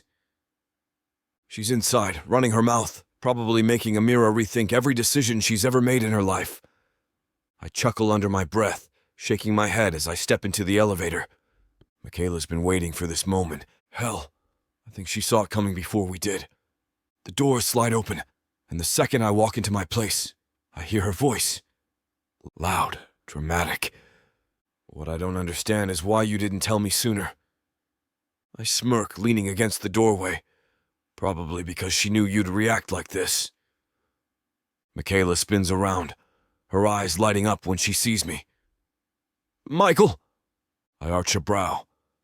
Michaela! She gestures toward Amira, who's curled up on my couch, looking one sip of wine away from murdering her best friend. Michaela grins. So you two, huh? Amira groans, covering her face. Oh my God. I chuckle, setting my keys down. You act like it's a surprise. Michaela tilts her head. I mean, is it? Amira peeks through her fingers. You knew. Michaela smirks. Yeah, but that's not the point. I exhale, crossing my arms. All right, what's the point? She grins, shifting toward Amira. The point is, this, she gestures wildly, is big. Amira mutters, we know. Michaela narrows her eyes. Do you? I step forward, grabbing Amira's wine glass and taking a sip. Yes. Michaela sighs, dramatically flopping onto the couch. Okay, so what's the plan? Amira and I glance at each other, and for the first time I realize we don't have one. Not anymore. Because this was supposed to end. This engagement, this whole thing was supposed to be temporary, a means to an end. But now it's everything. Michaela watches us, shaking her head. Oh my God, you don't have one. Amira glares. We just figured this out. Michaela scoffs. So what, you're just gonna wing it? I smirk. I like winging it. Michaela rolls her eyes. No shit, Michael, but she doesn't. I glance at Amira. And Michaela's right. She spent her whole life planning, building walls, making sure she never needs anyone. So this? Us? It's terrifying for her. And if I want to keep her, I have to give her more than just winging it. I nod, exhaling. All right. Amira frowns. All right, what? I turn toward her, my voice steady. Then let's make a plan. Her lips part slightly. What? I sit down beside her, taking her hand. You want this, right? Her fingers tighten around mine. Yes. I smirk. Then let's do it right. Michaela grins. Oh, I love where this is going. I ignore her, keeping my focus on Amira. Let's call my parents. Tell them the truth. Amira tenses. Michael! Ugh! I squeeze her hand. No more pretending. She swallows hard. Because this changes everything. Michaela claps. Oh, hell yeah!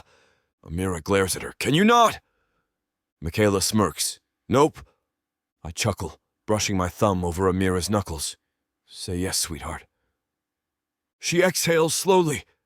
Then finally, okay. Michaela squeals. My heart races as I pull Amira into me, crushing my lips against hers. The taste of her, a mix of the wine she's been sipping and the sweetness that is uniquely Amira, ignites a fire within me.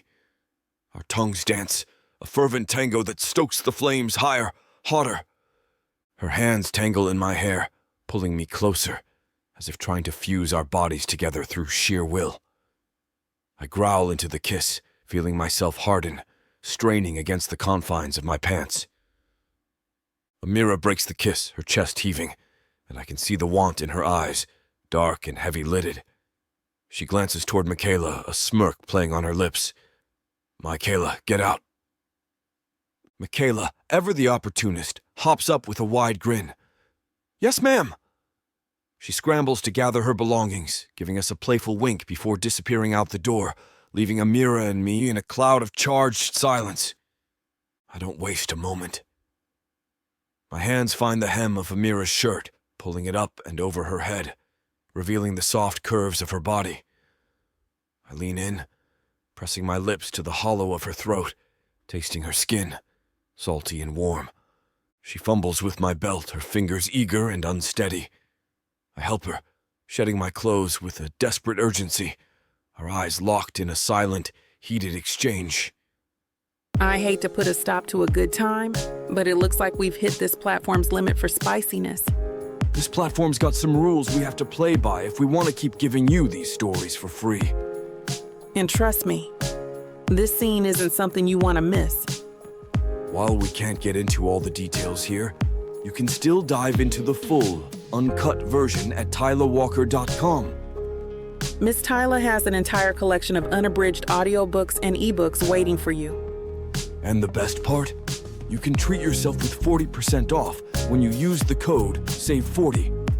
That's right. You'll save on any digital product, even bundles that are already discounted. Miss Tyla would never let anyone feel the kind of disappointment you must be feeling right now. So why wait? Treat yourself with Miss Tyla. I look down at her, my heart still pounding, and grin. Is it too soon to propose? I ask, my voice laced with amusement. She lifts her head, her eyes meeting mine, and for a split second I see a flicker of something serious, something real, before she laughs, the sound light and carefree. Didn't you already? She teases. She kisses me, flashing the ring on her finger that she apparently never removed. Marry me, I whisper. Yes. When Nyla Thomas agreed to a fake marriage, she wasn't expecting it to land her in jail. Nyla Thomas, you are under arrest for the murders of Hilda and William Stone. She wasn't expecting to find out the truth about her family. You're adopted. Marcus Swan is my father. To get involved in crime. The Sokolov family did this. They poisoned him. And least of all, was she expecting to fall in love. It's you, Nyla. It's always been you. But now, everything is crumbling around her. Interim CEO of Stone Hospital Group accused of murdering Hilda and William Stone to secure her position. Alexander, you promised things would change. They have. I'm in charge now. No one knows who to believe. Take the plea bargain. I'm innocent. I thought you out of everyone would believe me. Can you forgive her for killing our parents? No one knows who to trust. This is your fault. Did you ever think that Nyla would be just fine if she hadn't gotten involved with you?